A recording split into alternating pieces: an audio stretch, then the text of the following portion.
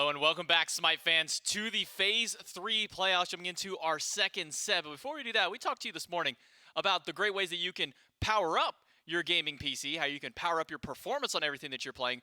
But what's the point of a great computer rig and a great laptop if you got nothing to play it on? Well, if you get yourself a Prime membership and link that over to your Twitch account, you can get Prime Gaming, so you can get new games every single month to play on that rig. You can get new in-game content to play on those games, and you also get a free Twitch sub to your favorite streamer over on the Twitch platform. So thank you so much for Prime Gaming, for the title sponsor of Season 9 of the SMITE Pro League, and bringing all of our fans at home some great stuff they can use at any point on those great rigs. It's J-Mac. I got Trelly joining me over on the desk for our second set. The Jade Dragons and the Oni Warriors. Should be a tremendous matchup between these squads. A lot for the Oni Warriors to prove coming off of their loss up here. And also some for the Dragons to prove, to try and regain that momentum and give themselves a qualification towards Worlds. And that's what I want to highlight. I think the Jade Dragons didn't want to be in this situation, but I feel like they have a lot to prove here as well. They don't want to be here, and they, in their head, should probably get a clean win. So they need that confidence boost. Yeah, I mean, this was the number 2 Jade Dragons coming this event, and now potentially facing elimination from this event and having taken the long path in towards the SMITE World Championship. After their loss yesterday, a 3-1 against the Camelot Kings, they now fall down to facing off against the Oni Warriors, who dropped 2-0 to the Tartarus Titans. Our first set of the day did qualify the Olympus Bolts into the seeding round and into the top 4, moving towards Worlds to join the Leviathans and the Kings. And with this match, we only have one more team that'll be going from this event to the SWC. Remember, the winner here qualifies in automatically through to make it into those quarterfinals. The team that loses here has to go and play the week before SWC in that final last chance qualification for the SWC. They'll be joined by the other 3 teams that don't make it from this event, that one being, at least for here, the Tartarus Titans not making it through there at that point there. And then, obviously, the loser of this match going to be there. And then they'll be joined with the Scarabs, the Valks, and then 4 of the SCC/SOC teams that will be coming through in some of the tournaments that will be played a little bit later on in the upcoming weeks through. But for these 2 teams out there, the Oni Warriors have been a team that has been kind of hot and cold throughout the entirety of the year. I mean, it's a team that came in at the very beginning of the year, had to go through a qualification round to make it back into the SPL, had a pretty hot phase number 1, finishing, if I'm not mistaken, in the top 4 there. Had a less than stellar performance when it came to Phase 1 Masters. Phase 2, again, hot performance getting through, better performance in Masters, making it into a 3rd place standing, and now once again kind of having this hot or cold. It really feels like this Oni Warriors team is really hard finding their consistencies when it comes down to these playoff matchups. I mean, I bring it up any chance I can. I think whenever we get to talk to the Oni Warriors after a loss, they always say, yeah, we came in confident, we were confident throughout, and then we trolled a little bit. You know, it's never how good the enemies are, it's how bad they played themselves. And like I said, that's easy to correct. You know, not counting on the enemy teams to play well or whatever, only just on yourself and you know what your teammates are doing. I think that's a good problem to have. So I like to think that the Oni Warriors are probably pretty confident going into this one as well. Well, we'll see if the confidence is high, and we'll see if the honesty is there, as we have NeilMah standing by with Dave for our pregame interview. Yeah, Neil alongside me. And Neil, I'll either give you a chance to, was it corroborate? Is that when you agree with someone? Corroborate what the desk was talking about or refute it a bit. You've now had a couple days to go back, look at your first performance here this weekend. What were some takeaways from what you feel like might have gone wrong earlier on? I kind of think that we just didn't play super well. In one of the games, the other game, I think that we just kind of trolled a little bit. I don't want to go and say too much. I'm not trying to expose myself on camera, you know. But yeah, I think that we're still really confident. We're a bit of a wild card lately, but I mean, any given day, this is a team. We have the star power. Yep. You've seen it throughout the year. We can just go insane. So it's time to show up and do it. Agreed. This is a really exciting matchup. I can't wait to watch this one. And it's always exciting when you guys get to go up against the Jade Dragons. You know, it's been a back and forth matchup throughout the year. Talk to me about the matchup specifically. Is this the type of team you feel like you have to change your play style for, you have to adapt your draft strategy for, or is this a double down on what you know you guys do well? You're really trying to get me a snitch on myself out here, huh? Okay. What is the mentality change? Let's keep it real high level here, Neil. Mentality change going against the Dragons. Is there one? No. No mentality change at all. Maybe the matchup with Mike specifically. Maui's started to come into the meta here a little bit. Mike has shown us some Yemoja, some Maui over the last couple days. You think a couple of those picks have really started to control the Phase 3 playoffs? I mean, I think it's just another pick in the pool that people have the option to go for. And you've seen, like, it's a little bit early to say how good it is necessarily because it's looked good, it's looked bad. So I know Mike that will be able to play it. and I'm excited to see what he's going to do with it if he picks it. Who do you think you need a limit on the Jade Dragons today in order to give you guys the best chance of winning? I think Mike and Scream are both really good playmakers in the early mid. So I mean, that's how the team plays through in the early game, and that's when the Dragons look the most dangerous. So it's important to keep a handle on those guys. And I mean, you control those guys, and you get to the late game, and anything can happen. Well, Neil, no world story seems complete without the NeilMah character arc. So we're hoping to get that locked in here today. Best of luck in your matchup. We go back to the desk to start it off. Yeah, so it sounds like maybe from Neil, the answer to shutting down the Dragons is to start out in that duo lane, but also to kind of keep Scream at bay in the jungle there. And I think he's right to make that statement there. I mean, PBM is a playmaker on the support. He's always going for these very aggressive style, these very high CC playmaking style of gods. The Yemoja, as of recent, the Maui kind of making its way back in there. And Scream's kind of been doing the same, though. It feels like as of recent, Scream is kind of gone a little bit more passive in the jungle than we were used to. I mean, whenever Scream, busts out at the beginning with the Jade Dragons, Scream was hitting the ground running, Pele every single game, running it down. It feels like that's kind of gone down a little bit, but I think the support play is definitely a big talking point between these ones. PBM, as mentioned in the interview, going towards the Yemojas, going towards the Mauis. We've been seeing a lot of change up in the support pool as of recent. Yeah, I want to focus in on the Scratless. If he's playing something like that, that's when the confidence is there. Since he's not playing the Scratless, maybe he's losing a bit of that chip on his shoulder. I want to see the Scream that plays like he owns the map. And I think we've gotten away from that a little bit. Maybe it's just the Dragons as a whole that have been dialing back their aggression. But at the very least, I want to see that aggression come back, right? Whether the confidence is there, the overwhelming confidence is there, I think that Mike and Scream are always going to be the first ones into a team fight. That is how they like to play, and that is how the Dragons like to start their team fights. I think it's a pretty consistent. I mean, 3 blinks the other day. How often are we seeing that where a team is starting off with 3 blinks? They're showing their hand very early on. But everyone already knows that. We heard Neil. He's like, yeah, Scream and Mike, they like to play early. They like to be the playmakers. We want to try and shut that down. It's no secret. The Jade Dragons just did it a little bit better than everyone else for a bit. And as of recent, they've fallen away from that. Yeah, it really feels like a lot of teams are starting to kind of catch up on that. Every time that we talk to teams, like, yeah, the Dragons like to play very early. They play super aggressive. They're always making sure to, run down your buff camps, go for invades. But it really feels like a lot of teams are starting to dial in on this play style. They're really starting to understand, okay, well, if they're going to play early, we're just going to kind of let them. It's something that we heard from the Kings playing against that is, okay, well, we know that they're going to go for invades. We know that they're going to want to have these level 3 to level 5 skirmishes. Let's just let it happen and keep playing our own game. Yeah, and if that's the case, then the Oni Warriors have that capability as well. I think that it's just it's not going to be the battle of the early game, so to speak. I think both of these teams have no problem transitioning into a late game setting where you're dancing around the fire giant, waiting for someone to step up, that sort of thing. But I also think both of these teams would have a much better time saying, hey, we've got a 5K gold lead at 18 minutes. We're looking to just absolutely dominate and not have to worry about that back and forth. So I think looking towards the supports, looking towards the junglers is probably a good way to just dial in on this matchup.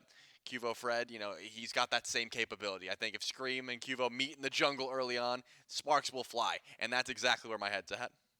Yeah, it really does feel like with both these squads, they do like to kind of scrap a little bit more so in the early, go for some of these invades towards reds and purples, even blue on the opposite side, and I think they can find an advantage there. So I think you're right to bring up that the late game transition, probably the most important point for both these squads out there. I mean, even talking to Genetics in the post-game interview with their fight against the Dragons, he agrees that Dragons are a very strong early game team, but he knows that at least his team has the capability of outperforming them when it does come to late game, feels that maybe the Dragons late not as strong as their early game there. So maybe the Oni Warriors can find a way to exploit that, maybe try and get themselves to draft a little bit of that mid-early game style of play up against the Jade Dragons. But I'm curious to see, it sounded like Neil wasn't too concerned about the Maui himself. Didn't seem like he was on the, yeah, I'm going to be picking Maui, because at the end of the interview he said, yeah, we'll see if Mike picks it. And that was all he left at. Not if Mike or I, it was if Mike picks it. Yeah, I did zero in on that, as well as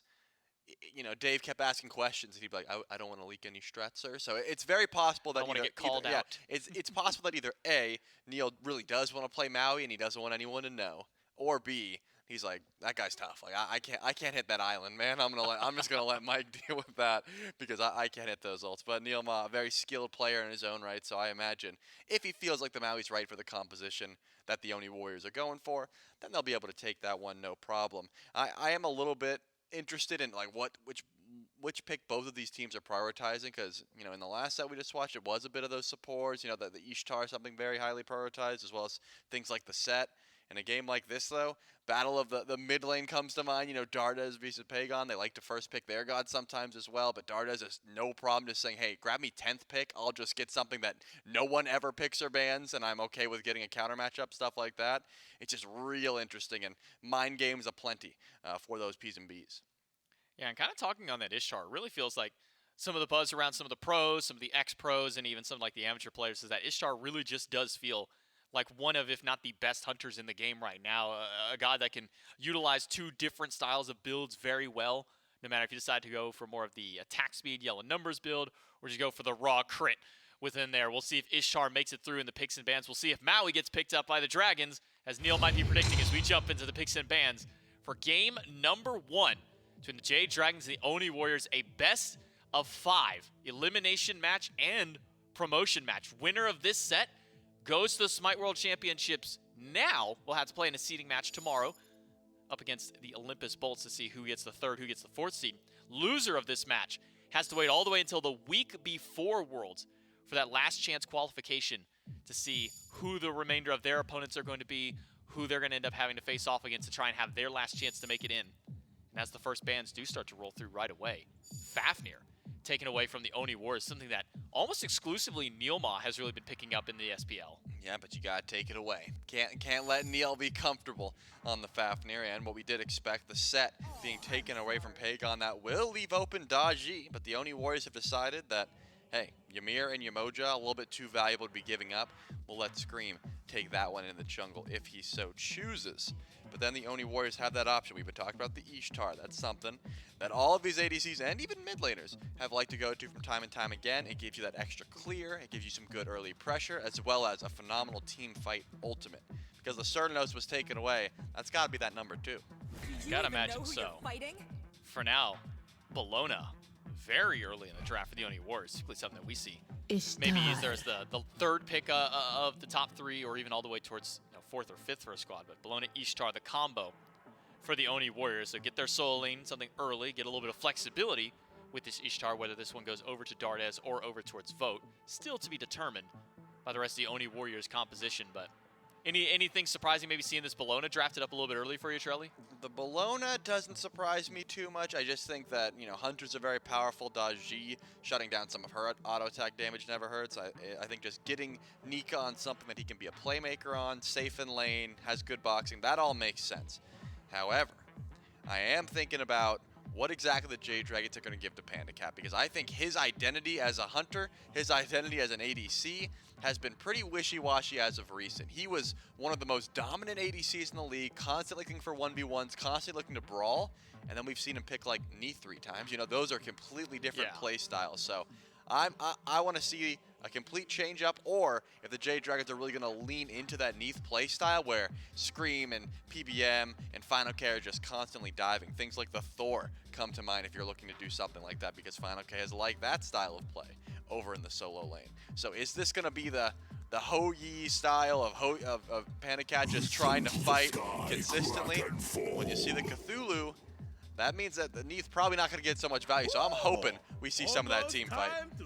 I think the Oni Warriors are wiping the sweat off their brow. They already got rid of the Morrigan of that 3, because Daji, Cthulhu, Morrigan would have been a devastating top 3 for the Dragons to draft up. Instead, it's Daji, Cthulhu, and Maui now for PolarBearMike. So we will get to see him reprise his role back on this Guardian. We'll see what his performance can be like, which has kind of been back and forth. I think Neil put it best, is there have been some really hot games from Maui. There have been some fairly cold ones so far, so we haven't really got a good dial in on how this support goes. But just with the top 3 of the Jade Dragons, feels like there's a ton of space creation and a ton of CC already available to the Dragons comp. Yeah, it's a nasty team fight, and I've only seen, you know, 3 of their 5 total characters. Whereas the Oni Warriors, they still are lining up for a solid team fight as well with the Bologna and the Ishtar. The question is, because Maui's been grabbed, are you looking to get a support before the bans come through? The answer is no. Just grab that Robin, something that you can send over to the jungle pretty easily for QvoFred. Very safe, does good damage, has tons of CC immunity for the Daji before that second wave of bans. Just make sure that Qvo's on something comfortable. But because of that, now you got to imagine Pegon might take some bans here. There's a few gods that he likes to go to in this situation when his mage or his assassin in this case has not been picked in that top 3 and it's going to be banned away. The Yu Huang is something that comes to mind. That's a pick that he loves. The Oni Warriors got to know that as well. You got to think maybe try and take something like that away. It really feels like Qvo is like the only jungler still picking Ravana for himself. Feels like as of recent this season and these last couple of phases that Ravana has mostly been straying over towards that solo lane. So it's still nice to see the assassin back in towards his original home there. But as we do jump into the bans, Don Zaburo, something that's been played almost exclusively by Barracuda, not the player that would come to mind when you think of that god. It's been played by him for almost the entirety of Barracuda's weekend here. I think there was one game that Barra didn't play the Donza so far this time around. Will now eat a ban from the Oni Warriors as well as the Cupid. So instead of focusing out Pegon, it seems the Oni Warriors are trying to make it a little bit easier for Vote in the duo lane. I suppose, but I don't think of those as, I mean, yeah, PandaCat was the first one to really start playing the Donza in my mind, but I think of the Artemis, the Hou Yi as well. I think not the greatest in this current matchup. You know, you want early pressure, and of course, Cupid is a little bit better early on. Hou Yi doesn't have the greatest clear, and Artemis doesn't have the greatest clear, but the Jade Dragons playing for team fight alone seems to be the start of how this draft petered out. I am curious, though, as to what Pegon will go to. They didn't focus out any of those mid laners, so he does have a lot of options. Will he go to one of these assassins that he's liked so much, or just go for what he's looking for, you know, a big burst mate? So they've already got 2 Guardians, so I think an assassin is certainly possible. Something like the Susano could be the call. But of course, it's Pegon. He's always going to keep us guessing until the very last second. The Oni Warriors have their option, though. NeilMah did take a Kuzenbo ban, I suppose, in this case. So he does have that option of saying, hey, you know, Ymir, Yemoja, Kuzenbo, and Fafnir, as well as 2 more Guardians in the Maui and the Cthulhu. This is slim pickings, but Terra still makes it through. It's still a good one. One thing I just kind of realized here, Charlie, is that Naja got a ban. Now, Bellona's already drafted. That's likely solo lane going over there for Nika. Ravana drafted, most likely for Qvo.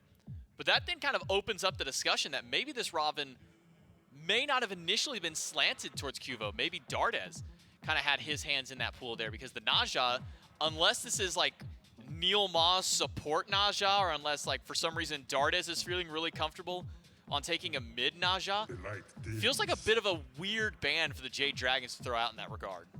I would say so, but now I'm excited because we see the Chernobog, and that could be a mid pick, or that could be an ADC pick.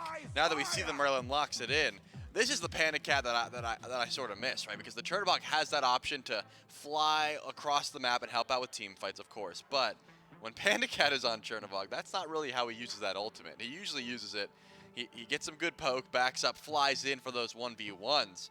Up against an Ishtar, you'll have a decent time. I was going to say there could be a second hunter coming through, and it will be the Rama. Because it's Dardez and Vote, yeah, we got no clue. I mean, both of them have played both of these characters. For me, the Rama was going to Vote exclusively until we saw Dardez pick it up, and he's also not missing those snipes. So I suppose it's whoever values the CC in this matchup.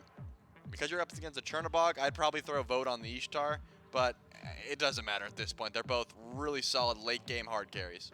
Yeah, and kind of bringing that in there, you know, Merlin, maybe not the best early clear. He definitely has great late game poke, late game burst damage, or I should say late game shred, more than anything on that mage. So feels like maybe you could throw either of those 2 hunters up against there if you want to get pressure in the mid lane. So if the Oni Warriors are saying, we've got this Ravana jungle, we've got X hunter mid, maybe which of these hunters would you prefer to have in the mid to try and get this pressure over the Merlin, try and keep the Stodgy at bay? I mean, if you're looking for pressure, then definitely throw the Ishtar into mid lane. But I think because Chernobog has a better matchup into the Rama, you also have that opportunity to say, hey, you've got the cripple that can catch Chernobog out of his dash. You know he goes into the wall. You just sit there with the swords and wait for him to come out and pull them back, that sort of thing. So, again, it's either way. Whoever's feeling hot on the Rama snipes is probably who's going to get it. But, you know, I just really like seeing Vote on the Rama personally. You know, he's a playmaker. He always is. Those snipes are always coming through, whether it's onto objectives or on someone getting away with 1 HP. But as we've said, Dardez has taken it himself in the mid lane plenty of times. Now, does it concern you for the Oni Warriors draft? I mean, they've got the double hunter, they've got this Bellona late, they've got this Ravana to help the early game. Does it concern you that this is another composition that the Warriors have drafted where it's primarily physical damage. Their only magical comes from a Terra, who doesn't have an extreme amount of magical damage and certainly not going to have enough to warrant too much defense as needed. Does that worry you for the Oni Warriors starting to move towards late game Trelly? It does a bit. I mean, I think the amount of penetration you can get it really does start to impact, you know, even if you've got full physical prot, there's plenty of builds you can go for. One ADC can get crit, one can get shred, that sort of thing. So just because you're very fizz heavy does not mean your team fight is over. It does make sure that your early game is a little slower. And if your whole plan for the Warriors is to get late, you know, then stacking that much fizz prot does start to hurt you a bit. And the Jade Dragons have always been a fan of trying to play in the early. So not going to work too well for them. But of course, they've got things like the Merlin, the Chernobog. They don't love fighting early either. We'll see if this Oni Warriors 4-Fizz draft can take down the Jade Dragons and get a lead in the set, or will the Dragons be the one to start off hot? To find out, we'll jump into Game 1 with Dulcet and Gore. That's right, it's the Jade Dragons, the Oni Warriors, and one spot at Worlds remaining from this event. We will have half of our teams qualified by the time that this weekend is over. So far, Gore, as the teams will meet towards the middle of the map, the #1 seed has qualified. Yep. The #3 seed has qualified. Yeah. And the #6 seed has qualified. Yeah. #2 seed playing here, Oni Warriors smack dab in the middle there. And so the dynamic changes that could occur. And then seeding tomorrow, I think also very important, depending on which teams do and don't qualify. Say there's a world where the Oni Warriors get an upset here. Yeah. The Jade Dragons make it out of group stages. No one wants to pick them, right, at anywhere else in the seedings. So crazy things could happen. But now, I mentioned this on the desk score, I think it's bounce back time for both of these teams. Earlier on in the weekend, the Oni Warriors got shellacked by the Titans. And just yesterday, the Jade Dragons only finding 1 win out of 4 games played against the Camelot Kings. I don't think either team has shown us their best yet here this weekend. And they'll need to bring their best to qualify to Worlds. Yeah, and I'm in the exact same note as you, and something I think Neil had alluded to in the interview, you had kind of mentioned, but like seeing Mike on things like the Maui, seeing Screammmmm on like the Dodgy, like things that allow them to play early game aggression, Qvo being able to match some of that if he wants on the Raven. Yep. I think that this is a game very, very much like what you just said, where every movement that you make is going to be incredibly important because of little things like this, right? If you can get a first blood, if you can set up a kill in the dual lane or set up a kill over in solo, wherever it happens to be, that opens up a much bigger conversation for yourself. So again, best of 5, right? You've got a little wiggle room in the event this one doesn't necessarily go your way, but that momentum, being able to carry that with you. And I honestly think for either of these teams, not just qualifying, I think if the Warriors are able to qualify for Worlds, that is a huge boost to their mental again this year. Crazy. Has been a very interesting one for them. Successful 3rd seed in the first phase. A really, really, really rough 2nd phase. Kind of middling, as you called it, coming into 3. Yeah, so the 3rd phase goes about in the middle of the 2. But if you're the Dragons, I mean, almost the opposite. You're expected to be at Worlds, right? I mean, you're coming in as the #2 seed. Yep. This is a team full of guys that have made it to the finals several times. Unfortunately, have fallen in the finals several times. And so the idea that, you know, if you don't qualify here, it's honestly maybe the opposite. For the Warriors, a breath of fresh air if they do. Whereas for the Dragons, I think the amount of stress if you don't is almost unsurmountable. I think the Warriors are hoping to avoid a second qualification event in one calendar year. Remember, they had to qualify for the SPL. This would be a great start to their Game 1. fineokay rooted in place. Nika damage. And Nika, first blood. Cthulhu, have to imagine, had the dash down. And the nice root from QvoFred and a chase down from Nika, plus a blue buff invade. Perfect start for the Oni Warriors on right. And again, just clean. I like where they're putting their focus as well. This Cthulhu right now, a lot more susceptible to anything you throw over there than what you're going to see in the late game, right? A Cthulhu, just as the longer this game goes, better off fineokay is going to be. And you get the Ravana online a little early. You get Nika first blood, so a little bit of extra gold to line his pockets for the matchup. I really like seeing Qvo get active on the map early with the Ravana. It's something I think that this god does incredibly well. We've seen it in the past, and we've seen Qvo do it in the past. So I really like the fact that he's already kind of reading that scenario on the map, making sure to show up, even if it's only going to be the first and only time he shows in solo. I think that's a big win for them. Yep. It's difficult, you know, you've got a nice distance disengage is the actual term there for the Merlin in mid. Chernobog, he's just damn near impossible to gank sometimes. And so I think that the Cthulhu is the easiest target to try and get that early aggression on. Yep. Wouldn't be surprised if he tries to go over there again, but once fineokay hits level 5, that's going to be, I'm not going to call it an impossible gank, Yeah.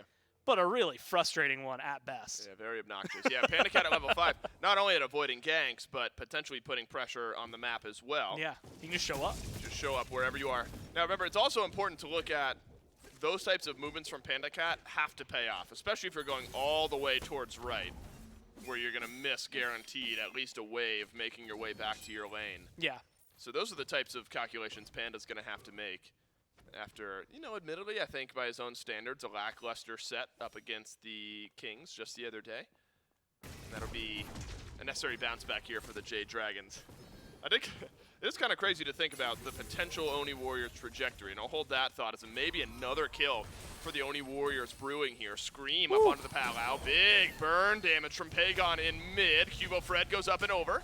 And fineokay wants the chase. He'll get the knock up onto Cuvo, and the last bit of damage is there from the Cthulhu. So repays the favor from QvoFred visiting his lane early in the game, but Nika flips it right back up down on the Eagles rally. That means a turned around kill. Snipes 1, yes. 2, yes. 3, hit him. No, Pegon with the sidestep keeps it at a 1-for-1. And look, I was wondering if that was going to be necessary. I mean, Dardez gets to keep that ult because of really beautiful footwork out there, dodging Scream's ultimate, making sure that Palau got, I mean, virtually no usage. The damage that it threw, that last shot that connects onto Cuvo's feels pretty good. He just immunes the pull, though. Keeps Cuvo engaged and gets rid of that immunity for a great rotation from fineokay. Just a little shy on the shot, though. Being able to hold on to the ult feels really good. Unfortunate for him that one, and it would have been just enough, too, to be able to find the kill. Would have been close. Always fun to watch the ROM snipes. But I think it goes to show, again, maybe where some of this fight can be troublesome. Cthulhu gets his ult. The first thing that happens is that fineokay gets to come over and have an impactful kill. Yep. I think that Cuvo, and you know, it was a small slip, but QvoFed might not join this game. It might just be QvoFred the entire time, and the Cthulhu gets to keep making plays like that. That's right. We'll return to that slip of the tongue by the end of the game, and we'll decide which one it is. Now, worth mentioning, Gore, Daji constantly banned out against the Jade Dragons, really against any team in the league. And so Scream able to get the Daji here. That's got to carry a little weight in and of itself, where the Oni Warriors are saying, all right, we're going to prioritize something a bit different in the first 3. Let's see what you can actually do on this pick. Now, they've gotten away with it, the Oni Warriors have so far. Just the 1 assist so far for Scream. Allows have been used actively. Now a bit of pressure towards Vote.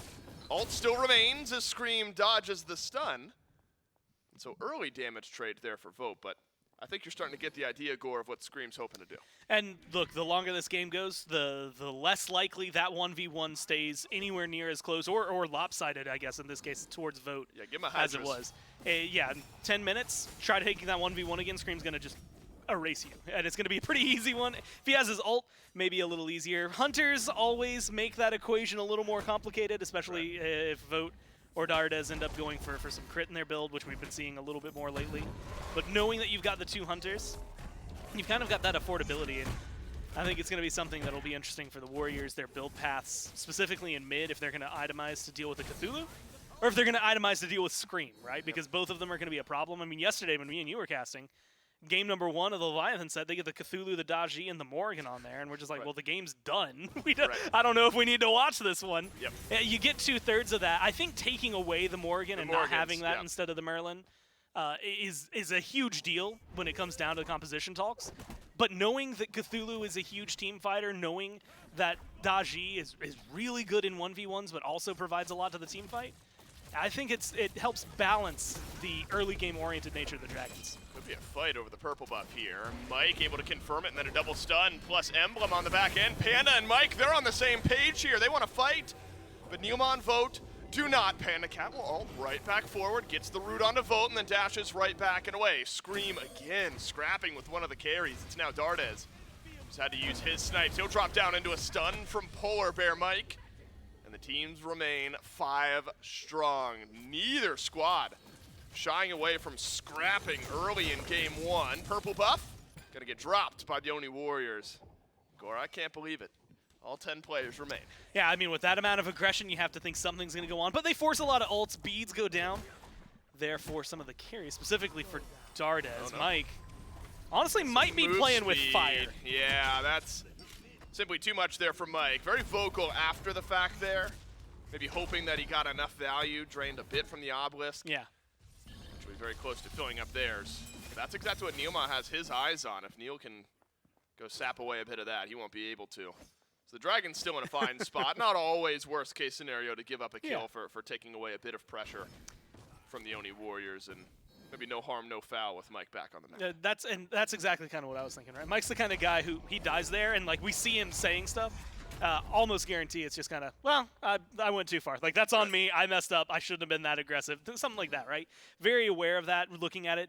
I mean, never really one to, first off, place blame around the team, but also, I think with the way that he was playing that, and we've had this conversation with some of the players before, but like the value of getting your obelisk charged, which one more would have been exactly what they needed, unfortunately for the Dragons. Nika just picked up the last one for the Warriors. If they pick up one extra there, and Mike, right before he dies, is able to scoop it, that's worthwhile, right? Your life is not as much as what that is going to, that trebuchet is going to provide for you. Scream. Used by Red. Nice double chain. All 3 chains connecting with the powwow. So he'll get some value here, a double pull, but he won't get away. It's the stun on the other end from NeilMah that has finished off the kill onto Scream with the help of QvoFred. Maybe, I was going to say a bit too much done by Scream, but he's on his own side of the jungle, and now the Oni Warriors with their advantage. They take it right over to the Gold Fury. PolarBearMike hovering close by. PandaCat's here as well. We've already seen aggressive play from these two alone in an odd-numbered fight. Gold Fury confirmed by the Oni Warriors. My goodness, Neil is low. And there will not be a kill traded out by Mike. Scary territory here from Pegon. He's got to flicker away. They have to be careful in this scenario. I mean, Neil Solo, he's still moving forward. That's a great stun from Nika, though. Yeah. And to be able to confirm yourselves a Fury, keep Neil alive. I mean, a beautiful shell from the support there on the Warriors. And to chase down a kill onto the other side. Again, it's onto Mike, it's onto the Maui as well. So he's still going to be able to provide a lot, but now you can see a level discrepancy there in the support role, 0-2-0. It's feeling a little shaky right now for the foundation that we normally expect for the Dragons at 11 minutes in.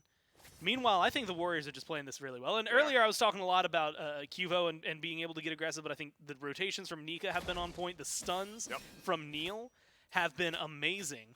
And even though the first ones we watched, he didn't hit all 3 shots, Dardez's ults, votes, damage, like the 2 carries on this team are providing a lot. Oh, QvoFred, he likes the look of this 1v1. Scream.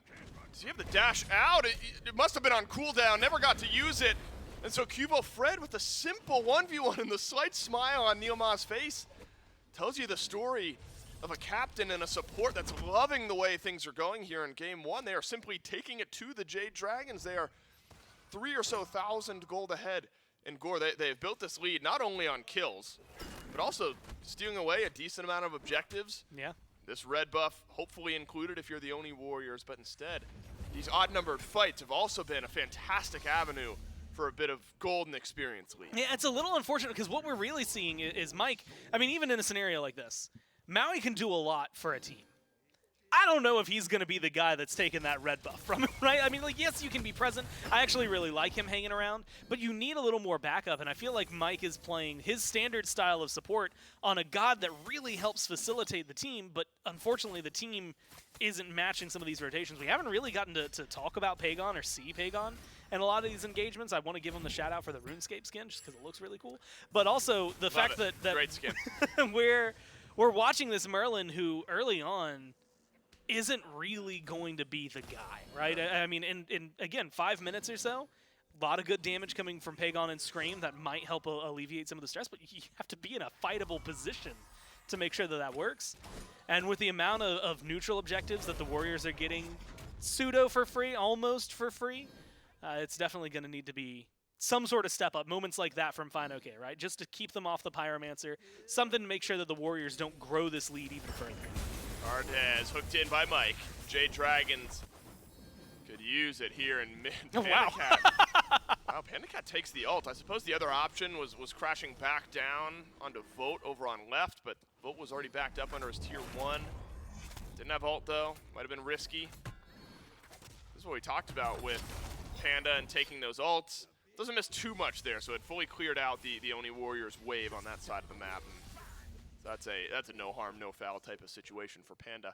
But a big power spike hit Gore for Scream. Remember what, 5 minutes ago, we were talking about, okay, when is this Daji going to be able to start taking some of those fights? I said Hydras. It's second item Hydras now for Scream.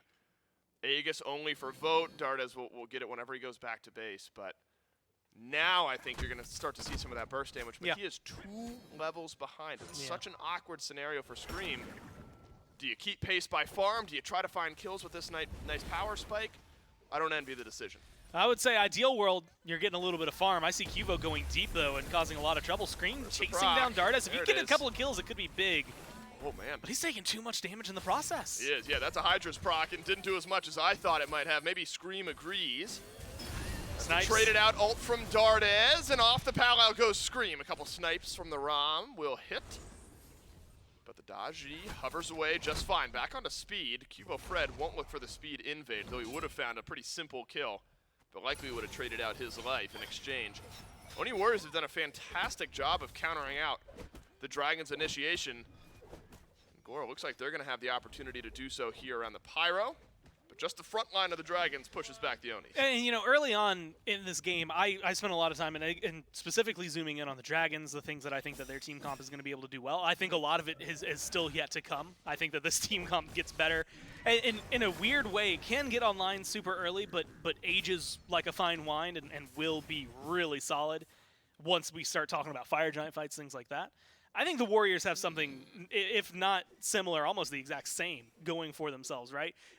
Bologna's not going to bring the same disruption to a team fight that a Cthulhu does, but she still brings a lot of it. Really good dive onto the backline. Yep. But it's that double hunter comp specifically that's standing out to me. Neil, that ultimate feels really good, and when you can set up your carries that are already going to enable your team to shred through any of the neutral objectives. I mean, if you just slide down the 50-yard line in the map, anything that falls on that, whether it's the left camp, the Fury, mid camps, the Pyro, or the Fire Giant, every single one of them is going to be a very easy kill for the Warriors.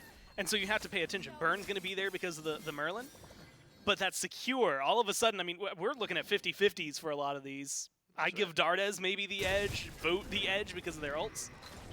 And so I think the Warriors are going to be able to command a lot more of those objectives because of it. We've seen this a lot, though. Dardez having to go up into the snipes to avoid Scream. He'll drop down. This should be a kill for the Jade Dragons. It is, and it's fineokay. Striking pay dirt once more for the Dragons over in mid. Now, Scream has been relentless in attempting that mid lane gank. It finally works. Dardez has traded out ult or beads for the Palau, nearly on cooldown. This time, Scream realizes only has the ult. Capitalizes, but what can the Dragons do? There is a Fury, so we go a long way in slowing down this game. The amount of combo damage that I'm seeing between like fineokay and Pegon right now is honestly a little mind-blowing with how well it is bursting. I mean, even that small bit right there onto Nika, right? Not a lot of damage, not a lot of time that was thrown out at him, but good rotations from fineokay at this point are kind of the backbone of the Dragons. I mean, the 2 kills that exist on the team have been fineokay walking into mid, setting up the team. And I really like, again, where we're seeing at least some of this itemization. I like the fact that we've got a Horrific online for Mike, and the fact that we're seeing the Witchblade now for fineokay. Attack speed and damage reduction as well from the Horrific. Those kinds of things against a double hunter comp, especially when Rom has the stim that he does and when Ishtar has the autos that she does, it really will help control a little bit more of the Warriors team. Whoa, the Jade Dragons steal away the Primal Fury. And I said a moment ago, that goes a long way in maybe equalizing this game. 150 damage from PandaCats, all that's needed. Gore, you talked earlier on about confirm and who can get these objectives, things like that. That's just pure Hunter v Hunter damage, and the last bit, the tiniest bit of burst there from PandaCat makes the difference and really slows down a lot of the momentum that the Oni Warriors were building. They are 600 gold ahead now after being nearly 2,500 plus gold ahead. Now, it's not all on that steal. Yeah.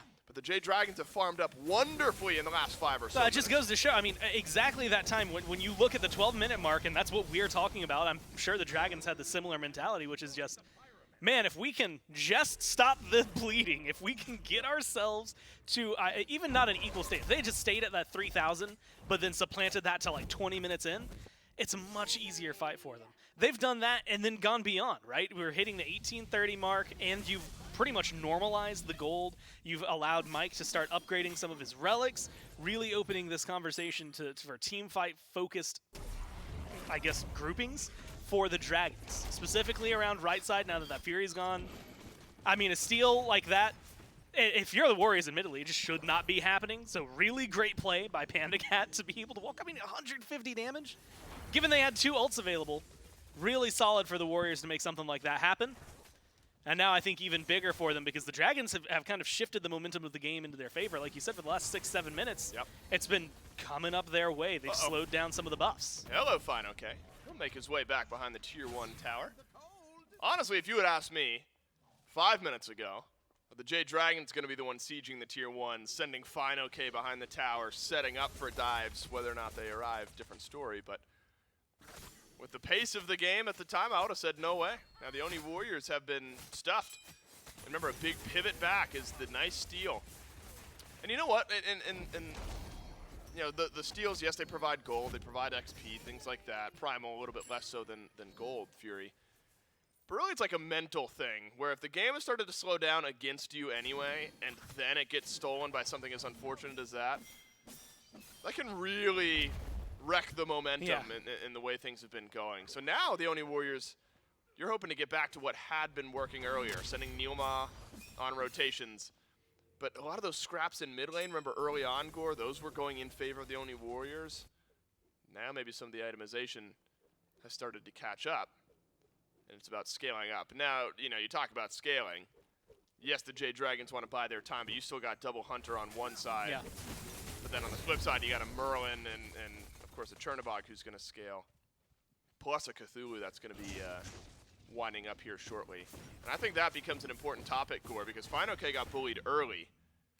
Have to imagine between 2 Hunters and a Bologna and a Raven, you're going to have enough to burn through this Cthulhu. Yep. Maybe hoping that's a chin size for Dardez the next day. Yeah, crossing your fingers. And that's the thing, and I'd mentioned this earlier, right? You have 2 Hunters, which gives you that flexibility. One can go crit, one can not.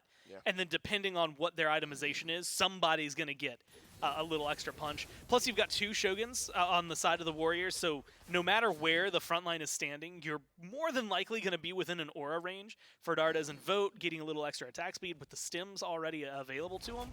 I mean, I'm expecting a lot of damage out of them. I'm happy that it's Dardez going for like the tank killer because he's going to get just sheer auto attack, like DPS out there up against something like a Cthulhu is going to be higher. And Vote, meanwhile, is going to be able to find crits and focus instead on the tanks. He can now look at the carries, right? You've got 2 Spectrals for the front line of the Dragons. That's going to be irritating to deal with. QvoFred wins the damage trade slightly, but Scream was just not able to get in range, use all of his abilities. fineokay out of nowhere, that's a blink. Over into mid, Dardez and NeilMah, they'll backpedal. Frenzy gets used, as well as the ultimate from the Terra. In comes PandaCat over from duo lane. The Warriors can delay this Cthulhu, let him de-transform. Might not be a bad fight, but in goes Scream, up to the Pale. Who can he get? As Nika dives the other backline, forcing the Jade Dragons back, but here comes Mike! It's a massive crash down from the Maui, and the Jade Dragons are starting to roll. 2 kills dropped, so does a Tier 1. A slight pump fake towards the Fire Giant has the Oni Warriors guessing. I was wondering if anyone from the Warriors was going to dare to go through that alleyway into the jungle from mid. No. And that would have been death instantly for anybody who shows up. I'm also surprised Scream, there was maybe an opportunity to continue on and chase down Neil and go for a kill. Speed buff sometimes maybe tears your eyes over that way a lot easier. Of course, we could see where Neil was at that point with the wall, the shape, everything. Scream probably couldn't. And either way, it ends up in this glorious, glorious position for the Dragons, right? You get a kill there, and you've got 3 down, but you maybe don't have time for the speed, and then you get the fire. But in this case, you get a speed buff, strip experience away from Qvo, who was in the lead a little bit earlier. Now you get the fire, and then you get to push the towers. I think you're in a really solid spot. I mean, we're talking 2 levels down from Scream to 2 levels up, right? A 4-level swing in his favor.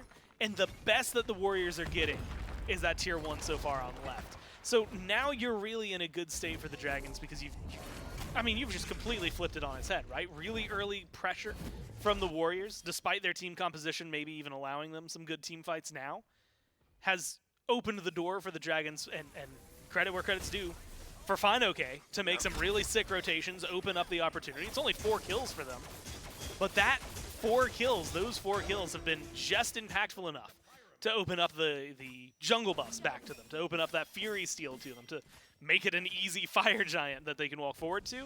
Now they get an even bigger reset in their favor. We're still talking sub 30-minute Fire Giant, so it's going to be a little more difficult to start trying to break the base. When you've got double Hunters on the other side, you have to imagine Mike or fineokay is going to struggle a little bit under the eye of a Phoenix and the carries from the Warriors.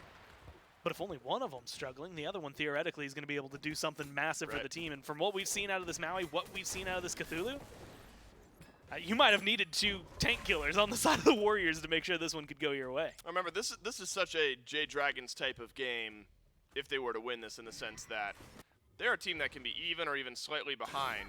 So as much as they like to play aggressive, I'll set the stage first. They do like to play aggressive. They like to build their leads in that type of way. But also a team, they'll win suddenly mid-game on the drop of a hat, right? One fight, they will convert and do Fire Giant into towers into a 6,000+ gold lead.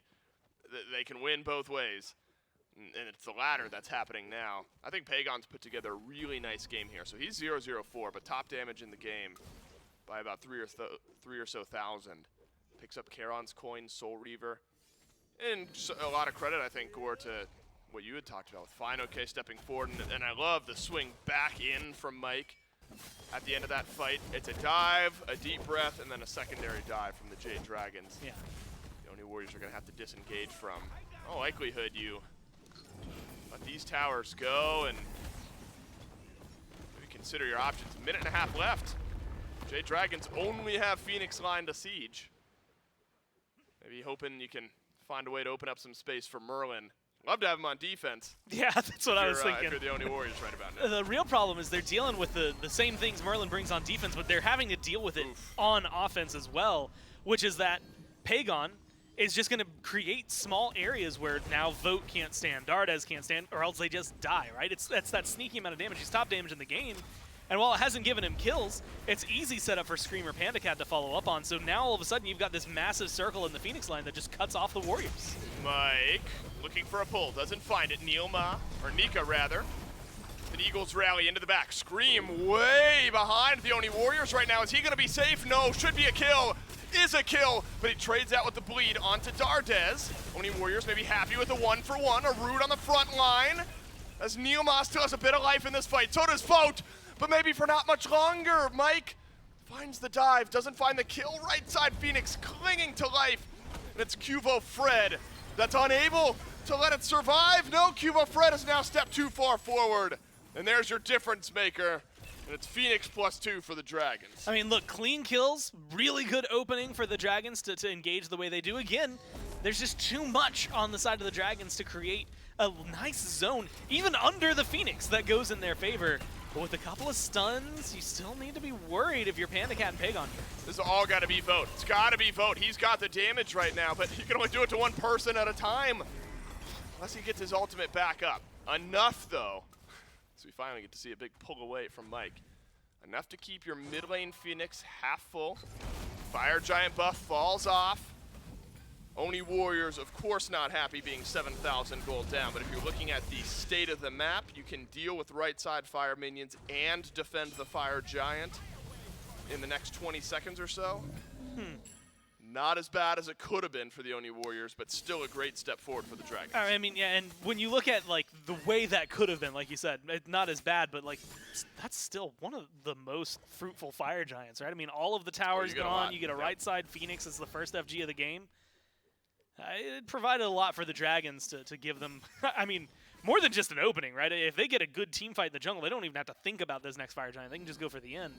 So the Warriors not only need to be present, I also think have to be careful. And I like the itemization we're seeing from the Dragons as well. It's actually rare, in my mind, to see a Merlin. If you get a Divine Ruin on a team and Merlin is there, almost always going to be him, right? Because the tick damage, it just reapplies it, something really solid.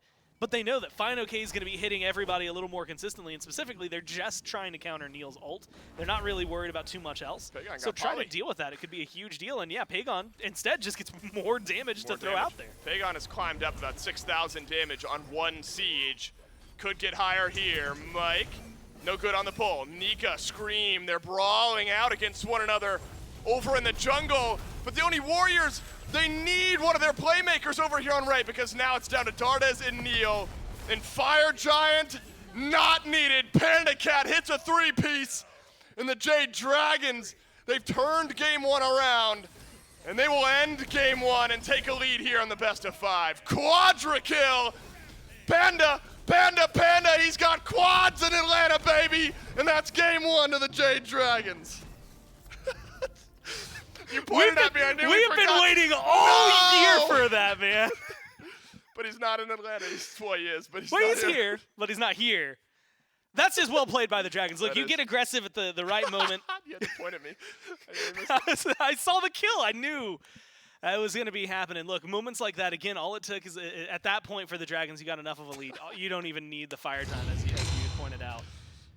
It's just such a devastating blow, I think, for the Warriors with the way that early game started to then kind of trudge along, slowly find your way to the point where now you're the one losing your objectives. That Gold Fury steal really stings, like, with the way the rest of the game ends up going. And, you know, you go from 3,000 ahead to even to 2,000 behind. Then suddenly they got a Fire Giant. All your towers are gone. I mean, it's just a really steady roll from the Dragons. Once they, like, dug their heels in and pushed forward, they just started winning all the fights. And a lot of it, again, was on the rotations coming from the solo lane. We got to see a lot more fineokay than we did Nika.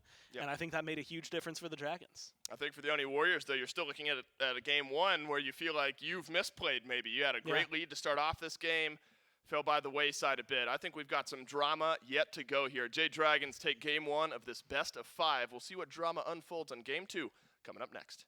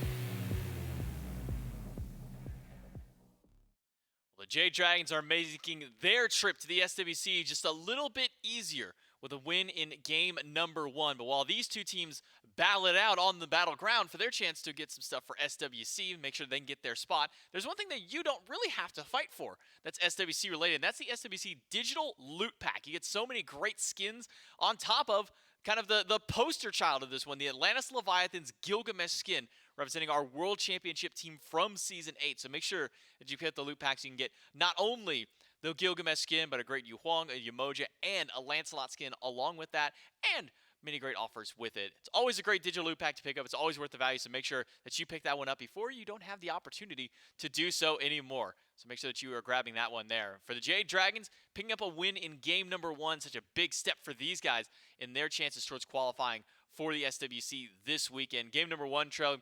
Great early start from the Jade Dragons, able to get a couple of early picks out there. Bit of a tumble in the mid-game, some back and forth around the objectives, but this team fight that the Jade Dragons bring, the Dodgy, the Cthulhu, and this Maui, really out of PBM, shine in game number 1. Yeah, I thought it was looking very Oni Warriors up until that one fight right before the Fire Giant, right? And then the Jade Dragons just had the sweep they needed. They get 2 kills, and that's all it opened up for the FG, and ever since then, it was all Dragons coming up. But that's the thing. It was actually this team fight. Perfect timing. I mean, fineokay was going massive for his team. It really did seem like this Cthulhu was creating so much space and setting up lots of CC. PandaCat, I think, had a phenomenal performance, one that he really needed. We were talking about on the desk earlier. I wanted to see this Chernobog get aggressive, and he did. Once you got a front line like this, you can really just dive in and make sure you're hard carrying the game away. And I think, as well, Pegon was doing consistent damage on this Merlin. One of those picks that didn't get to shine too much, didn't get the last hits, but the AoE damage was always there. Yeah, I think kind of going back to that team fight that you were alluding to from that very first highlight that we had is how often, Maui was jumping in. Usually you find one person with a stun. PBN found, I believe, 4 people on that initial jump in. The only reason that it wasn't 5 was because Dardez was up in the sky, literally off the ground. And then to close this game out, a quadra kill for PandaCat to kind of round out their game 1 performance. Sub 30-minute win for the Jade Dragons sets them up nicely for the remainder of this set. And then kind of comes down to maybe some questions for the Oni Warriors. I mean, this is a style of composition that they have been running multiple times this weekend, multiple times in the last couple of weeks of the regular season of play, Trelly.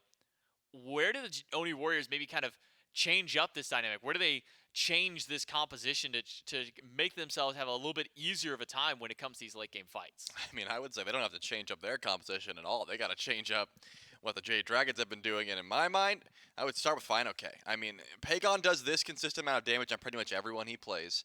Banning out the Chernobog would be fine, but that's not really where the comp alluded. It's just the amount of setup and the amount of annoyance that a Cthulhu brings, I'd say probably something they want to look at. The double ADC comp shreds through Cthulhu just fine, but you really got to get late game before that happens, get a Sunder in the mix, stuff like that. So if you're looking to try and fight into the Cthulhu, that's all well and good, but I think probably banning it away would open up a lot more of their team fight, and maybe they're not even in that position because that fight right before fineokay rotated in was looking pretty good. Well, with that win, that is now 30 games played for fineokay on the God and a perfect 70% win rate on there. We'll see pretty good if fineokay even gets his hands on that pick in game number 2 as we jump into the P's and B's between Oni Warriors and the Jade Dragons for now game number 2. Remember, this is a best of 5, so a winning game number 2 for the Dragons doesn't mean that they're set for Worlds. They still got to get one more after that, but it opens up one more opportunity for the Oni Warriors to maybe bring this one out and take us to, at bare minimum, 4 games. They'll keep their bans out, at least towards Pegon, keeping the set out of his hands. This is something that not a whole lot of teams are picking up anymore. It's really only like the Dragons and the Titans still going to this set. But it's a pick that works out so well for these teams that it really does feel like it does warrant a ban for some of these squads. Yeah, definitely could be the call. The Oni Warriors are going to stick with that set, taking away from Pegon, I think probably the smart play, as well as the Ymir. They're trying to mitigate what Mike can do from that duo lane. I mean, targeting the front line seems to be the call here because, again, I think that Pegon performs... I mean, I think Pegon has that similar performance that he had on Merlin on pretty much six other mages, right? So I don't think banning out those mages is going to be the problem. But it looks like the Jade Dragons don't want to give QvoFred that dodge. Remember, Screammmmm got his hands on the dodgy last time, looked pretty solid doing it, but giving it to Qvo, not going to be the call that the Jade Dragons want to go for. So the Oni Warriors have their option here. Do they want to try and grab that Cthulhu for themselves? Are they going to take it away? They're more so focused on that Morgan. They're not going to give that one over to the Jade Dragons either.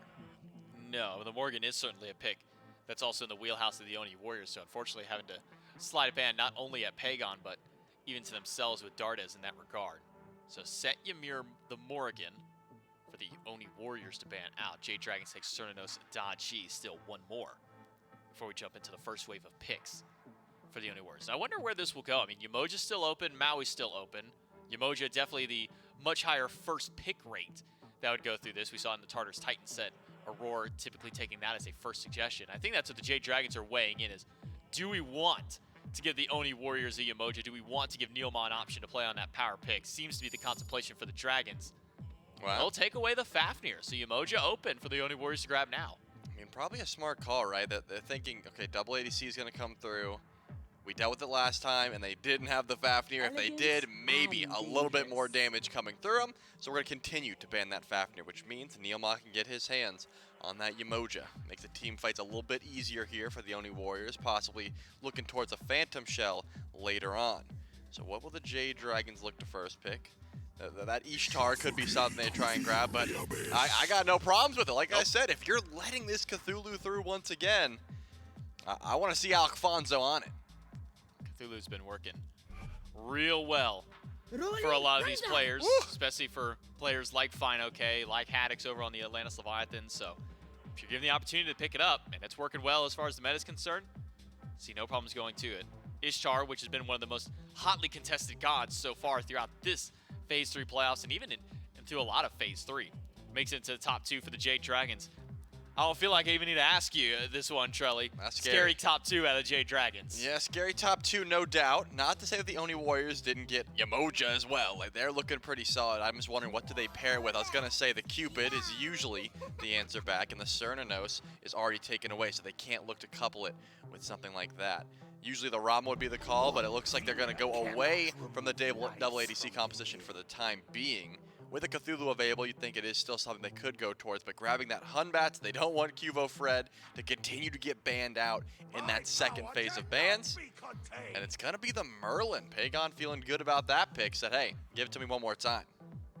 So Cupid Batz gives a lot of AoE control over to the Oni Warriors between this Yemoja, having Rivers Rebuke, Fields of Love, Fear No Evil. My God, is there even a safe space for any team fight against the Oni Warriors at this point? Feels like the Jade Dragons have to do a lot of extra work to try and deal with this kind of a composition. The Merlin for their final selection in the top 3, and then into the bans we go. E-Set. Kind of maybe a question mark there. I mean, we haven't really been seeing a lot of E-Set.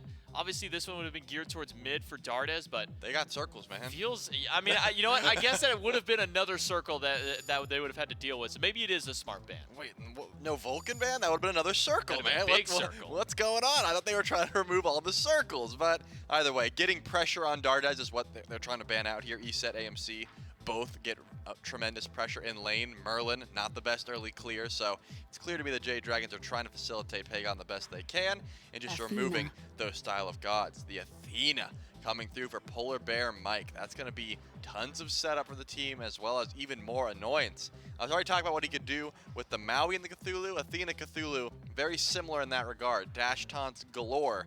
Gotta think the Oni Warriors is going to be holding on to those beads for the time being. What does Dardez go to, though? I mean, we already saw the Rama. It had a fine performance, but they clearly were not able to shred through the Cthulhu with the double ADC. Is it something they're looking towards again to try and go? Because without the Fafnir, it does become a little bit more difficult, and the Jade Dragons have recognized that. They've banned it every single time. Maybe we see a standard mage out of Dardez this time A around. Hera, mayhaps? Maybe. Could be a Hera.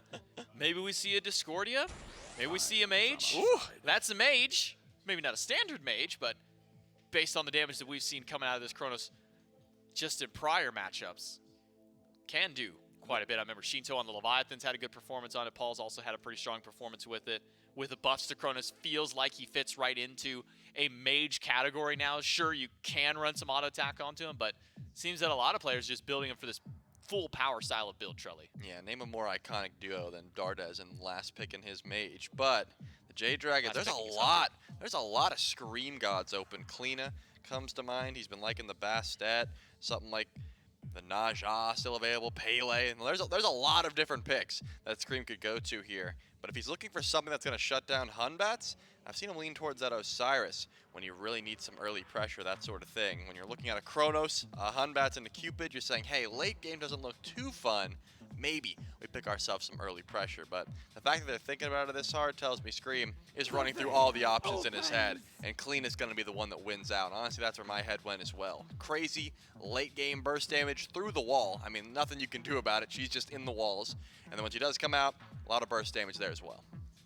Man, thinking about the combo potential from really both of these teams. Already talked about all the circles and corridors and whatnot that the Oni Warriors can block off with their top three. Throw a Xing to maybe pick some people up and throw them in towards those ones. But even over here for the Jade Dragons, I mean, Athena taunted to just about any of the carries out here, whether it be the Cliodhna, the Merlin, the Ishtar. Feels like there's a lot of, maybe not 100-0, but very heavy poke potential out there.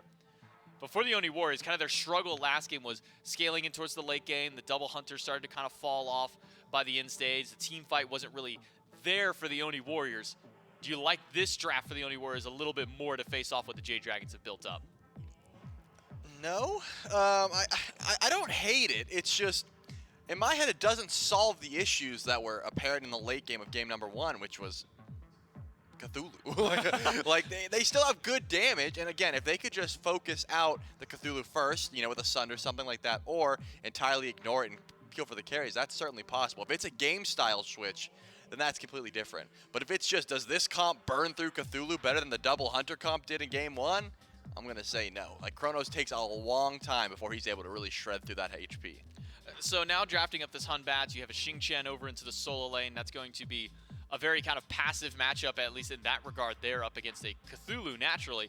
But would you rather now then see maybe QvoFred try and get a little bit more active over towards that solo lane, maybe try and put some more pressure towards the Cthulhu, or do you think that Qvo in the early should allocate his efforts elsewhere? Yeah, it's one of those situations where if you can get a gank on a Cthulhu, yeah, sure, go over there, get that kill. It just doesn't come very often. Descend into Madness is a pretty easy get out of jail free card, and how are you forcing that ultimate? With Xing damage? Probably not. I would say that once the Whirlwind of Rage and Steel comes, you use that ultimate, then sit under tower, and then after that, the gank's done. So Qvo probably wants to spend his time looking at other lanes. I mean, Merlin, pretty easy to gank. You know, he just has that small range flicker if you can get the beads down. Does open up some opportunities. Trying to play through these late game hard carries, Cupid and Chronos, that's where I'd be looking. So it seems like a very late game scaling composition for the Oni Warriors. This Chronos, get this Cupid up to there at the late style. Maybe a little bit earlier run down for the Jade Dragons. We'll see if the Dragons can go up 2-0 in the series, or can the Oni Warriors tie this one up? To do that, we got to jump into game number 2 with Dolson and Gormaz. This is a big one. Jade Dragons and the Oni Warriors, game number 2. Either the Jade Dragons put themselves on SWC appearance point, or we're guaranteed going to 4. Now, the Jade Dragons score, I mean, they fell behind a bit. All right, that's a clean. All right, look, if this was 35 minutes, that guy's dead. He's in some serious he trouble. hit 2 autos from a Chronos. No. You're not walking away from that. We were at negative 35 seconds, so Scream is just fine. He'll remain on the map. Now, the Oni Warriors score, it's a tale of 2 games in game number 1, where they're running things for the first 10 to 15 minutes. Jade Dragons flip the script. They scale up nicely and really just take everything over down the stretch. I think if you're the Oni Warriors or their fans, you're hoping that type of outcome doesn't dampen your want and your desire to be aggressive early. I think it really worked for the Oni Warriors. And I think they've put themselves in a position where they can do a little bit of both, right? And honestly, I don't expect them to see super aggressive for a lot of this. First off, you got a Chronos.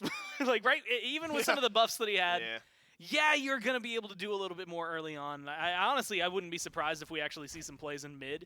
I think the amount of damage that a Chronos can do starting at like level 8 starts to feel pretty good, and then obviously as time goes on, literally because of his passive, he just does better and better damage. But also because you've got a Hunbatz, right? So like level 3 gank, like we saw last time around solo lane, maybe not as likely. Level 5 suddenly becomes a much bigger conversation. You're up against a Merlin again, so I think in mid specifically, that one's going to be interesting. Scream, though, is still on someone who can get pretty hands-on early on and get some decent damage out there. Might be something Dardez needs to worry about, burst damage specifically, especially against a Chronos. Once your rewind comes up, it takes so long to channel. And sometimes that's where we see Chronos die more than anything, is just trying to get your ultimate away instead of running off or something like that. And so that'll be the issue to overcome for Dardez. Yeah, and I look at the flip side of the mid lane. Pegon playing wise old man Merlin, but in game 1, the young gun, I guess, plays it about as wise as you can. It was a fantastic Merlin game. And I think having the ability to, I'm sure many of our, if not most, if not all of our mid laners have a Merlin in the back pocket. But it's such a standard but also high potential type of mage where by the end of game 1, Pegon is just shredding objectives and shredding in team fights. Yeah. It's not always the easiest to really make it work that way. I am very excited to see how these two in mid go toe-to-toe as Mike in a bad spot here. NeilMah hits the stun! And it's first blood. Mike's throwing up the hands in the booth, either saying, I don't know what happened, or it doesn't matter. Either way, it's another early kill for the Oni Warriors here. This time it's NeilMah on the Yemoja plus vote. Getting a little extra pressure over in the duo. Especially because Mike, I mean, look at the cooldown, right? His beads were used earlier just to try and stay safe. So you know you've got some really good aggression. Neil has a lot of CC on a Yemoja. And maybe showcasing why she's banned most of the time, right? What she can bring to the team. And that's just a small skirmish, let alone what you can see in a full-on team fight. Looks like purple stolen away by NeilMah and vote. So, little extra benefit. First blood plus a taken purple buff. Not too shabby. So we've talked a bit, Gore, about the mid lane matchup, of course, Chronos and Pegon, two characters that like to scale up nicely later on into the game. Chronos for big burst, Pegon for big burn. Eventually those two lines kind of get crossed once you're burning so quickly. It kind of looks like burst. But the jungle matchup as well here, I think, super unique. Only in that we rarely get to see Cliodhna nowadays. We'll see it here for Scream. And that's got great damage potential. Yeah. On the flip side, QvoFred has this great setup potential with the Hun Bats. Adds a lot of team fight for the Oni Warriors. Yeah, I think that's going to be the big difference between them as well, right? You know, we've seen Cliodhna in team fights pop off, but it's not the same as a team fight ultimate, right, that we're going to see for QvoFred. Things, well, ordinarily, if you just don't have insane reaction times like that from Pegon, that make it a was beautiful flicker to the other side. I mean, really, really good shot from him, a good dash from him to make sure he's safe and sound. But most of the time, that's going to hit 2 to 3 people from QvoFred. You drop a Fear No Evil, and that is enough to set up vote Dardez, ignoring ults from anybody else. That is going to be beautiful. But you also think of the beads burners, and then all of a sudden you add in Fields of Love, you add in the Whirlwind of Rage and Steel from Nika, like so much to grab in the middle of a team fight against the Dragons. So beads burners, really important. Beads, conversely for the Dragons, very important. You can see 4 people already have it picked up. Scream, on the other hand, isn't going to be this crazy beads burner. It's not this necessity up against Athena. What is going to be the thing I expect from Scream is similar to what we got out of Dodgy, which is I'm going to run up to somebody, I'm just going to kill them. I'm going to find them in the jungle, and I'm going to eliminate them from the fight. And yeah, it's going to be a 4v4 somewhere else and a 1v1 for Scream, but I think having that potential to just win a boxing fight, maybe force an ult from someone like Qvo for defense as opposed to letting them use it on offense, that's going to be a huge deal. And so Scream has playmaking potential in a completely different manner, but still very important manner than what we'll expect from the jungler from the Warriors. I remember in game 1, this thought is QvoFred won't go. Well, it didn't have the ultimate. I was wondering if he'd drop it on a Scream. Does force the ult out of Mike. Looks like Mike was maybe heading over towards right anyway.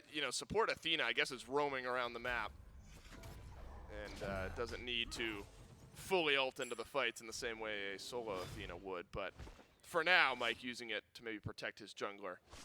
And Scream will get out alive just fine. And so I think the solo lane matchup, of course, what I was going to talk about. In game 1, that was where a lot of the Oni Warriors' pressure was funneling. On to fineokay, let's see if we can get this Cthulhu behind. But now instead of a Bologna, you've got a Xing up there, and you'll get a little damage. Looks like he might go Pythag's piece, both fineokay and Nika. Have to imagine kill pressure a bit limited over on right, and Nika maybe just going to be left to scale up outside of some blue buff invades. Yeah, I think for Nika and fineokay, I don't know if there's going to be a lot of assassin fighting over here. I think they're left on an island two Guardians just to smack each other around. I mean, for a long time, Xingqian's the guy, if you have like a sub that comes in and you throw him in solo, you put him on Xingqian and you just go, look, when it comes to team fights, press 4 and just don't die in lane. It's a great god for that. And Nika's obviously going to bring a lot more to the table than just some regular sub, but it's the same kind of mentality, right? You know that going up against the Cthulhu, both of you are in this position where neither of you are super likely to die unless you make an egregious mistake. So you have a little bit of wiggle room to try and play aggressively in the jungle, as we see Nika doing right now. And like you said, just kind of sit back, soak up farm. For the most part, you're going to stay on parity in terms of level because neither of you are going to get massive assists or anything until we start seeing rotations. This is a rotation from the Oni Warriors, not, of course, over to the solo lane. Sunder from NeilMah. Connects onto Mike, and a little 3-man red buff invade goes well for the Oni Warriors, taking away a bit from both Pegon and now PandaCat as a purple buff invade right on the other side of it. It's just quick thinking from the Oni Warriors, not anything else to be gained from the Jade Dragons elsewhere. In goes QvoFred, but into the wall goes Screammmmm. I suppose I admire the aggressive attempts from Cuvo. We've now seen Blink ult in mid. Now we've seen a dash ult forward over by Oracles. It's not for a lack of trying from Cuvo. Yeah, I would say to go beyond like admiration. I also think he just needs to, right? I mean, you had mentioned it. I think being able to get some of your team online faster is going to feel better. It really does come to a weird balancing point because normally you can look at a team and you can say, okay, well that's late game. You look at the Warriors, like that screams late game to me. Team fights, that's going to be absolutely insane. I turn my attention the other way, and there's a little shaky nature. I think the Dragons mid game is going to look pretty solid. But when I see Cthulhu, I also start thinking about team fights. Like that's just an instant connection that my mind wants to make. And so I feel like the Dragons definitely have a lot of opportunities. I do think the longer the game goes, not just because of Chronos passive, but just by merits of what the Warriors have drafted, the worse off I think the Dragons will end up, but you've still got a lot of really good setup. And I'm maybe a little surprised to see that they're not the ones trying to also like maybe ham-fist some kills in there, right? You've got a really good setup in the taunt that comes from Mike. Admittedly, Athena dash is incredibly telegraphed, and you can hear it charging from a mile away. So it's something that you know is going to be coming your way. The taunt is always really nice, though. Scream's follow-up damage, Pegon's follow-up damage, while right now maybe isn't going to be insane. Give it like 2-3 minutes once they finish these next tier 3s. And I think we'll get to see a little bit more from the mid and jungle from the Dragons. I also wonder with the Oni Warriors how heavily they think they can now play through Vote's lead. It's been a very quiet duo lane after First Blood. Yeah. But it's a 2-level lead for Vote. Now, a lot of it, I think this, right? We've now seen back-to-back red buff over to purple buff invades. And so it's the small gain from Vote on the purple buff, but also you're kind of doubling down if you look at it as one big swing. PandaCat losing out on that and Vote gaining it. Maybe that's what's culminated in almost exactly a 2-level lead. PandaCat just hits 9, Vote just hits 11. And so you start to look towards, okay, Pyromancer in 20 seconds. Are the Dragons just going to say, we don't want to fight around this level 11 Cupid. Let's take it to Pyro, let them get gold. Or do the Dragons feel like they might have enough dive to deal with this Cupid? It's a nice start to the Oni Warriors left side. It's about now converting that into a lead elsewhere on the map. Pegon's going to continue scaling up, though, out of mid here. I start to keep track of how some of those mid lane builds start to look. Book of Thoth for both. And then Soul Gem Gore gets buffed here recently. Really nice burst item. Synergized well with Merlin anyway. Yeah. But now an early pickup for Pegon. He's kept pace and then some with the 1-level lead over Dardez. And I mean, speaking of just what a Merlin can bring, especially at 10 minutes, because you had mentioned, will the Dragons want to look for fights around these objectives? Will they not? They've, I think, right now got the better burn. By the late game portion of this, 30 minutes in, you know, Dardez is going to be a full build Chronos. When you add that plus Vote, yeah, the Warriors are going to be able to take that. But for right now, he doesn't hit as hard. And so I think giving the Merlin that advantage could open up a lot. Another Fear No Evil from QvoFred, but again, Scream into the wall. Lets out some damage as the Oni Warriors retreating on the right side. It's fineokay's ult, but Scream now might get chased down. Dardez on the rewind. Right behind the cleanup, but the fight continues in the River's Rebuke. Whirlwind of Rage and Steel slows down. The Dragons disengage. NeilMah, with a sliver of health, finds a way to escape, but Dardez, oh no, he's been left alone without rewind. And that'll be the first kill of the game for the Jade Dragons. He actually uses that rewind earlier in the fight to get back in. Unfortunate for him, because there's only so many times that you can try and hit the button. And that's a good play. I also had to give some admiration. I know I saw some people yesterday in post-game threads talking about fineokay occasionally having some tunnel vision. And I think in that one, a really good instance of not, right? Could have gone too deep trying to chase down Neil, who was one hit. Instead, focuses on a more important kill, gets rid of the mid laner, shutting down a Chronos, especially early on, feels really good. I mean, we're talking 2 levels, not just, down, admittedly, for Panda, but an advantage for Pegon and for Screammmmm. So it's a huge win, I think, for the Dragons in terms of experience on that side of the map. They didn't have enough left of the tank to be able to pick up the Pyromancer, so there might have been a little more to gain on the end of it. But you burn quite a bit in terms of ultimates. You chase down, you continue that pressure, and you come out, even though it's just slightly, that kill does give a hefty chunk in favor of the Dragons.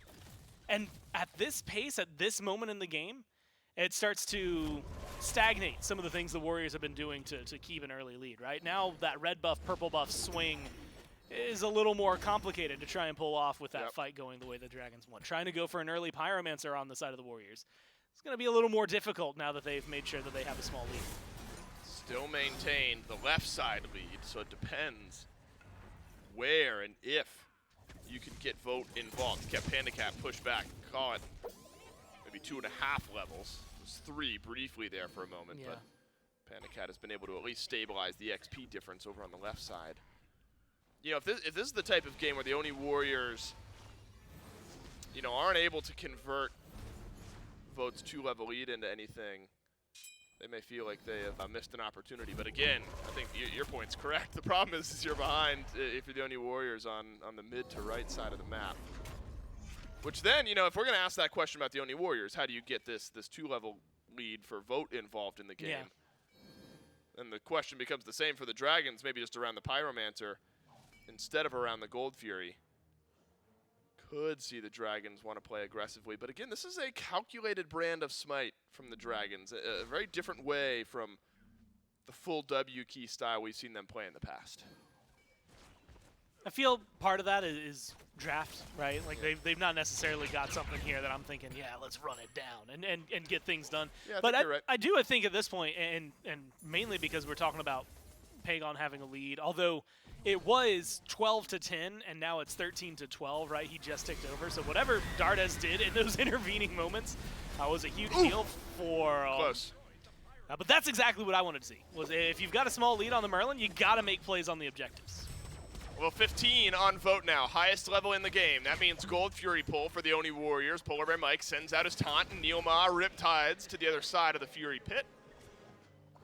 And actually, without any drama whatsoever, the Oni Warriors pick up the Gold Fury for themselves. All that does is close up the gold gap because quietly the Jade Dragons have maintained that 800 to 1,000 gold lead or so here at 15 minutes. And I think with that, Gore, likely to see a bit of a slowdown here. Both neutral object. I say that as a game is 1-1 at 15 minutes. Unlikely to suddenly. Gotta pump the brakes, man. Unlikely to suddenly ignite is better, maybe the better way of looking at it. Unless we're tracking Qvo. Had sent out those Fear No Evils early. Yeah. Hadn't in the last couple of minutes. Both teams taking a breather here in game 2. His blinks up as well. The minute he stops smacking some things around, he'll have that out of combat. I think he could be a really, like you said, just kind of instigator for some of these fights. Chronos is getting to the point. Dardez, the Divine Ruin, the full stacked Thoth, you're like right in that area where you can start to get a little more active and start dealing chunks of damage. I mean, yes, that's a jungle boss that he just slams around, but still, I think a little showcase of what it could be in store. I do like the idea, but I think I agree and disagree at a certain point where I think what we're going to see is an explosive kill. I just have no idea when it's going to happen, right? If it's going to be Qvo, I would expect it soonish. Ults up, blinks up. It's a good time to try and go for it. But at the same time, unless it's for a Fire Giant or for something maybe really deep, somebody not even out of position, they're just chasing Mike through the jungle, you got to find something. Mike will ult away to Pegon here. Get another use of the Athena ult, but Mike's so mobile on this pick that largely doesn't affect him too heavily. Something poetic about Screammmmm playing Cliodhna, the god of many yells. It's resulted in 1 kill now for the Jade Dragons and a Heart Seeker early in the build. Feels quite nice. And you know, as we talked about Vote earlier on, I'm kind of keeping track of builds. The kin size was there, which, you know, in my brain I'm thinking, okay, he gets very early kin size. You want it anyway at some point against Cthulhu. It's got 4 levels. Also 4 levels. Oh, it's 2. It's doubled. PandaCat, I have to assume, is going to hit 15. Panda heard your call and decided he's done. He's like, man, I've hit the zenith. It's all downhill from here. So am I. I'm also done. You desperately. Dave, you've waited all year for this moment. Say it! And I nearly missed it. It was so close. But yeah, it takes over to level 15. And I was thinking with the kin size, okay, are we actually going to start to rotate? Like, that feels like a Cthulhu-type answer. But also Mike will get some health building up. But it's really just exerted more pressure over on the duo lane. Haven't seen it used against any of those tanks. But come team fight time, Vote's build will shred down the targets nicely. Yeah, just through pure God choice, like drafts, I feel like the Warriors, this pace of game is just going to be better for them, right? I mean, at this point, we're talking about Dardez. He's the only death on their team, and he's just getting stronger. Not just, like, again, passive-wise is a little bit at a time, but itemization-wise, I mean, this is a late-game hyper carry, and you're giving him the opportunity to get to late game. I don't know that there's much else you can really do, though. I mean, Pegon's going to have a decent amount of burst, but they're playing really safe on the Warriors. So the Dragons don't have that same opportunity to get as aggressive as maybe they would want. And with things now like Bubble onto NeilMah, it's even harder to get that taunt to be as utilized as possible. Yeah. And so I think that this, when I look at team fight ults, I look at what the damage output's going to be. I mean, 18 minutes in, a full 5-on-5, I feel like the Warriors are going to have an advantage. So the Dragons kind of fighting an uphill battle despite a small lead. And I think a lot of it's going to be happening based on what Scream is able to do. Qvo, oh no, are you going to lose your jungler before the fight even starts? Qvo, well, unhappy with the quick pause that we get. And looks like we'll have to take a quick breather here in game number 2 up against the Jade Dragons and the Oni Warriors. Was looking like a fight was about to be brewing there in mid-gore. And honestly, I think it was about to be our first glimpse at Vote rotating into a fight, level 19. Showcase what he's been doing all game. An absolute farm machine. This entire, he's level 19 at no kills, 18 minutes. No fights over there. That's right. They had a single Fury, and he got a tower. Like, he's just been hanging out on that side. We'll see what the Oni Warriors and Jade Dragons have in store for us. Game number 2. We'll be right back with you after a quick break.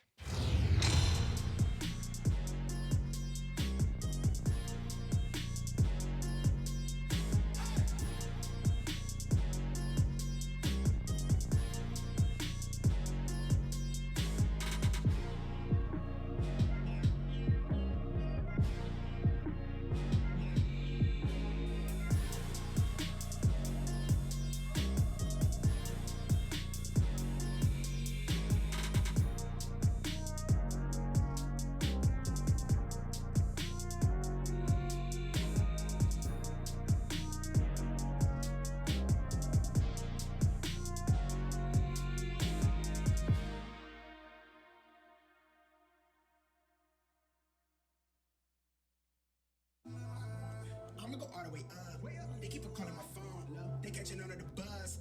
I got it out of the mud, but I'ma go all the way up. Bad girl from the soil. She taking me out of this world. I'ma go wave. Nice guy with a cold shoulder. You be cool, but I don't know you. Wrote a flower and I'm off the potion. Give me superpowers that I won't stop. To the bank roll on supermassive. Big bank for the space chatter. Way up in the squad NASA. Copperfield with the dark magic. Subtle flex when I run a race. Tell these rap buddies eat my dust. Lil baddie after cellular. Talking life and how we set it up. I'm a sharpshooter, yeah, Will Smith. Call me Prince Park, let me freshen up. Bay boy on the level up. Way up near the nebulas. I'm never copping a chain. Cause I see it all through the frames. And I leave it all on the pages. Feeling like they want me locked in a cage. They want us all on their fade, but I'ma go all the way A pretty, cause I don't feel all the way safe here. Yeah, spray the champagne, shower up in the air. Stunning goggles, I don't mess with the flute. Untamed, and she wide off the goose. Ghost ride, yeah, I come through the roof. Ducking 12, get it all on my tail. Hella wild, and I break all the rules. Chill, bro, you way out of line. Yeah, I know it's a mood. I'ma go all the way up. They keep on calling my phone. They catching on to the buzz. I got it out of the mud, but I'ma go all the way up. Bad girl from the soil, she taking me out of this world. So I'ma go all the way. Jade spinning, got the gator spinning, I'm outrageous with it, going crazy with it. Got the phrase jumping off the page, gifted, got the waves swishing, got the neighbors tripping, got the trap booming, jumping out the speakers. Drink on me, jumping off the easel. Gold wristed, couldn't tell me nothing. Nah, bought a fisted. Cooking the bars, turn a lab into a living kitchen. Watching grimace when I water whip it. Subtle flexing to the candy image. Come from pushing in the S-type with no license, gas low, the windows tinted. Still couldn't see me with the zoom on your little vision. Nah, we are not the same, we got different lenses. No one snapping like we something real vivid, keep it realistic. Quick to split it with my day ones. Got the label making bank runs, cause the train of thought like a freight, huh? I'm the type to get a late start. You the type to be afraid, huh? I'm the type to never have things. You the type to have it made, huh? Yeah, wave. And I keep fuel to the flame, huh? How they got me going this hard, really I'm the type to never say much. Vice grip, got the game clutch. Every song make the stage rush. I always said making money might change things, but never let it make us. I'ma go all the way up. They keep on calling my phone. They catching on to the buzz. I got it out of the mud, but I'ma go all the way up. Bad girl from the soil, she taking me out of this world. I'ma go all the way up. They keep on calling my phone. They catching on to the buzz. I got it out of the mud. I'ma go all the way up. They keep on calling my phone. They catching on to the buzz. I got it out of the mud. I'ma go all the way up. Y'all hit up with a dream, hold it down for my team. I'm afraid of how I'm feeling. I get high in the ceiling. How I'm feeling, high in the ceiling. I've been living like I'm past rules. In this rap tattoo, living like I'm famous. Bitch, I'ma go all the way up.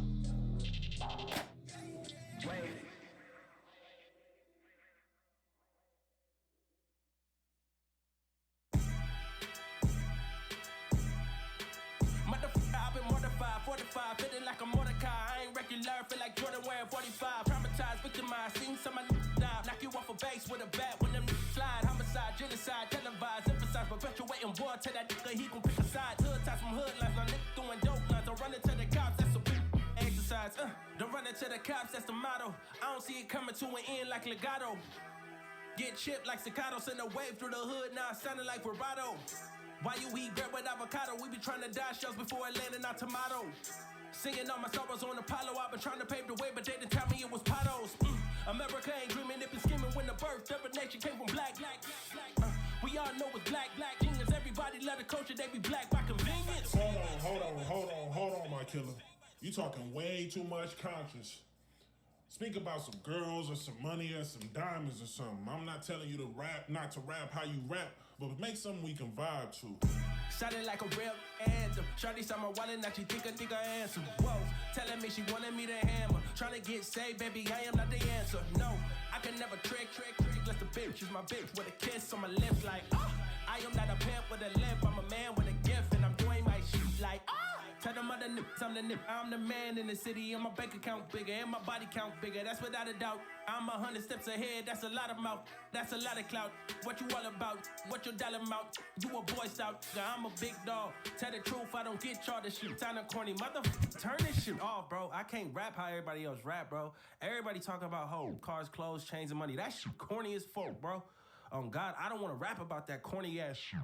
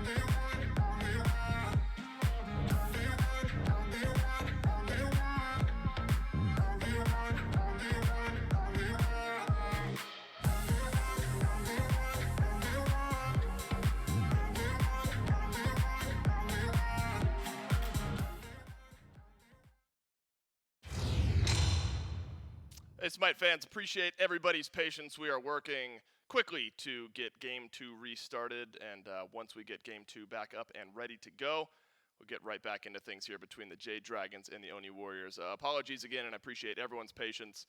Looking forward to getting this one going here very shortly, and we'll see you in a sec.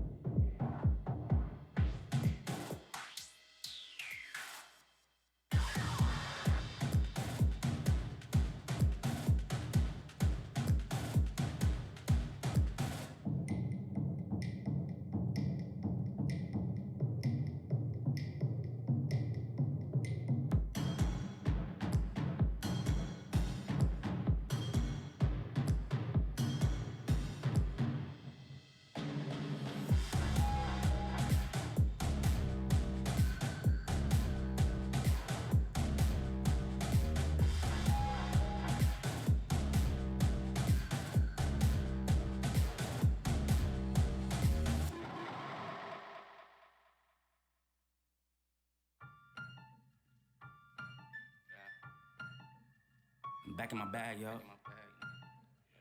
Conscious. ISO. Diamond. Back in my bag and I gotta brag, I do this shit for real. When we was down and we had nothing, we had to share a meal. We put the shit in overdrive with no steering wheel. Shorty throw that thing back in a pair of heels. Yeah, she be riding on that thing like a Ferris wheel. Yeah, I love them dark skin, brown skin, caramel. You know I had to bring it to the hood like she Karen Civil when she keep on turning head. Cause when she walk that thing jiggle, jiggle. And we going back to back on them like we Huey and we Riley. This that back in my back flow, we back again so highly. This that back in my back flow, we back to change the climate. This that back in my back flow, we bring the force like Tommy. Back in my back flow. Back in my, yeah, back in my bag, yeah. I'm back in my, I'm back in my bag, yeah. I'm back in my, this is my, back in my bag flow. Back again, yeah, we keep on stacking it, what's happening? Everything been Gucci, got me feeling like I'm dapper then. Life has been a movie, yeah, so shout out to the cameraman. Pull up to the scene, it's going down like an avalanche. Steady going up like a travel plan. Homer Simpson face, lucky power plant. Yeah, I'm off that dope, like I'm back again to Vizzy. At the Millies, out on Club Hurst. Give the word if it's a cinch, Lord forgive me. Still having motion, dog, so why would I slow it? Make it rain on them, bust a band, then you throw it. We was steady having it, even at our lowest. High speed road runner, keep my motor going. Hey, hey, people feel away, but they don't show it. Gotta watch the people that's around you, that you grow it. They be coming around you with some plans to steal your moment. Soon as I she be like, baby, where you going? Never slowing down, it's enough to go around. Yeah, you probably know it's then, but really you don't know it's now. Blood is show and tell, but all my know me well. It was either chase a dream or go to jail, but none of us ain't And we going going back to back on them like we Huey and we Riley. This that back in my back flow, we back again so highly. This that back in my back flow, we back to change the climate. This that back in my back flow, we bring the force like Tommy. Back in my back flow. Back in my, back in my bag, yeah. I'm back in my, I'm back in my bag, yeah. I'm back in my, this is my, back in my bag flow, Yeah, not for real. Double live. Do or die, you already know. Don't try.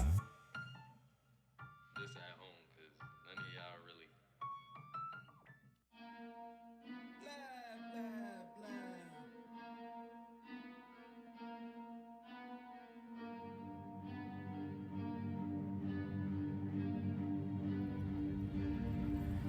I got problems on problems on problems on problems on problems on problems I solve them. I run through the money, the pressure be calling. Left on my blessings, I feel like I'm falling. The birdie is back, tell me I'm garbage. I'm going through something, that's why I ain't calling. Phone and progression is all that I wanted. The phone in affection, I summon and dub it. Cause I got problems on problems on problems on problems on problems on problems I solve them. I run through the money, the pressure be calling. Left on my blessings, I feel like I'm falling. The birdie is back, tell me I'm garbage. I'm going through something, that's why I ain't calling. Phone and progression is all that I wanted. The phone in affection, I summon and dub it. Why you be all on my line about nothing? Why won't you go get you $1 or something? Don't hang with a who line for nothing. I see that we different, you riding, I double. I don't do discussions on bragging about hundreds. Don't go to your places, I know that they sunken. Don't call me your brother, I barely could trust you. I talked to a shorty, she bagging the bucket. And I'ma need all of my dollars on corporate, so hand me the money, I divvy the pie. I'ma give all of my people a portion to build them a fortune on flipping the ride. I can't be mixy when iffy the vibe. And 40 on 50 is really the time. Why is you all on my phone like you want me? Like you wasn't pushing the kid to the side. I don't know if you thinking I'm blind. Cross on my crosses and dot on my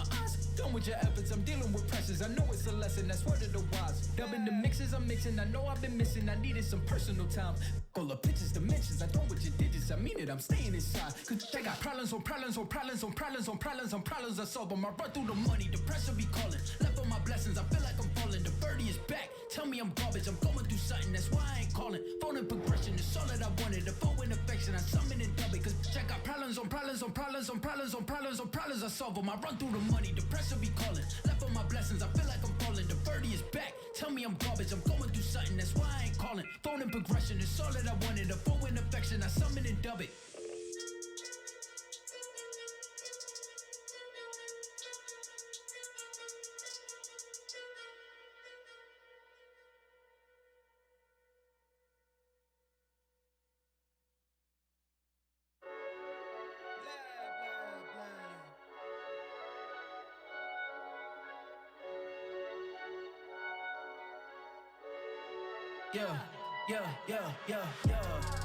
Ay, coming in, yeah, flex, I just wanna win, yeah, LABB who we running with, yeah,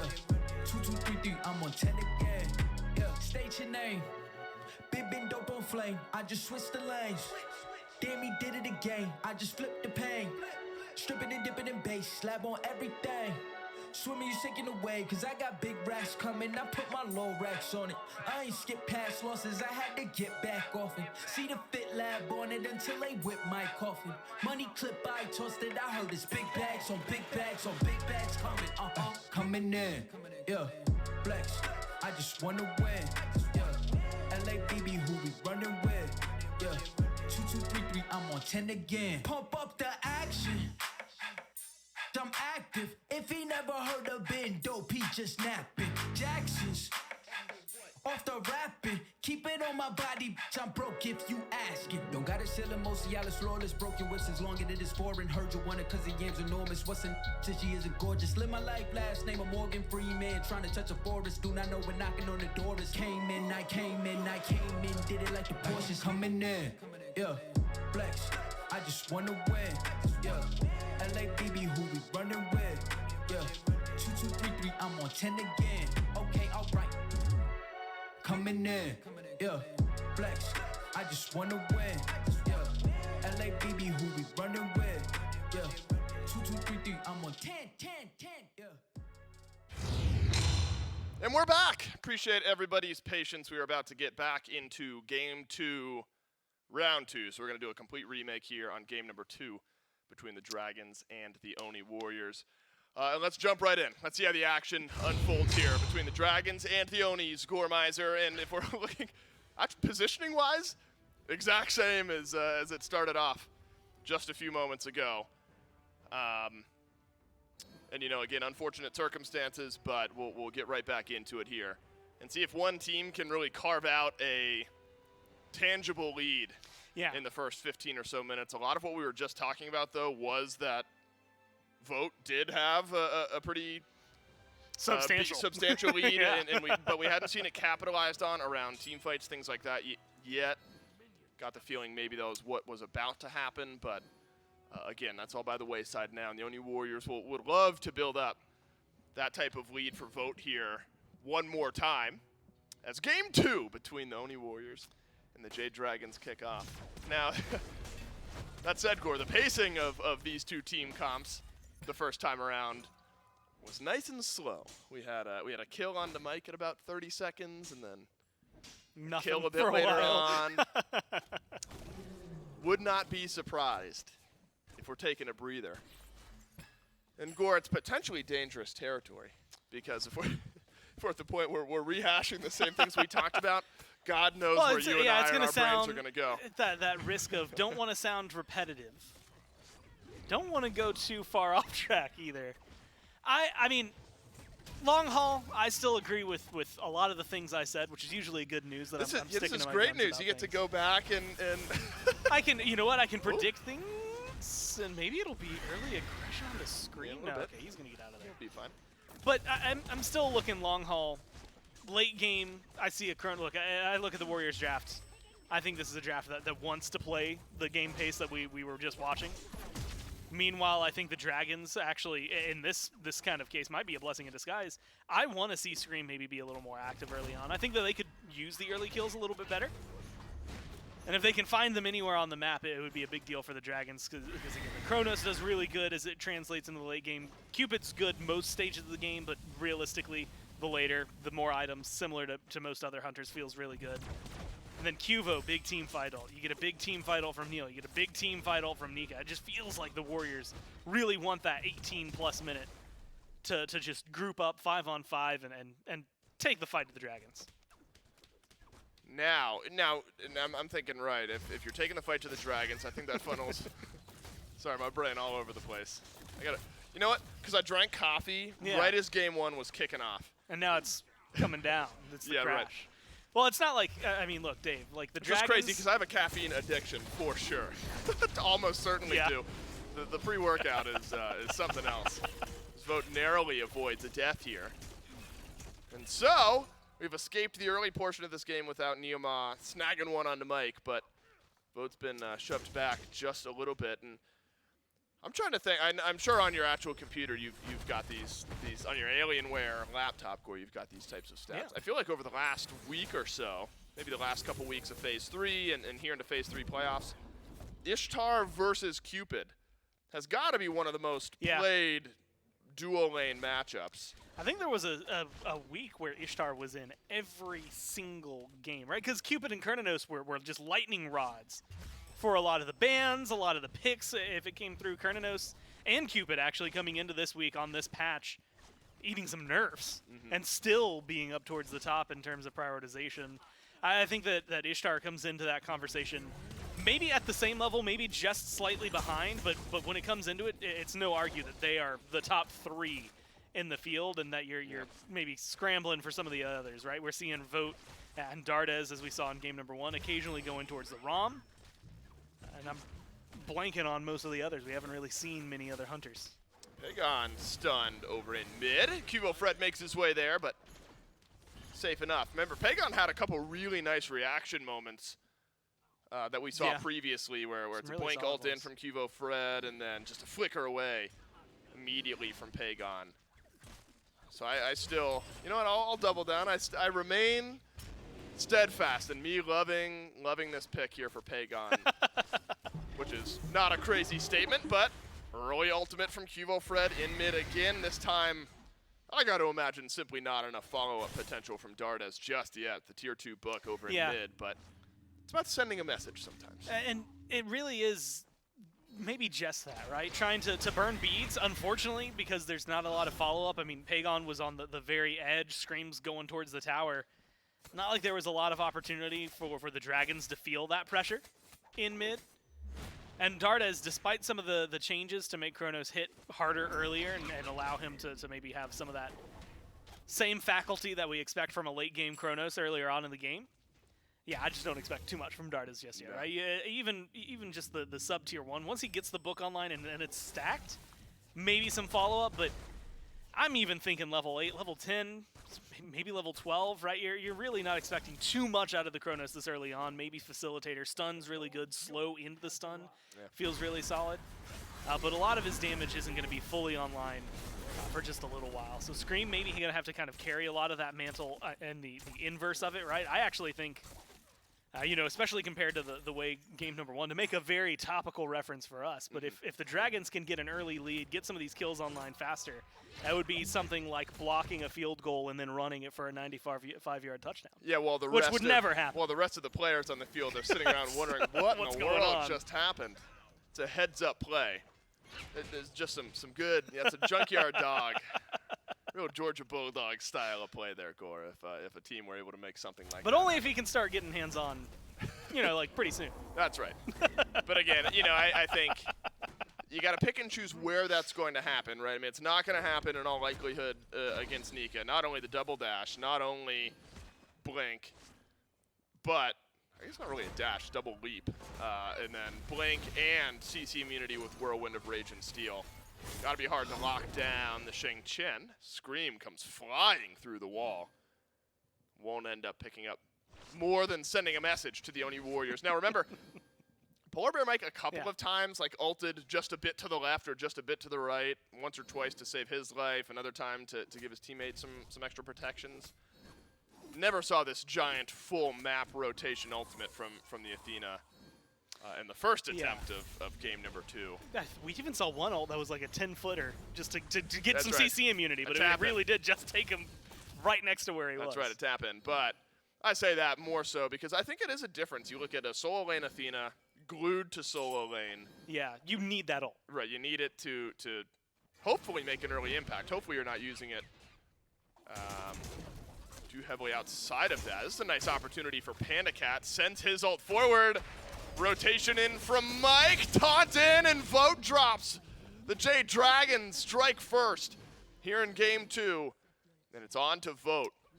Now PandaCat might be the one building up a lead here in duo. And that's a huge deal, right? I mean, being able to kind of shift the dynamic in duo, get PandaCat now technically ahead with some of the farm. I mean, again, it really does change the pace, at least on the left side. We were talking a lot about the Warriors using minutes to potentially go for Furies. Not bad. I think the Dragons are now in that avenue of conversation, right? They're not there yet because it's one kill. Maybe not going to be the game changer that it could be. But if they can keep that kind of pace up on the left-hand side, maybe start going for some invades as well if Scream wants to get active over there, that Fury becomes a very tantalizing objective for the Dragons versus what we had to wait for in round 1, which was Pyromancers and even then beyond before anything could really get picked up. Vote. We'll hope that his team's able to make the, remember it was the red buff, purple buff kind of sweep that happened boom, 2 or boom. 3 times in a row for the Oni Warriors. Really helped build things up. And that was from a largely even standpoint as well. It's just that's where the map pressure was flowing for the Oni Warriors. Vote would love it if that's something the Oni Warriors can make happen again.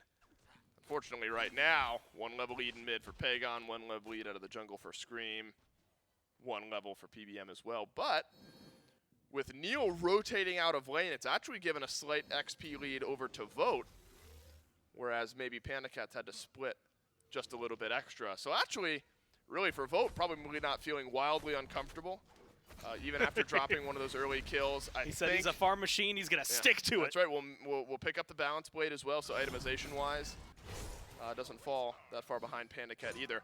Really was a farm machine. Apparently Cupid just feels comfortable for Vote. Was, what, level 19, we said, at 18 minutes? Yeah. Likely won't be able to keep that type of pace, but talk about not exacerbating a problem. I think Vote will feel just fine in lane. Now, the Jade Dragons in general all across the map. Think of the buff invades we've seen over the last few minutes. Culminated in about a 1,500 gold lead. Pretty quietly, and a 1,500 experience lead. This has been quiet map control from the Dragons on buff invades and pressure alone. Yeah, a lot there in mid. Pegon 2 levels up. Oh, it's happening again. PandaCat does not want to deal with Vote. No, he doesn't. Vote with Fields of Love, able to sidestep a bit. Now Vote's got a bit of support. Uh-oh, Scream's here. There's another. The Jade Dragons send their jungler left. And we talked about a 10-footer from Mike on his last ult. He went like half an inch to the side there over to PandaCat, but pays off yet again. The Jade Dragons, their adaptations here are saying we don't want Vote to get to where he was previously. We're going to start to feed some kills over here to Duo, and now an unfortunate second death for the Oni Warriors ADC. I'm kind of surprised. I mean, with Scream, Panda, Mike all the way over there, I mean, even with the itemization, they're not going to have a ton of damage, but I feel like they could have pulled an early Fury there, try to extend that kill into something massive. Yeah. I didn't watch where Pegon, I saw him coming out of the base by the time they start backing off, but I don't know when he got back there, where he was in the process, and that is maybe going to be a big difference. You bring the Merlin over into an engagement like that, they get the kill, then the Merlin joins. Could have been a really free gold Fury for the Dragons, and you know, taking a 1,500 gold lead and turned it into 3K all of a sudden, and at 10 minutes, that's going to be a massive impact that the Dragons could have worked with. I don't think it's going to hurt them too much not getting a play like that. They still have a really comfortable lead. Now with 2 kills still in the game, but now being on one side, I think the Dragons are taking the functionality, looking at the way that this game can scale, and kind of recognizing that, yeah, you've got a pretty decent late game. Nothing about it's necessarily bad, but the Warriors have a really solid 5-on-5 team fight. Yeah. And I think this is a draft for the Dragons that needs to be able to get this level of hands-on, honestly, maybe even still a little more level of hands-on to make sure that they can have a comfortable cushion going into some of those 18-minute, 19-minute team fights. Yeah, you would think. They're still worried about fineokay later on in the game, though Nika's going to be plenty hard to kill himself. Yeah. Nika's now picked up Thorns in back-to-back games. Thorns in game 1 on the Bologna. It was so long ago, I think. I'm pretty sure it was Bologna. It was Bologna. And then Thorns again here. I'm surprised you remembered the Thorns, but not the guy. Gore, everything was a blur after quads in Atlanta. You know, I'd use my last... Again, yeah, you hit the zenith. That was the last brain cell I had. Working on it. The World Jade fans in Dragons. shambles. Mike, yeah, sorry, gang. I got nothing. I got nothing left in the tank. The Jade Dragons, they'll pick up a very quiet Gold Fury. That's not even pressure. That's just a team rotating to left while the Oni Warriors aren't there. Vote left to farm up the lane. Again, still maintains an XP lead on the Cupid, but simply better objective burn for the Jade Dragons. And now a massive gold lead here at 12 minutes. I mean, being able to again, isolate, find yourselves objectives. The Pyromancer alone felt like it was a really good call for them. But then to recognize, like you called it out, the rotations, and that they have a pretty wide advantage in the duo lane, specifically around the Fury, you get that, break out the 3K. And again, early on, it's getting split in a way that, for the most part, it's going to be ward coverage that makes a big difference. Maybe some tier 1s here soon that they're going to have maybe over the Warriors. But a lot of it is also in that experience, right? Everybody having 1 level, 1.5 levels, depending on where Pegon is, really does kind of give a boost for the Dragons over the next couple of minutes.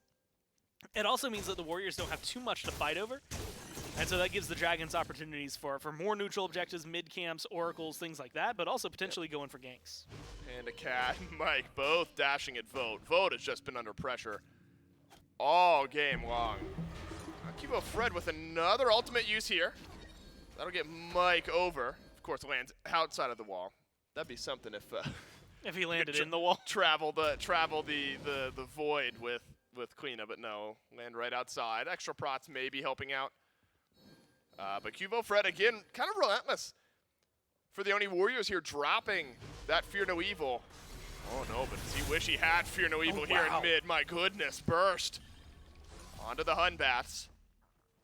And burst is right. Pegon sends out a nice bit of damage. QvoFred actually left worse for wear. Can already feel some of that Merlin damage, some of that burst from the Soul Gem starting to stack up in mid. And that's, honestly, it's going to grow into a huge problem. We saw it last time around. Merlin kind of will silently sometimes grow towards the top. Look at him right now, 2100. He's actually below the Chronos, just barely above the Yemoja. When we start seeing active team fights, Pegon's going to skyrocket to the top of the charts, and he's going to do it in a single rotation, it feels like. And so I expect a lot from this Merlin. We saw the build he went for last time around. There's still a need for a Divine Ruin, just knowing that NeilMah has that heal available to him. Wouldn't be surprised if he slotted in, but last time around, they threw that over to fineokay, and knowing that fineokay is going to kind of lead the fray into the fight anyway, I don't necessarily dislike them waiting for it a second time around. Meanwhile, I like what the Warriors are doing, and I think that the Dragons are going to have to copy game number 1, which is I see a Shogun's Kusari picked up already for Neil. You've got 2 gods that come late game, they're going to be auto attackers, and they're going to be hitting real hard. The Dragons are going to have to deal with that. Meanwhile, they're lacking a little bit on the anti-attack speed they had. They are still going. A Contagion just now picked up for fineokay. Means that they've got a little bit of anti-heal available to them. And I mean, it just speaks to me in a loud language. I think they need that to be able to help deal with Neil. Yep. Screw your time. For whatever reason, you said leading the fray into a fight, and all I could think about was the rock band singing How to Save a Life while surging behind the rest of their team. That's your I thought you were going to make a Game of Thrones reference or something. I didn't know where that was going. Yeah, well, like I said, brain. How to Save a Life. Brain sideways, but we're hanging in there. It's a good song. Fantastic song. That's what the Oni Warriors need a little boost here in game number 2. They've fallen 4,000 gold, as we've mentioned, behind. But QvoFred has remained vigilant with some of these Fear No Evils. Haven't quite seen the beads burning culminate into anything for the Warriors just yet. I think worth mentioning, Gore, we're now a little bit past level 12. Second actives picked up for both Pegon and PandaCat. We have Foregone, Forwint, whatever tense of that you want to use. The Aegis, Foregone. They both foregone the Aegis. Picked up Shell, so Phantom Shell, presumably, both to deal with the River's Rebuke from NeilMah, raising enough of a threat. So you're missing that immunity, but you're gaining the ability to disengage a bit better. And dealing a little bit, again, when there's auto attackers on the other side, it's not like huge burst damage styles. If you're going up against a Scylla, a Poseidon, things like that, big bursty ultimates, Aegis just gets you so much, right? I mean, it opens so many avenues of success for you just to survive. But here, I really like the shell pickups for him. And like you said, against the Yemoja, it feels even better. Pyromancer pulled and secured by the Jade Dragons. A couple of the Oni Warriors were close by, but didn't have much to say about it. Now, this is the threat for the Oni Warriors. This type of game, when the kills are so low, the Oni Warriors haven't been able to capitalize on any of their pressure.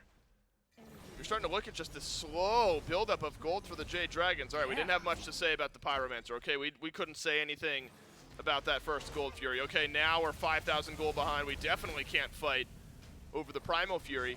it's these types of games that often feel frustrating because you're wondering, okay, where could the fight back, where could the pushback have been?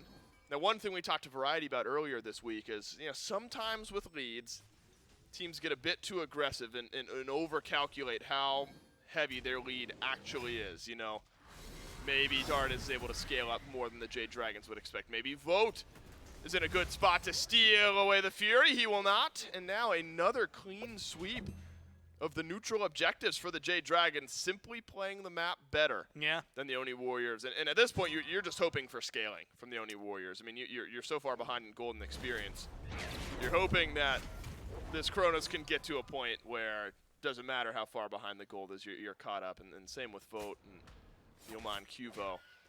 Because this game has just slowly been taken away from the Oni Warriors. And slow is the right way, and steady. I mean, look at it. It's just a very nice, sleek, gradual slope.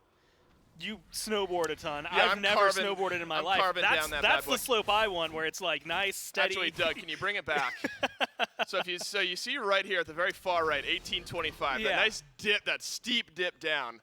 I'm building up some speed, going from 9 minutes all the way to 18.5 minutes. Then right at that drop-off, I'm sending the gnarliest backflip you've ever seen, and right when the ground comes out from underneath you. I want you to know, I'm face planting in the snow. I was going to say, in my experience, given my track record with my wrist and my ankle over the last year, I get to that 18:25 mark, and I'm spraining or breaking something. I mean, it is like even if I stop in time. I sprained the same ankle twice in the same month, a year apart. Yeah, which is unbelievable. Well, the Jade Dragons, they did backflip off the little gold shelf. And beautifully, they landed it. Landed it quite nicely. Unfortunately, the Oni Warriors faceplant on the other side of the cliff, at least so far. And it's always an awkward conversation to have, Gore, because now you simply have to ask, where is the line for the Oni Warriors? It hasn't been any of the neutral objectives so far. It can't be the tier 1s Can't be the tier 1 towers at this point. You're hoping you're not already considering Phoenix defense when you've got all 6 of your towers remaining on the map. But PandaCat is farming at the same rate that Vote was previously, about to hit level 20 at the 20-minute mark. You got to draw the line somewhere, and unfortunately, you might actually be looking at Phoenix defense if you haven't felt comfortable fighting for the FG. I think at this point, Fire Giant and fights around the Fire Giant still in the conversation. Those beads by Vote getting burned makes that conversation a little more rough for the Warriors just in general, right? All of a sudden, you're lacking a very big safety utility. I think tier 1 towers, I mean, if you're looking line of scrimmage, it's no longer the middle of the map. It is shifted down to where the tier 1 line is for the Warriors. That's the safest you can feel, even slightly, stepping up to the Dragons. But tier 2s, you should still be able to make a pretty considerate defense. I think around Fire Giants you should. You've got a lot of good teamfight ultimates, so I don't think they're out of it. But they are in that position, as you highlighted, where if they don't start defending some of the bigger things, and specifically the big guy, if they don't step up around a Fire Giant, just let the Dragons have it for free, then yeah, we're talking Phoenix defenses. They've got a good one, but I don't want to look at that yet, right? I would like for them to get a little more hands-on in the game.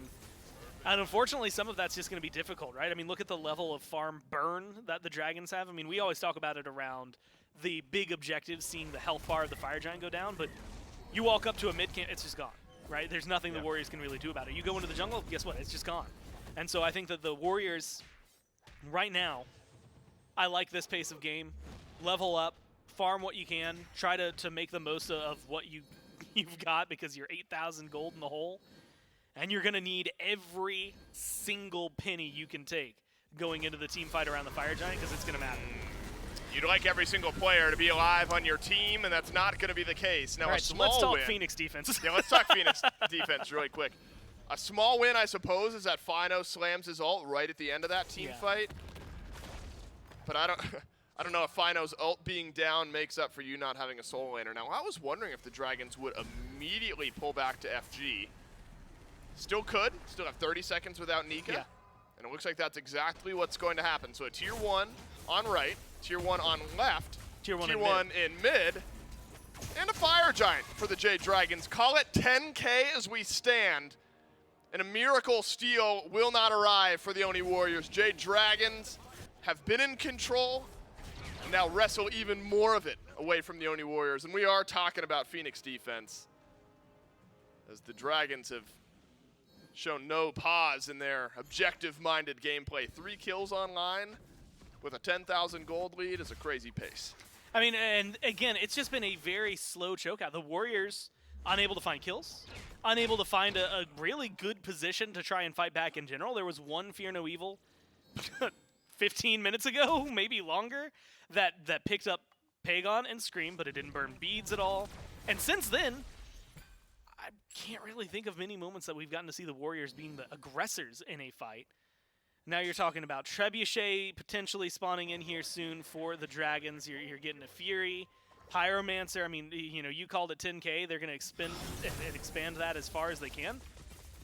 And that kill on Nika, you know, I said it jokingly, but quite literally is a discussion now to shift to Phoenix defenses, because these tier 2s are going to fall way too quickly, and we haven't really gotten to see too much of a clap back. I do like some of the precedent we're seeing from them. I don't think they can continue on this tear, though. The Warriors pushing that tier 1 on right is a good call to get some gold back. But that's the downside of playing aggressive in moments like this, is you're just going to put someone out of position. If you get caught out, you're just dead. No, Qvo, he'll throw down the Fear No Evil. The slow doesn't connect, so maybe it's okay. Mike's got enough damage to maybe just do this on his own. Another jump away from QvoFred to blink forward from fineokay. It's been a tough one for the Oni Warriors. Nothing has really gone their way. Haven't done themselves many favors with the last couple of deaths, simply getting caught out. But again, it's almost desperation type calls. You're like, guys, we need some type of gold if we can get this tier 1 and back away. It's worth.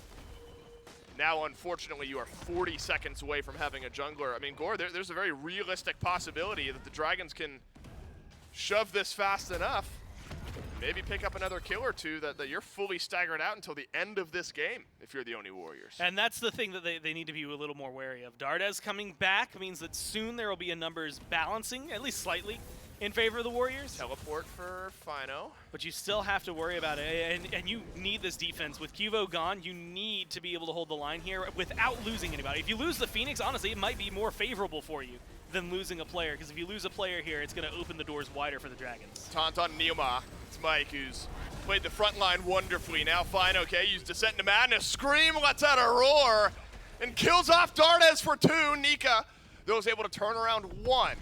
It's on to Scream.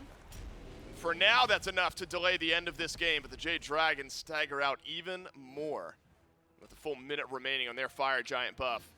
Mid lane Phoenix looking a bit shaky, unless QvoFred can find a big ult. I mean, he's got the position for it. A nice ult, but PandaCat's just going to be able to live through it. The bead's used beautifully. Oh, no. Oh, it's hit 4.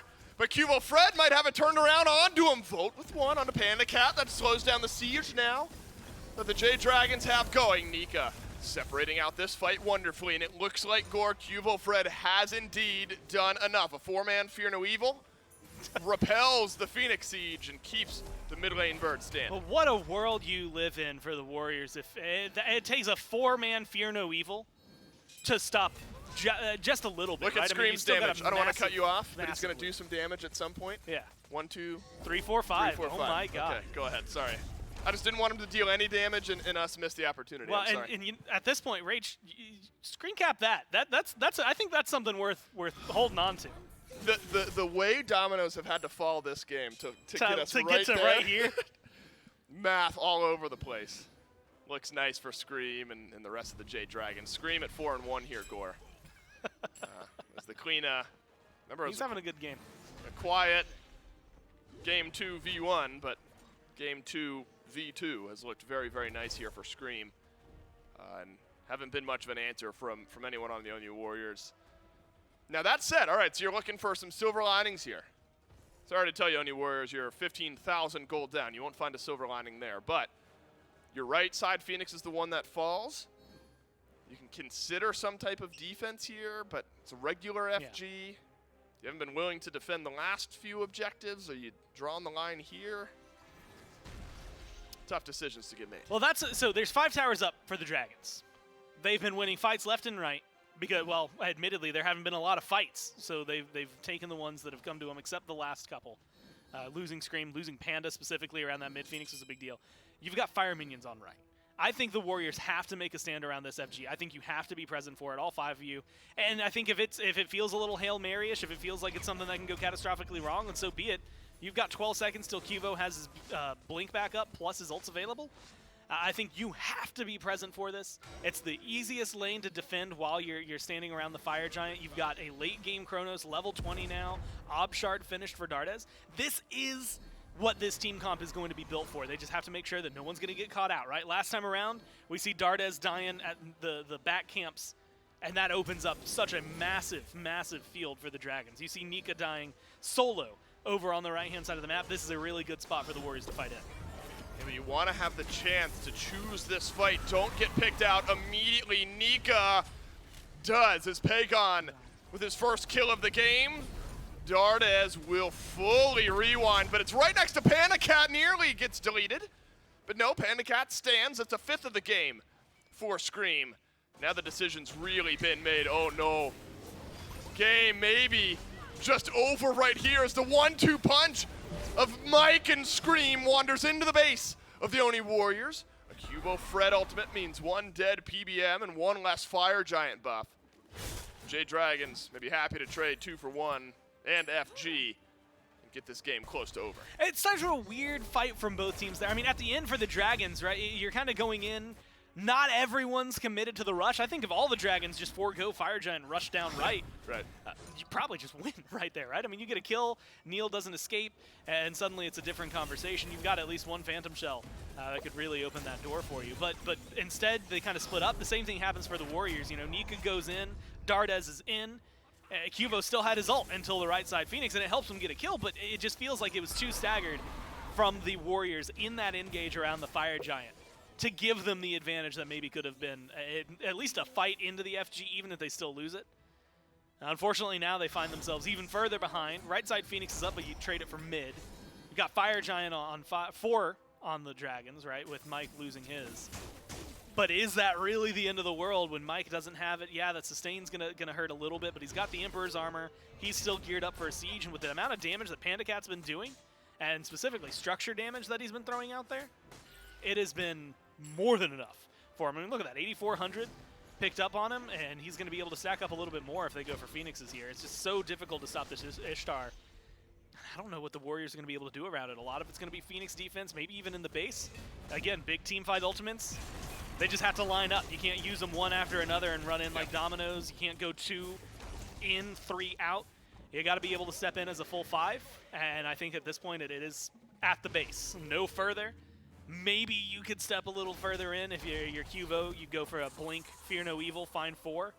We've seen it happen around mid. We know he can do it, but it's a lot of pressure just on the jungler to try and set up the carries. Yeah. I mean, you're looking at Neil. He's not even level 20 yet, falling behind 2.5 items. There's a lot of work for the Warriors to be done, and it just starts with a defense, let alone all the stuff afterward. The unbelievable task that stands in front of the Oni Warriors now is to turn around a 21,000 gold lead. And as unlikely as that task may seem, on the other end of this game is likely a reverse sweep being needed to qualify to Worlds here today. Both monumental, both possible, but both monumental. We'll see if maybe the first task can get completed. Oni Warriors will set up their defense, but fineokay around the back will flip this thing around. It's a blink forward. He's left a trail of fire and maybe a trail of dead bodies behind him as well, as the health bars will melt. The Jade Dragons rip through the Oni Warriors. Pegon's got 3. He wants his quad to end the game. I'm not sure Vote's going to give it to him. The Jade Dragons might play with their food a bit. They will take game 2 and a 2-0 lead here in this best of 5. I mean, that one is honestly maybe as Jade Dragons as it gets, except it takes them 31 minutes instead of 19, right? They get their hand on the ball really early to be able to start picking up the pace, right? It took, what, 7 minutes until we got to the first blood? But once first blood happened, it goes from, okay, 600 here. Now we've got 1,000. Now we were already 1,500 gold ahead just from passive farm. Suddenly we're talking gold furies, pyromancers, and I mean, you had called it early on, but the Warriors just didn't step up to any of them. And for one of them, it's like, well, this isn't going to be a good fight for us. We just lost somebody. And then it was, well, this isn't going to be a good fight for us. They've got a lead on the other side. Then it was, well, now we're 10k behind, but we got to stay around our Phoenix line. Unfortunately, that means a Fire Giant falls. Well, Nika just got picked. All of a sudden, it just felt like a trial of errors, a comedy of errors, unfortunately for him. And that just led the Dragons to success after success after success and gives them a very clean game, too.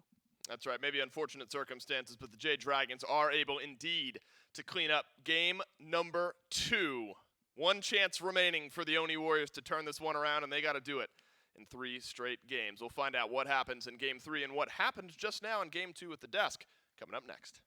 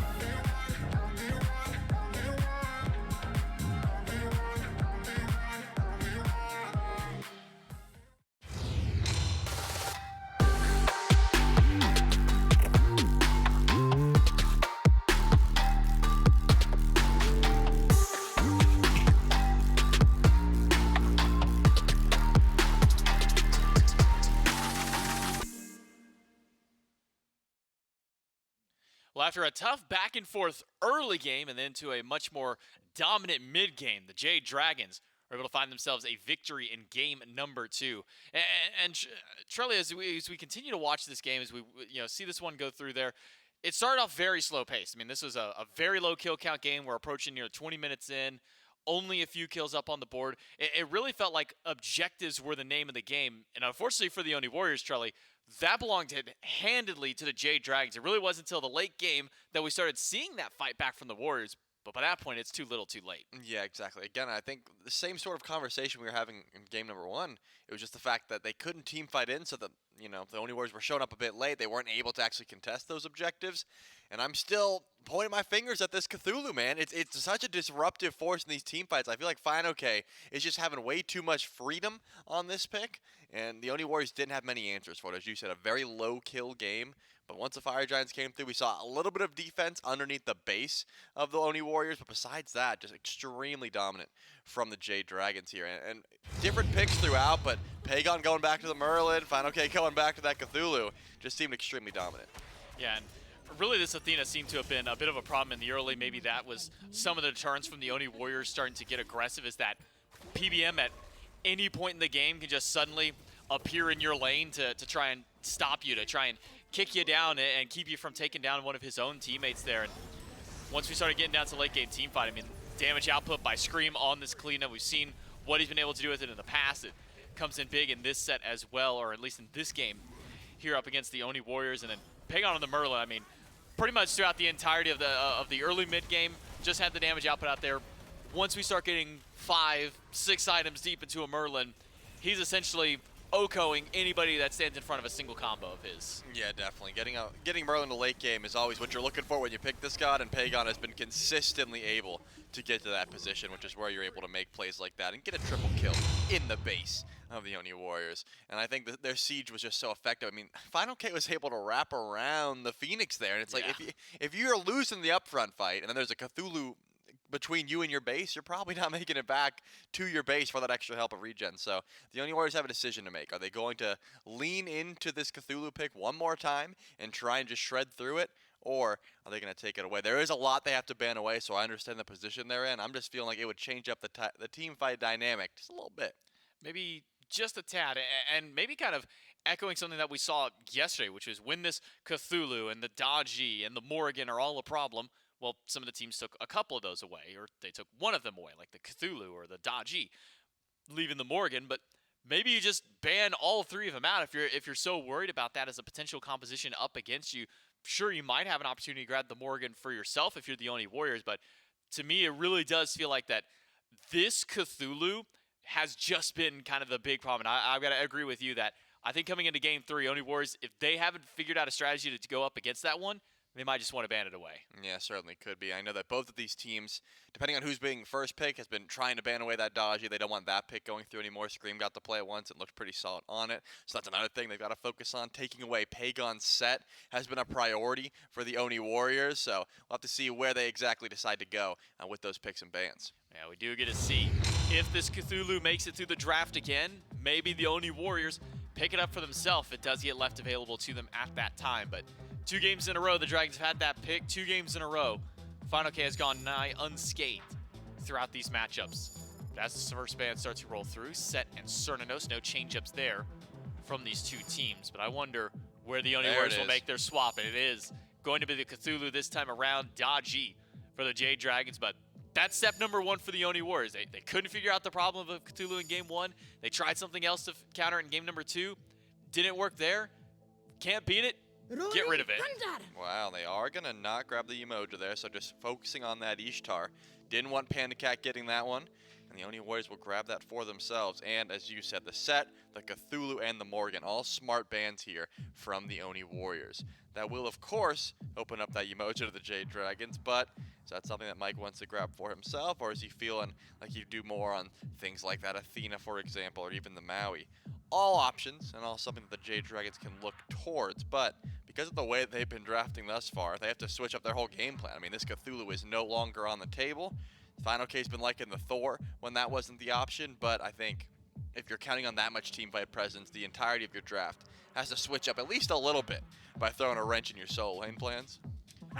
Do you think for some players and some gods like this, you know, when Artio is really meta, when Xing is meta, when Cthulhu is kind of meta for solo, do you think the solo laners get like a sigh of relief, like, oh, thank goodness I don't have to play a 5th Cthulhu game, you know, he's good, we win with him, but man, I finally get to play something new. Do you think that sometimes it gets into the minds of some of those players? I mean, we've asked fineokay when he was only playing King Arthur at the time, where it's like, you know, is this a pick you want to go to? Is this blah, blah, blah? And he's usually just like, it's what's good, and my team wants me to play what's good, so I just play what's good. Like that's pretty much the mindset there. I imagine their brains just turn off in a situation like that. But the Jade Dragons are going to take that Maui, so leaving open the Yemoja if they want. If the Oni Warriors want to grab that, certainly could be the call, but we're looking at an AMC hover for the mid lane. This is something that Dardez loved. I mean, absolutely loved when it was in meta before it took those nerfs, but now that AMC, the early clear is not as strong, losing a bit of scaling, that sort of thing, you'd imagine it wouldn't be the first pick to go to, but it'll help out with that extra prot shred if you're looking for that double ADC composition. On the other hand, though, wow, the Pele. I was really thinking they were going to grab a NeilMah god here, but get QvoFred on a sub, but he can come out swinging myth. Seems like a good call. So Yemoja that was left open for the Dragons to pick from a first pick Ishtar goes unanswered to the Dragons. They grab Maui and Naja instead. And then the Oni Warriors get the opportunity to pick it up, and instead they go for their triple carry. Ishtar, Pele, a Muzen Cobb. And the Jade Dragons respond with a pick for fineokay, Hades. Gonna be the final draft before we go to the second wave of bans. Wondering where maybe all the allocated bans would go. It seems like the Jade Dragons are fine leaving this Yemoja open for the time being, as that Fafnir's been the primary ban up against Neil. And now Tier and Merlin eat a bans, one from each of these two teams. I want to see if Yemoja actually gets unlooked Ignored? at for the entire picks That'd be events. crazy. That would be crazy, and it looks like the Jade Dragons are not afraid. They're trying to force it? Are they trying to say, please God, pick this pick? I mean, it certainly could be the call, right? They have a ton of just insta-nuke damage with the Naja, the Hades ult waiting at the bottom, that sort of thing. And usually when the Yemoja is picked, she's kind of the first target in these fights, right? If she is going to be standing at the forefront, doesn't have that much CC immunity, usually isn't going into the beads, that sort of thing, they're probably going to be able to get picked out. So maybe that's the call here for the Jade Dragons, either baiting Neil into it or just saying, hey, we're ready, we don't care about that sort of pick. But the Jade Dragons are going to have to show what they're going for here. You assume that Scream's taking that Naja, and fineokay's got the Hades, so will they grab Pegon's pick here or leave it for last?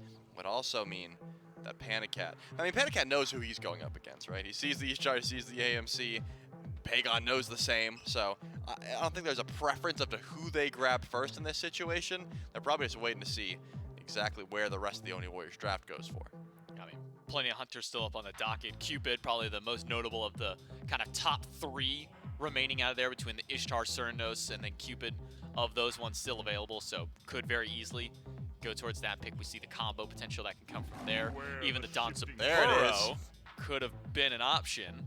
I say could have, no longer would, unless something extra shuffles within this mix that I don't know about. Is Anhur drafted for the Jade Dragons. You want to talk about a PandaCat jump in 1v1 ready to brawl style of God.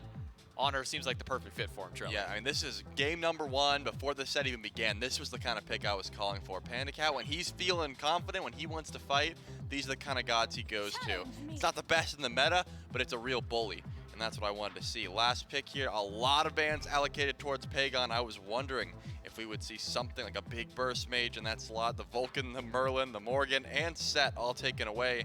Yu Huang or Scylla could have been the options, and it looks like Scylla is going to be the last pick we have, and there's plenty of setup for it. Not only the Windfire wheels from Naja, I mean, that's training wheels. We've seen that combo since, you know, the beginning of time, but Maui is also some fantastic setup for I'm a Monster.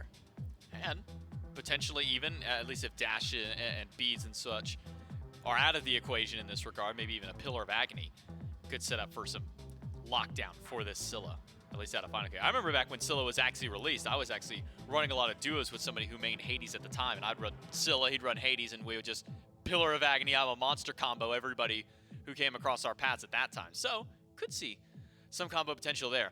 Now for the Oni Warriors, they've gone back to the double hunter, they've done this 4 physical draft yet again, but they made a couple of change up there that they didn't have in other ones. They've got a little bit of prot shred in this regard, a little bit of bonus damage coming from this AMC, from this Amaterasu. Do you like this 4 Fizz comp draft for the Oni Warriors more than previous ones to now fight what the Jade Dragons have up against them. Yeah, definitely. I mean, they have so much prot shred here with the Atlas ult, with the AMC ult as well. I think they've dealt with it pretty well as just diversified their engage. You know, you could see Qvo going to the back line with the Volcanic Lightning, or just Ishtar starting the fight with that ultimate. And of course, once Nika starts making those rotations in, they've got a lot of options. I do just want to say, Yemoja made it the whole way through. And no one looked at her. No picks, no bans. And that's something that rarely happens, but I think you were right. The Jade Dragons were trying to bait Neil into it, and Neil said, I don't need Yemoja, I've got Atlas. I wonder if that's the first time this event, at the very least, definitely that Yemoja has I think we've seen it a few looked at. times in the regular season. Yeah, regular season, I believe we have seen her kind of skated by from a few teams, so we'll see if this Jade Dragons can 3-0 the Warriors and be your 4th and final team to the SCWC, or the Warriors gonna bounce this back and take us to 4. We gotta jump into game number 3 with Dulcet and Gore. This is the NeilMah team we're talking about. There's always a little something extra brewing when Neil is playing in these best-of-5s. You never... Neil, best of 5. There's a 0 and a 2 on the other side. That's dangerous territory. And he's going up against Mike and on the other side, and so it's fineokay. Didn't quite happen last year, but there's been some history. Yeah, that's right. There's been some history between these cores. Got to happen now for the Oni Warriors.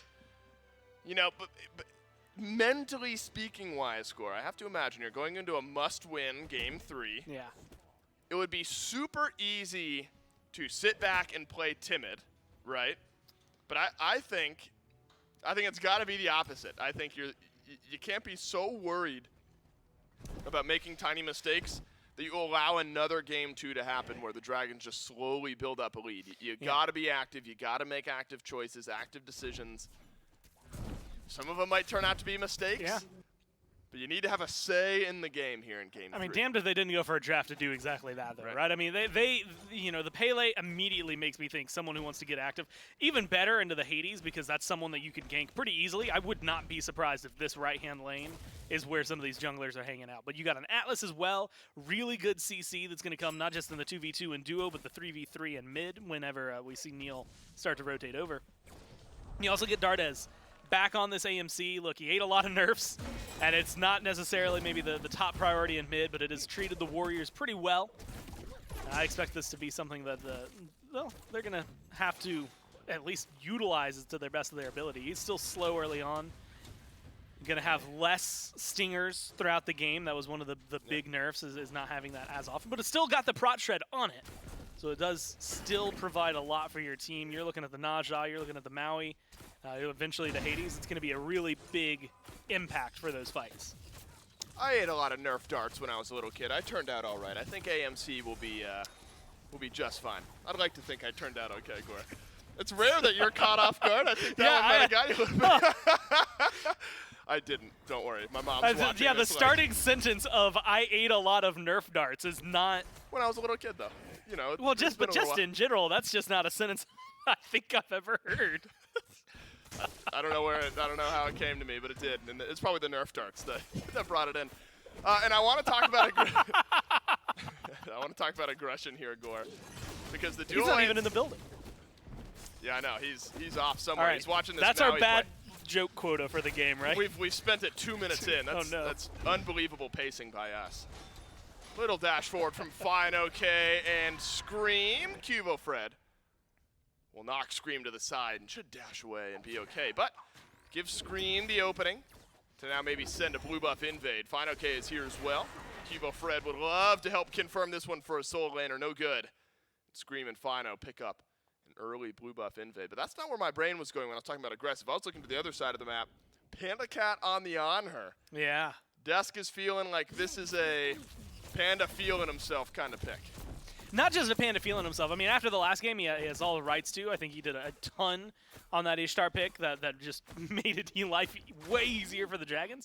But, you know, you get him who's aggressive, and guess what? It's going to synergize pretty well with the Maui. Maui brings him in. Panda finds the stun. Very, very good setup for him. And I think that's going to open up a lot. Plus, you have that interaction with the Atlas that we just saw, right? Neil goes for a pull. Panda just jumps away or jumps over. It could still go for, like, the knock-up after the ability's done casting. Little moments like that I think give him an advantage in the duo lane. Yeah. And then just boxing potential. I mean, on her, there's a reason he's the gentleman's 1v1 jouster. and it's just because he's one of the best at boxing when it comes down to it. Someone that's really fun to watch, but his passive plays a huge role in that one. Then you start to factor in, like I said, the Maui, but you look at the fact that Pegon's on Scylla, of all things. That's a pick that wants to get aggressive, get some dubs under its, and get some kills under its belt. Same thing. Scream, setup machine, fineokay, gonna make early rotations. This Dragons comp, to me, does not want this game to go beyond 25 minutes. It can still fight there, but it's one that wants to win, and it wants to win it fast.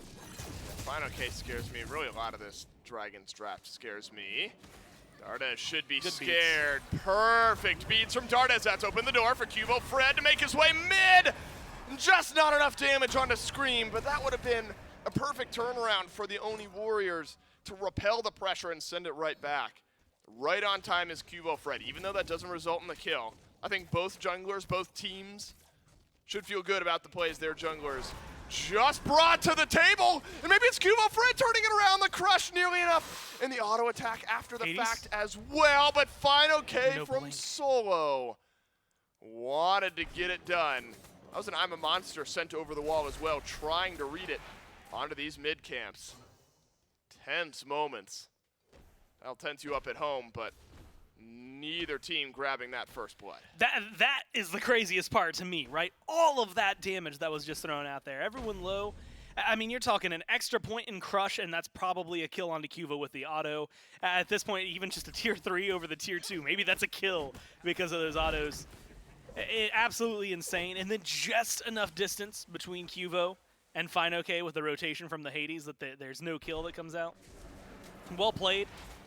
By both teams, right? The initial engage from the Warriors really being able to read the aggression. You had highlighted the beads from Dardez into the ult from Dardez into Cuvo, just being Cuvo, but the tower plays a big role in deterring that. And then I thought was going to be a wild fight back from the Dragons. Did not expect them to have that much damage and that much potential to turn that around. I thought for sure we were about to watch the Warriors get a 2-piece kill. And then we were going to start talking about how First Blood affects them, how they're going to turn that into a massive lead, or what they can do to turn that into a massive lead. And so being able to kind of pump the brakes, get a lot of aggression out there without actually finding any of those kills, I'm impressed by both squads for the engage and the disengage. I think, again, that shows you good timing on the mind of QvoFred here. And also, what we talked about early in the game, the willingness to get aggressive. The fact that the Pele was there. Realized Dardez was out of it, but then was like, look, we got an opportunity to flip this around. This is a good one for the Oni Warriors as well. QvoFred over on left. PandaCat dueling out with Vote. Gotta still have jump. Indeed he does. Stun! Beads down by Panda, but that's a dash forward from QvoFred. NeilMah's here. Talk about a first blood there for the Oni Warriors. Mike speeding away. Will disengage, but right on time, it's Pele. Now, a little bit of setup. I thought maybe the Dragons could go for some more. Scream just in that weird area. Aegis as well being down. Your ult's there. Maybe you go for some setup. But with that kill onto Panda specifically, first off, they get Vote into a good spot. Already behind in experience. We saw him hit 5 first. We saw him hit 6 first. We saw him hit 7 first. And so that's a big deal, I think, for the Warriors duo to make sure that Vote's back on that farm grind that he was on earlier. Now Neil's up in the air. Yeah, with Maui coming around, it could be big. Well, Neil's going to get pulled right back in by Mike. This will be a return kill for the Jade Dragons. This one's simple. Haven't seen a support die for the Obelisk in a little bit of time. But now one kill traded back. Since game 1. Did it happen in this Mike set? died in game 1 going for the Obelisk. You're right. That's right. I thought he got out. No, you're right. You're right. He did die. He was on. You said that, and I was like, you're right. It's been ages. It's been an hour and a half. It's all relative, you know. It has felt like a long time since game 1 rolled around. You're absolutely right. I've seen it a couple of times in this set now. I couldn't tell you all 10 gods that were in game 1 right now. There's a Bologna. We already talked about that one. I think there was a Maui. Yeah, is that what Mike was? No, he was. Oh God, we're aging. You know what? Let's back out. Yeah, let's back out. Abort. What's important now, though, is a kill given back to Scream, and so both junglers on the board early here in game 3. Actually, even bigger deal as well, just being able to get something for the Naja. Although interesting that, admittedly it doesn't matter where that kill goes. It's honestly best on Scream or Pegon. But we saw it the other day, and actually I'm going to bring up Sino because the Titans made it look really good. But the Naja synergy and the setup machine that it can be, I think Scream has to bring and can bring that exact kind of potential. I would not be surprised if that is just the story that we start to see, let's say 7 minutes plus from here on out, right? When suddenly you're looking at late game, you've got like Scylla with 3 items finished, and you see Scream take someone up in the air, they come down, whether it's a crush and a sick'em, or it's I'm a monster. Whichever one it is, it's a death, right? And so you're going to be looking at some really good damage, I think, from Pegon. And a very, very big stylistic change from the Merlin that we saw 2 games in a row. I mean, going from something that is burn potential, kind of always there, ever present in these fights, dealing damage, to now a huge burst god. I'm going to watch Pegon with a lot of interest. Also just because, in my mind, I mean, talk about a career with rookie. great interest. Yeah, watching his career with great interest. Put that on the TV this morning when I left, by the way. It is just insane. Close. I mean, for a rookie year, what Pegon has done this year, I think, no matter how this game goes, no matter how this set goes, no matter how this weekend goes, it's been insane. But Nika hurts. 1 game from qualifying for him. It's the biggest game he's probably played in, right? Yeah, big ups for the mid laner for the Dragons. Yeah, he's been a fantastic addition to the Jade Dragons team. I would argue, unless something obvious is escaping me, like a game 1 death around the obelisk is probably the biggest game of Pegon's career so far, guaranteeing a spot at Worlds. No small task. This would be great for the Oni Warriors. A pick on a Scream would be fantastic. You're going to need QvoFred to get it done. Aegis is out from Scream, and the burst damage just enough. Now another for the Pele. And I'm a monster. Doesn't do much, if anything, to QvoFred. And a pullback from Mike. Also, not worth mentioning at the end of that fight. Another clean pull for the Oni Warriors. This time, though, it's a red buff dropped by the Jade Dragons by Scream, so something gotten in return. But you'll still take a kill onto your Pele. And I'm having flashbacks. I mean, I mentioned and talked about specifically Sino because the Naja, but, thinking of the Titans actually yesterday when we were watching them go up against the Leviathans with a Maui having the Scylla, like big team fight oriented ultimates. And there were a lot of moments similar to that one where the I'm a monster missed, the giant island from Maui just doesn't really bring too much to the table at the time. And so I think that the Dragons have to be very careful not to fall into a very similar pitfall where the Warriors are just going to be able to get away off of the merit that you missed all your abilities. So looking at that, it's a really good pickup again for the Warriors. Finding it onto Scream helps slow that down, get Qvo into an even better spot on the Pele. I think that really does enable Qvo to be more hands-on, and that's how the Warriors find success. I was wondering if Nika was potentially in a bit of trouble. Scream was hovering on right. Stinger onto Pegon. Sentinel out, so Pegon will be okay, but gets the Aegis down. That means Gold Fury opened up now.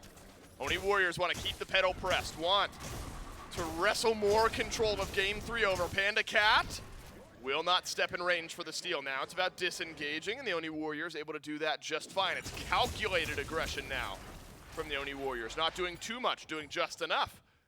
And just enough is now a Gold Fury plus Aegis off of Pegon in mid.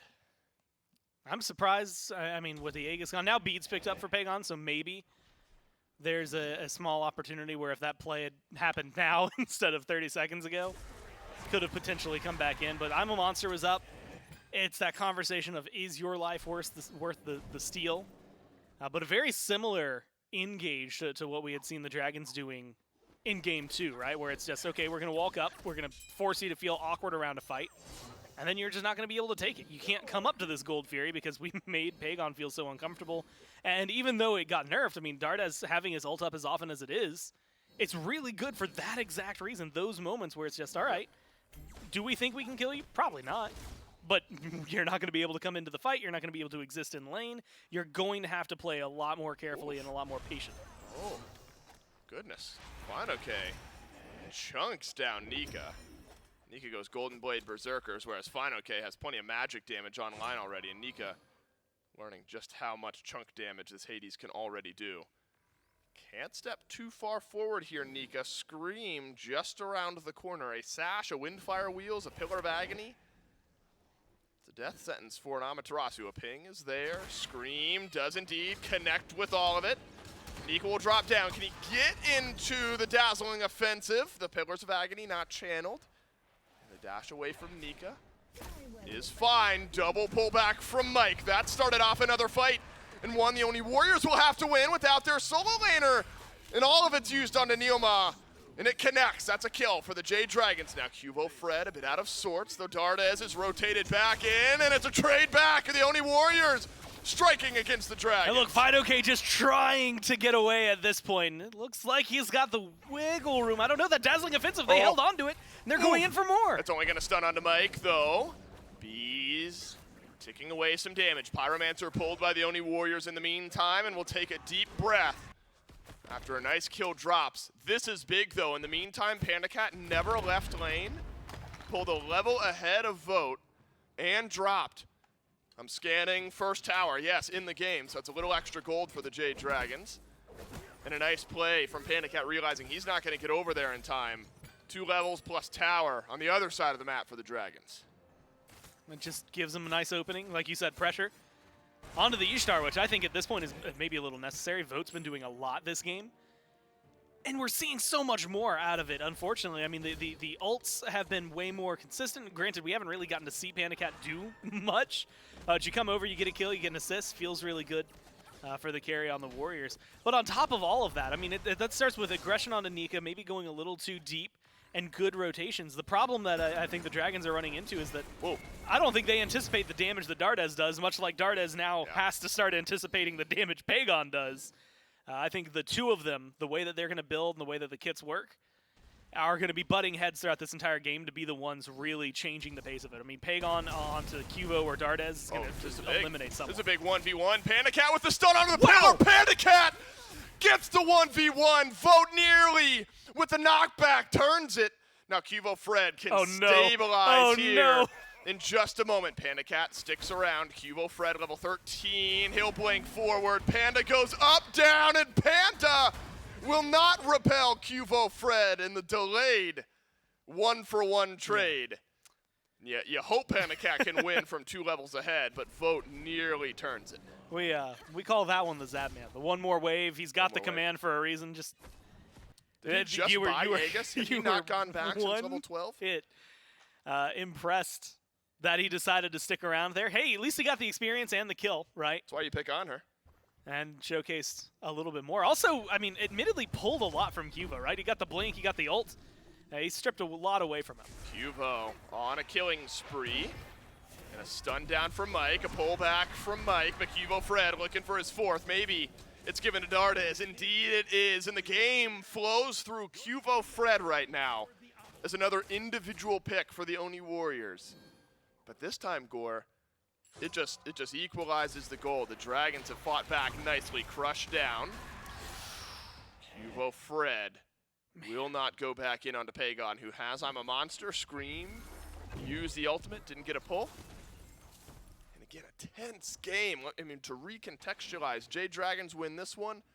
They go to Worlds, Oni Warriors go to play-ins early in January. Oni Warriors have plenty left in the tank. It's a Primal Fury pull, and it's a Primal Fury confirmed for the Oni Warriors. And now, they'll head back and spend up some of that hard-earned gold. And you got to talk about Scream there, I think more than anything, just because the kill for Cuvo feels great, right? They kill off Mike, give that one over to Dardez. Cuvo then gets aggressive. He's going in towards the red buff. You burn the beads using the sash, using Sikkim, and the crush. Easy pull away. Cuvo's getting low. It's a guaranteed death for the jungler. If Scream hits that ult, just goes a little wide. And after pulling the beads, I mean, that's a really big deal. Unfortunately for the Dragons, that makes it so much easier to say, well, I just wasted a lot of their utility. The ult's down for Scream. They can't fight over here anymore. And leaves a nice wide open Fury for them. And now being able to pick up 2 for the Warriors. Granted, they haven't maybe amassed this massive gold lead, but they've been getting neutral objectives and winning these small little skirmishes. It's going to translate well into the late game if they can keep this level of pace up. Gold fine for the Warriors, but as we've seen, the Jade Dragons with some level leads in some critical areas, especially with Mike. And Cuvo had a little bit of a lead over Scream, but now that's shrunk. It's really, honestly, it's akin to the early goings of our first rendition of Game 2, where somebody in the dual lane has this nice lead, but can the Dragons turn that into an objective. They'd sure like to turn it into a fire giant. They've pulled the big one. And now trying to chase down NeilMah potentially. Nika, dazzling offensive, but he is alone in the backline. Stuns 2. His health bar low, uses the beads. Now QvoFred for Pegon, gets the Aegis. Panda will clean up a kill on a Neil. Photo has flipped it around. QvoFred cannot dodge the island. And he's brought back the autos right into danger. PolarBearMike now flips the second kill of this fight, and a 2-for-1 for the Jade Dragons. Looks good around FG. You'll make that trade every single time, right? Jungle goes down, you lose a frontliner. fineokay is more than fine dying right there. And just being able to set it up, Qvo almost got out. I mean, he is narrowly dodging some of these autos coming from PandaCat. Panda turns his attention elsewhere. I was really worried for Nika, though, I think more than anybody. Unfortunately, it does end up resulting in some team members falling down. But it is a really, really good play from the Dragons to just collapse in on him, kill him off. Also have to give the shout-outs, as it was pointed out to us just now. fineokay's damage with the 1-1-1-1-1. Which is better, the 1-2-3-4-5 or the 1-1-1-1-1?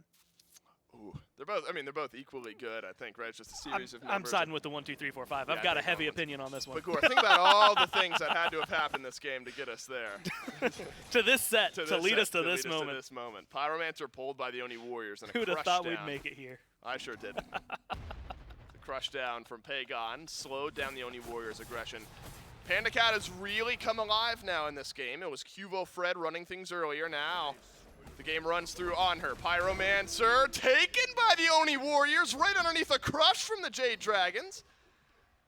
And that's one you'd like back maybe if you're Pegon, and a nice steal away from the Oni Warriors. And again, Gore, we are equalized. The thinnest of margins. No margin for error for the Oni Warriors here in Game 3 or Game 4 or Game 5 if we get there.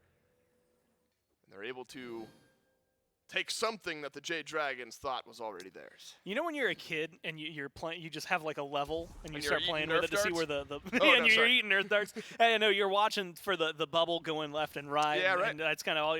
That's what this game has been, right? It's going one way then the other. You're just watching it go back and forth. I for one am terrified. It's completely stabilized. Right now. Yeah. And now we're in a spot where, honestly, it's so uncomfortable. I think for both sides because the burst potential from a double ult from the Warriors when it comes from Dardez and Qvo, you're dead. If you're Pegon, you're just dead in an instant like that. If you're Scream, you're just dead. Things like that. Same thing can be said. If you get picked up by Scream, if you get pulled by Mike into anything that Pegon and Panda are waiting for, you're dead. And so I think that we are entering a very volatile state of the game. And we've seen the Warriors, unfortunately, take a couple of steps out of position at times, and that's what I'm most worried about in their team fight. Oh my goodness, what a call this is from the Oni Warriors. A game-changing, a world-changing call, and the Oni Warriors will pick up the Fire Giant as well as a double stun onto two members of the Jade Dragons. Now is PandaCat's time to shine. He will jump in aggressively, and NeilMah is the sacrifice. The Oni Warriors will take that trade. NeilMah dead for 35. But Fire Giant on 4, the riskiest of calls. Then it pays off for the Oni Warriors. What we're about to see, though, is this a call where you just took the Fire Giant from the Dragons, or is this a call where you're the Warriors with the Fire Giant? Those are two very distinct different things. And so far, it has been, we took it away from the Dragons, not finding a lot of advantages with it. There's still plenty of time for the Warriors to maybe utilize it. But you lose a tower, you lose a kill, you lose a Fury. Couple of things already coming up in favor of the Dragons. They've still got 6 towers standing, so a lot of work for the Warriors to do. But going back to talking about the level, the fact that it's equal right now, and you can hold it and you can see the bubbles right in the middle, means that when the Warriors start knocking these towers down, their gold lead is going to just jump by and far ahead of the Dragons. They might even be able to find some picks in the jungle. I mean, you know, you're lulled into a false sense of security right now, 22 minutes in, all 6 towers up. Those tier 1s mean hardly anything in terms of protection, so I think the Dragons have to play this carefully. I'm looking a little bit at PandaCat right now because he's in the middle of the map, but definitely for the rest of the Dragons over on the right-hand side. Well, most of the Dragons, what was gold lead, was in their towers. A little skirmish on the right side of the map. That's Dardez picking up a kill onto Scream, but Pegon immediately sends it back. In a moment like this, if you're the Dragons, you're maybe sensing if we can just slow down this Fire Giant push, we're feeling okay about things. Scream has died three times this game now. Dardez, that's his first. But again, Gore, important now. Push power, maybe a bit limited from the Oni Warriors. One of their 2 ADCs gone. Maybe that's the calculation there from the Dragons. Could open up, like you said, maybe some positioning. I mean, honestly, I think Dardez going down. Like at this point, if Scream's life is getting traded for a kill, I personally like it. Well, let me say, like it is maybe aggressive there. It is fine for Scream to die in engagements where they get at least 1, maybe get 2. I think there are several moments though where he has to play that very cautiously. You go in and you die there, and nobody gets picked up. It is going to be a difference maker, but it's worthwhile trading, right? Very similar to like if Mike gets traded for 1, you usually feel like it's going to be worthwhile. Careful. And that's admittedly a better kill because they've been missing out on a lot of those. They've been going for Neil. I mean, Neil's got 4 deaths on him. It's great to shut him down a little bit. He's 2 levels behind, but you can only do so much with that kind of positioning. You need to start killing these carries, and I'm happy to see that the Dragons have at least found their way to them. You can tell the Jade Dragons, though. This is very cautious moments from the Oni Warriors. They've got FG. I imagine the Dragons won't step up to this tier 1. Remember, I was mentioning it a moment ago. The Jade Dragons have the tower advantage. That's where a lot of that gold lead did lie. There's still 1 more tier 1 tower for the Oni Warriors to knock down, and so the game will all be equalized here in maybe just a moment. Fire Giant with just 40 seconds left. The big advantage that the Oni Warriors pulled will soon shed away. So if you're the Jade Dragons, you're not feeling like the game has been taken away from you on an early Fire Giant call from the Oni Warriors. Maybe more equalized than anything else. So we are officially reaching that point, Gore. We are reaching level 20. We are reaching full build. And everyone very, very close to one another. Now, both ADCs have gone a very similar route. Both have sold off their starter. Panda has been able to afford a tier 1, little baby shuriken. Vote, nothing just yet, but he'll head back and likely buy something up. Same exact itemization here. On a knife edge, Gore. Hopes of the Oni Warriors to qualify to Worlds today. Right on what you would assume to be this next Fire Giant fight in 45 or so seconds. I mean, I've got to give some credit to the Dragons, right? I mean, you're looking at a power play for the Warriors. You want to give it a, well, I guess call it a penalty kill for the Dragons to have it be just 2 towers that they lose, right? And a death on the Scream. Like, a very, very simple amount of defense there, but because they played so aggressively early on, because they got that kill on a Neil that then turned into a tower, that then turned into a Fury, they kind of pulled away all of the other options that the Warriors could have had that skyrockets that, to the point where, I mean, you see that little bit of a divot earlier, but we finally saw someone pull something of a lead, but I mean, we're still hovering around the exact same area we were around the next Fire Giant, except this time around, the Dragons have much better positioning to try and get to the fight. It's all an experience. That's the only tangible lead in this game, and it's only between the 2 supports. Who's going to get picked? Is it going to be NeilMah? Yes, for now. But the health bar won't reach 0. 50% maybe. But without teleport, it's going to be a momentary advantage for the Jade Dragons. They, the Dragons, you'd argue, have the better confirm. They have the I'm a Monster. They have fineokay to set up a fight, and the Jade Dragons have the FG. I love this. And an immediate disengage. No interest in a fight after the fact. Just damage onto Neil, and I'm a Monster for the Jade Dragons. Gives you over your first FG of the game. And now it's the Jade Dragons' turn to siege up the base. It's exactly what you say, right? You've got Pegon, best secure that's going to be in this game by far, and just get the objective, right? That's the main goal. Get in, get it. You're equal, and you use your ults because they're used on the objective. You don't really want that fight afterwards, so I love the fact that they disengage, and they disengage so cleanly. And unfortunately, now we're in a scenario very similar to Game 2 that we just saw, where you step up to that Fury. Maybe the Warriors could have burned that down before the Dragons got there. And again, hindsight, maybe it's 2020, but I like this. Reset for a defense. Good from Nika. And if you're looking at it, yeah, you need to find any advantage you can. Take down a tier 2, make sure some of this gold gets matched. And you have to figure out where your defense is going to be. The island from Maui, that ability to just pull someone straight the hell out of the Phoenix line is really going to be devastating if it lands on like Dardez, if it lands on Qvo. I mean, any of these that have low mobility or easily blocked mobility are going to have to play very carefully around Mike now that he has his ult back up. And then the follow through that the Dragons are going to have is going to be even more of an issue, I think, for the Warriors to have to face and deal with. Now you're looking at one tower standing, right? A lot of gold in the pockets for the Dragons. Ooh, this is big. If Qvo's looking for it, who's teleporting in? Is that Nika? Yes, it is. fineokay uses his dash, uses Pillar of Agony. The rest of the Jade Dragons coming back from base. A dazzling offensive.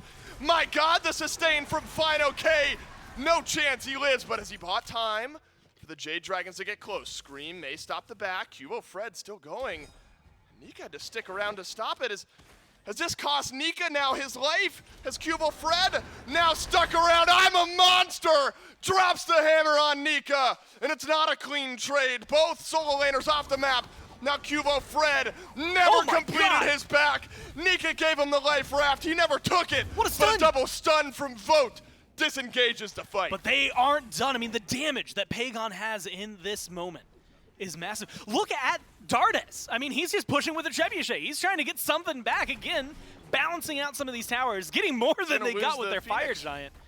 They're going to lose a lot. I mean, they're 2 down right now to try and defend a 3v5. Vote does not have ult. Mike does not have ult. No, I'm a monster either. Now it's time for good old-fashioned damage. To get it done, Sash onto Neil. Yes, that's good. No wind fire wheels and beads. I'm impressed. Bees spread out a bit of damage from Dardez. So, eye for an eye so far from the Oni Warriors. They've traded out some tier 2s with the Jade Dragons. The map control has not completely been ceded. Though right side Phoenix a bit hobbled. Jade Dragons Fire Giant will fall off in 45. Gore, we're in a very, very similar spot to the previous two. Now, but the wind conditions. Yeah, it gets even more awkward, right? You've got Phoenix's wide open. God, on that's both such an awkward sides. play from Nika and Dardez. It felt like one wanted to go back. They both wanted to go back. Yeah. Qvo's channeling his back, and Nika's body blocking for him, and then Qvo cancels his back, and they nearly both died. That was nearly a game-breaking moment from the Oni Warriors. It was just shy. I mean, there is a point where if the Sash, it was just right next to the blue buff. If it had like 2 units extra, that connects onto Qvo, and it's another death. And I'm still, I mean, admittedly, really impressed with the fact that they mitigated so many of their losses. Now they might even be able to turn it to an advantage. Scream has turned it around, though. A Scream baiting. The Scream allowing the Dragons back in. He'll get the Windfire wheels. Vote beads. Dashes away. Pillars of Agony doesn't do much. But there's your combo. But what's this damage in the back? It's QvoFred going massive. You beautiful human has turned 2 for the Oni Warriors. Potentially a 3rd onto PolarBearMike, who will make it up and over. And the Oni Warriors with a clean 2. And look, even if you get this 3rd, you are set up beautifully. Although now, they might be giving up some of the advantage. Granted, 30 seconds till the Fire Giant comes back, but that's where your eyes need to be. You've got 30 seconds without 2 members, about to be 3 of the Jade Dragons. From Fred. I mean, talk about buying your way into a Fire Giant here, and it's going to be enhanced as well. 7-1 and 2, Qvo. He does not want to be done with this set, and he is making sure it does not end here. This is one. I mean, hate to call attention to it. You'd love to see a player cam on QvoFred in a moment like that, because you know Qvo's yelling. He's hype. He's hype in the booth right now. Can the Oni Warriors convert 3-player advantage into an enhanced Fire Giant, the best advantage any of these teams can get? The answer is yes. Now it's down to base defense time for the Jade Dragons. Can the Oni Warriors strike gold for the first time this set? Looks like going back, spending up some gold is the answer. And how about that dive from QvoFred and the pick out from the Oni Warriors? They sent Scream just a bit out of position, and I was worried, Gore. I was worried the Windfire Wheels is going to allow enough time for the Dragons to then cycle in and win that fight. Yeah. QvoFred, Vote and Dardez blow up the back line before anything can happen. Yeah, if it won for, honestly, as much as it is, like, I think, like you said, you have to give Vote and Dardez some credit because the Hunters throw out a lot there. But also there's a reason that Qvo's top damage on the team right now, and that is just because he makes such a beautiful beeline to the back line, gets in there, and it would have been the beeline to the back line. You're right. It was he made the beeline. Qvo made the C line. Sure, let's just go with that one. Pegon, I think otherwise has, like you said, beautiful setup, screams up in the air. He comes crushing down. I'm a Monster connects. There's a lot of good damage, but because they eat so much in the blink of an eye, crumbles beneath their feet. And so really, really well played for the Warriors. Again, a tug of war that this game has been. And if you're talking, well, tier 2, yeah, that's going to be an easy one. Phoenix line, you've got some decent defense from the Dragons. And definitely a lot to worry about if you're the Warriors, but with backdoor protections eliminated from the enhanced FG, it's definitely a lot easier. I feel like you might need Nika in a much more favorable position. I like where they're at, though. Pushing the waves up, trying to make sure that they stay a little more balanced. This is smart, right? You can siege 2 Phoenixes at the same time here, no matter where it is. And if they're on opposite sides of the map, then I guess so be it. But the rotation might take somebody a little while to get from right to left. And really keeping fineokay out of the fight then. If it's fineokay who's going to match Nika, Hades pivotal to the siege potential of this Oni Warriors team. Now Nika reaches the right lane. The rest of the Oni Warriors will step forward over on left. A 4-1 split. It's a big one. Not mid and left or mid and right. It's complete opposite sides of the base. And maybe go an active call, because that type of chunk damage onto Nika can totally flip around a base defense. An active choice to try to pull fineokay over, but QvoFred now is going to pull some minions toward mid. Oni Warriors in the past couple of weeks have had trouble fully closing out games. A fantastic opportunity to get yourself back in the set. Cannot mess up this siege. And you have to be able to hold on to it. A minute 20 for the Dragons to try and keep things going. And that's a huge miss by Mike. I mean, if that pulls somebody in, you're talking about a kill and a lopsided fight. But it does cost a little bit, right? You have to spend an ult from Vote. Still maintain your relics, which I think feels really solid, but you just might got to make sure that you can keep this kind of status quo. It keeps things in your favor just slightly. But otherwise, yeah, the Magi's Revenge proc as well onto Dardez. Helping out massively. Otherwise, we're talking about a very skewed fight. The Dragons maybe even surging forward from the Phoenix instead. Yep. We're right back at the line. They've got minions on right and mid, so they can separate to go for a push, much like we see Qvo going for right now. Now, this is a very dangerous position to be in for both squads. It can go wrong if you're the Warriors and you take off or bite off more than you can chew. Here's your fight. Nika walks forward, gets the dazzling offensive onto one. fineokay searching for the back line, but he only finds death around the corner. He'll escape this time, and so will a few members of the Oni Warriors. Low health bars. fineokay is going to head on back to Fountain. A pull in from Mike. That's onto Dardez. NeilMah low. Phoenix wailing away. And QvoFred didn't get the disengaged message. He is alone. Good block. With the Jade Dragons. Nearly baits in the rest of his team. And the Dragons will take a deep breath. Enhanced Fire Giant falls away. And the base of the Jade Dragons equal to that of the Oni Warriors. 3 Phoenixes open each side. It is so difficult to make a defense like that happen. I mean, well played by the Warriors to kind of crack in the way they did. Almost goes catastrophic, even at the end, and one kill there can go catastrophically wrong. Whether it's a pull from Mike that either gets avoided, whether it's ult, whether it's Magi's, whether it's a miss, whatever you want to call it. But then Qvo being able to get out of there, I'm a Monster from Pegon being just shy, will be back in time for the Fire Giant fight. But you have to imagine, I mean, if Qvo was still in the respawn screen right now, still had 10 more seconds after the Fire Giant respawns, that's a massive advantage the Dragons could have had. Coming into now a 37, let's call it 38 after the dance is done, minute Fire Giant. I mean, and this one, maybe even more important, right? Tower's gone, backdoor protections. You start looking at defenses we just saw what the Dragons can do. Pretty solid, I think, around the Phoenix line. But if you lose anyone around the Fire Giant, that changes massively with the numbers advantage the Warriors could have. The Warriors have a good defense, but it does require a few people to be maybe a little further forward than they would like. I look at Nika and Qvo, and I think they'll struggle a little bit because they have to get too close to the poke from the Dragons in order to try and make sure that a Phoenix stays alive and that they can stay active in it. So otherwise, I think this might be a case where you almost maybe do or die for both squads, but maybe feeling the pressure a little more if you're the Warriors.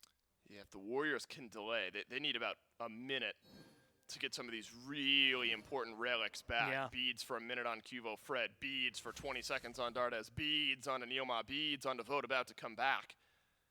You've got 3 My Guy's revenges between Nika, QvoFred, and Dardez, so that'll absorb a bit. This is what happened with Dardez on the pullback from PolarBearMike. So you do have an initial bailout at the cost of a little bit of damage. But if The Jade Dragons with the more aggressive positioning. Remember, Fire Giant #1 for the Jade Dragons was won off of melting down NeilMah and just pulling in the face, getting yourself a 4v5. Whereas the Oni Warriors on the enhanced Fire Giant baited in the Jade Dragons a bit by picking out Scream, who's slightly out of position. A Fire Giant fight that could mean the Jade Dragons going to Worlds, or the Oni Warriors sending us on to Game 4. No matter what happens this set, the loser a chance to qualify. And our play-ins in January. As Mike step forward, send out the hook. Won't find a target. That's a nice pull in from NeilMah. Mike not taken down into the threshold where he's got to leave, but he is channeling his back. We'll cancel it. We'll just back up briefly.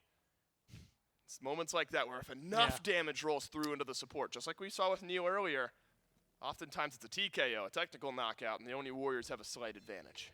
Keeping him around. It's one of those things, you're going to have HP 5 enough, you're tanky enough that missing, let's call it an eighth of your health bar isn't as big a deal. I'm more worried about what the Warriors are going to do in an instance where the Dragons just decide to pull the Fire Giant. They are a little squishier, right? That's their team comp. But Pegon has ult. Pegon is the biggest burst in the game. Pegon could just secure a Fire Giant for the team if they decide to just stick to it. Whoa, Nika's dashed forward, right into the crush. fineokay, he's been taken low. Scream onto Dardez with the wind fire wheels, but instead, it's a different target. It's NeilMah brought up into the sky. Pillars of Agony, it's found the back line. No support from the rest of the Jade Dragons. fineokay the first to drop. And I'm a Monster will not get sent. The Jade Dragons lose their solo, they lose all of their ultimates.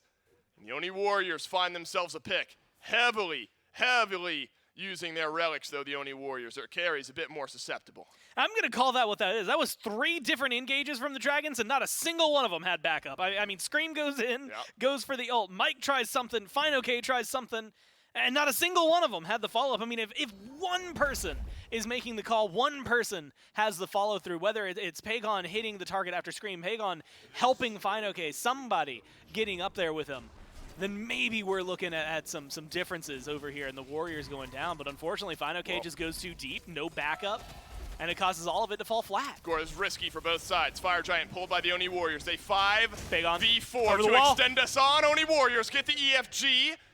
But they do have an advantage. Pegon's channeling his back. Oh no, this could be devastating for the Jade Dragons. They're in an odd-numbered fight. Scream will get away, a bit of health. And it looks like the Oni Warriors will just take the EFG. They'll head back. Now the Phoenix Sieges begin.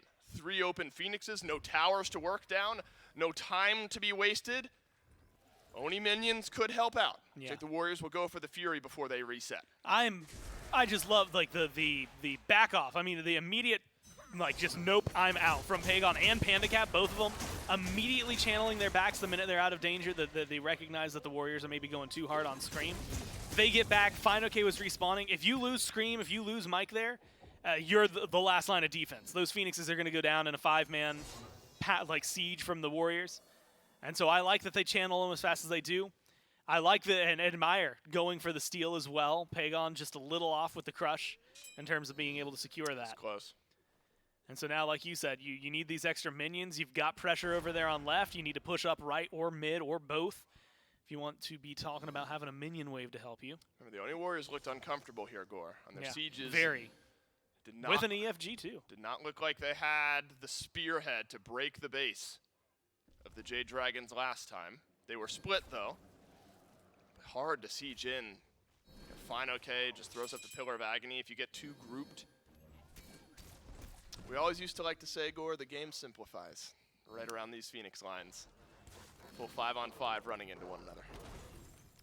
There's no split, but right now it looks like there might be for the Warriors. 2-2-1, which admittedly, as far as sieges go, not something we see too often, but this does more or less guarantee one level of Phoenix, right? Because if you go 2-2-1, match the split by the Dragons, or if you don't, Qvo just gets to push for free. Somebody gets to push for free, and then it makes it a much more simple engage. I mean, over here, if Nika can get onto PandaCat, find the kill, that's just going to open this Phoenix up wide. Oh my god, has the game just been decided now? Dazzling offensive may end it. Nika gets the pick onto PandaCat. Dardez with the left side bird, and there's no pushback.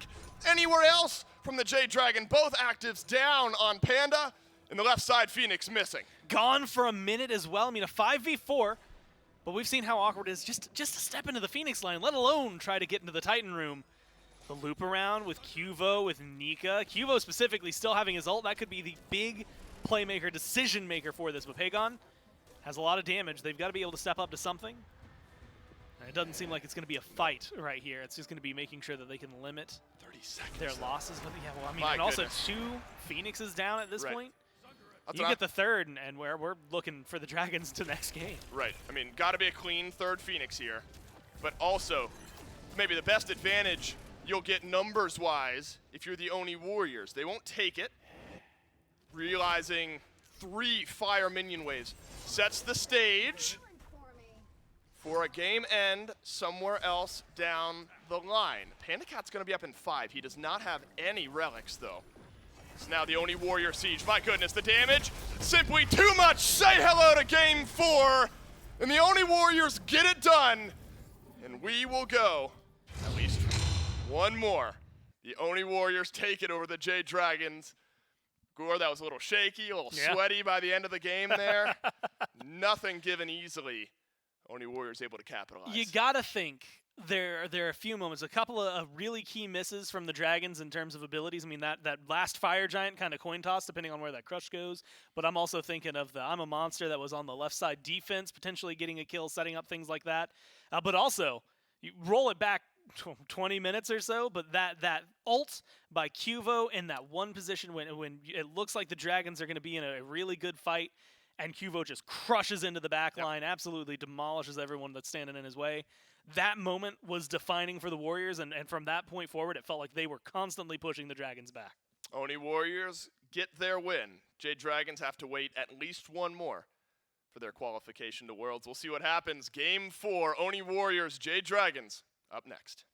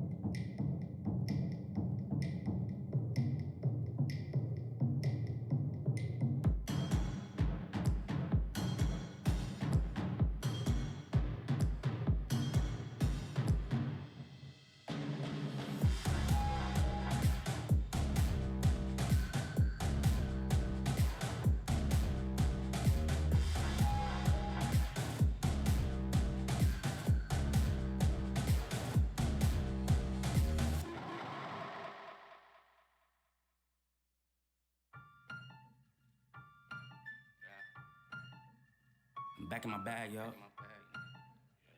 Conscious. ISO. Down. Back in my bag and I gotta brag, I do this shit for real. When we was down and we had nothing, we had to share a meal. We put the shit in overdrive with no steering wheel.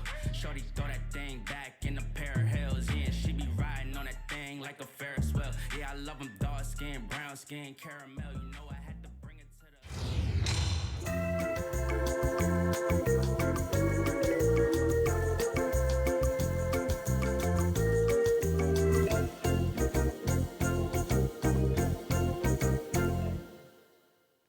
Well, the Oni Warriors stopped this one from being a shutout and instead are able to pick up game number 3 over the Jade Dragons. It means we are going to, at bare minimum now, 4 games for these two teams out here. The Oni Warriors, kind of a slow back and forth, at least as the game went on. We start pushing towards these fire giants, these 25, 30-minute dances.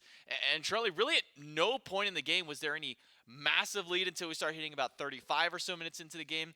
And when games get this close, when there's as contentious as they are towards that late game, you look towards late game team fights, those were still just kind of going back and forth. Really, It came down to the individual picks that the Oni Warriors were able to make outside of these fights. Yeah, I think when fineokay got picked off there at the end, it really looked like he was going to make it out. I mean, he had so much sustain. And at first, it's like, oh, he's dead. And then I was like, oh, okay, he got a heal. Okay, he dashed. Okay, and now it's like a little questionable. Then he stalled for so long.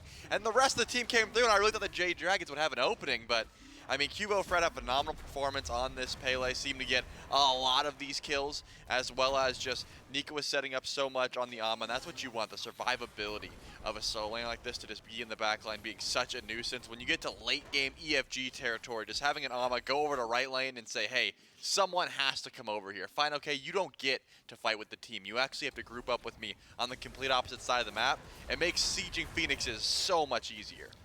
And this moment here is really where it felt like the actual turning point for the Oni Warriors to kind of bring this game back towards their wheelhouse was that triple kill by QvoFred, the chase out at the very end there to make sure that PBM also goes down. But I also remember vividly that fineokay one that you're mentioning where he gets almost picked off, gets like a 60% of his HP bar back in one, and that might be one of the first times I've given like a verbal disgust and like, I can't believe that is a thing in this game. And that's much healing. That's nerf Hades too. Yeah. I mean, I guess nerf Bancroft's Claw in this case, so it could have been worse. But he did die, and the Oni Warriors, they have stopped the momentum, and that is something that's extremely important. Of course, I guess if they didn't, they would have just lost. But the momentum completely in their favor now. They want the reverse sweep, and they're starting off with a really strong look. I mean, Qvo with the 7-1 vote had a good performance, 3-1 on the Ishtar as well. And Neil, he didn't get the kills, but the supports rarely do. They're always having that set up. The protection tread from the Gamma Ray Burst as well really makes sure that you're able to do that damage to the tankier targets on the side of the Jade Dragons, of which they had a few. I mean, Scream was going for a hybrid style build. fineokay on this Hades was extremely tanky, and of course, PBM mitigating a ton of damage as well. 60,000 on that Maui. Yeah, and I think kind of going back to the NeilMah point, something that we brought up at during the picks and bans segment, kind of right at the tail end after we saw the full draft come through, is that protection shred. And I feel that that's something that the Oni Warriors, with these compositions over the last couple of weeks, have kind of been lacking. You know, when you look back at when AMC was really popular for this team, they were always getting it. They always had that one god, that one way of being able to say, okay, no protections for you guys. We can find the one person that we want to kill, hit them with a stinger, they're going to die. They stopped getting the AMC, but it felt like they were still kind of running that same style of like mindset, even though that wasn't necessarily the composition that they had. So seeing them get that back there, adding this Atlas, bringing this Amaterasu, really feels like we got kind of a return to the Oni Warriors style of play. I would say so too. And Dardez, some of those stingers weren't landing, but once he actually landed those stingers, those targets were getting evaporated. So I'll see if he gets that AMC back if he wants to continue that performance, or maybe try something different. Yeah, we will see if Dardez gets to reprise that god in game number 4. So we jump into the picks and bans. Jade Dragons up 2-1. Remember, still on World Birth Point if they can find this one. If the Jade Dragons win game number 4, they go to the SWC in January. We don't see them all the way up until January 13th when they face off in the quarterfinals. If the Oni Warriors win, puts us now into game number 5 of the set. The Oni Warriors, if they do lose out on this one, we will see them the week before SWC, where they'll have to play with the other teams that have been knocked out from here with the Tartarus Titans, as well as with the Scarabs, Valks, and some of the SCC/SOC squads from their qualifying tournaments. the sooner you can qualify to Worlds, the more weight that is then off your shoulders for these teams, because that means you have to show your hand a little bit more once you get to those SWC matchups, to that last chance qualifier. That's something a lot of teams don't want to do. They don't want to reveal new tech or new strats before jumping into the SWC. But as far as the bans go, not a whole lot has changed. There's been some adaptation throughout the set, mainly being this Cthulhu added to the Oni Warriors ban column with the set and the dodgy. Cernos, Fafnir, Morgan seems to still be the call for the Jade Dragons. That opens up for a first pick Ishtar. Certainly does. That's a pick that's been going back and forth from both of these squads. But Dardez wanted the AMC again. I was wondering because, again, the Stingers were sometimes off the mark, sometimes they were landing, but when they did land, kills came through. So I guess that's what the Oni Warriors are looking for. They want mid-blusher here for Dardez, as well as Qvo getting to run back the Pele, a pick that he had a ton of success on in that last game. So I think the Oni Warriors sticking with what's working thus far. Wonder if they go back to the Amaterasu, things like that, but a very strong top 2 for them to go towards. I'm curious now what the Jade Dragons want to answer back with. I don't think the Naja was terrible, but Scream didn't have as much impact on the game as you would think, so maybe a switch up here for the jungle for the Jade Dragons. I wonder if Mike goes to the Yemoja, since that one is still open here in Game 4, if he goes back to the Maui. We're done with Yemoja. Yemoja out, Maui in. It's the new wave now between the supports. We got a new water-based god in the game. So Yemoja outdated, Yemoja overrated. Long how we waited. Maui activated. That's Maui, right. One of those. I haven't copy pasted in years. Yeah, It's one of those. Yeah, you got it there. I think you got it. I mean, I think they used like 2 different ones for the outdated and overrated, but Yemoja might as well slot them both into that point. For now, Yemoja completely overlooked, as well as the Maui not picked up. Instead, it's Lancelot and Merlin for the Jade Dragons. So a bit of a switch up in the jungle by Scream. We haven't seen him go towards this pick. I believe that all so far this phase for the Jade Dragons. So could be a new look for them in their jungle position. Merlin, something that Pegon has been comfortable on, did really well with earlier on in the set and so far throughout his phase. How do you feel about the top 3 of the Jade Dragons? I'm liking it. They're sticking with what they've been liking, as well as the Lancelot, I think, brings a ton of early presence, trying to shut down what QvoFred was able to do on the Pele. Definitely seems like a smart call, and it looks like the Oni Warriors are going to grab themselves that Maui. Not going to let that one go over 2 PBM in the support role, so excited to see what Neil's going to be able to do with that extra lane pressure in the mid lane, that sort of thing. The second wave of bans are going to come through now. Both solo lanes, you assume, are still open. So bans are going to fly through for both of them. Bellona going to be taken away here from the Jade Dragons. But Thor actually banned away by the Dragons themselves. I was thinking maybe fineokay would go to, but it looks like they're not risking it. They're going to take that one away from Nika. Hades still available. That did give the Oni Warriors a little bit of problems up against the Jade Dragons, but maybe it's something the Warriors can draft for themselves right now, as it is Bellona, Athena, Thor, Cupid for the final wave of bans. Option goes back over to the Oni Warriors. They've got their Maui frontline for NeilMah. They've got Pele and a Muzen for 2 of their 3 carries. Still looking to see what vote will likely stray towards this time around, as well as Nika. But I gotta imagine with this Hades up, I mean, this is something that the Warriors have gone on record to say, whether in jest or being serious, but they feel like that if Nika can get this Hades, it feels like a win condition for this squad. Feels like Hades in general has been a win con for so many of these teams, Trelly. Yeah, it definitely has. And if the Oni Warriors don't grab it, you'd think that fineokay wouldn't mind playing it either. I mean, he had a good performance on it, was able to set up a lot for the team. Sure, they didn't win, but it looked good.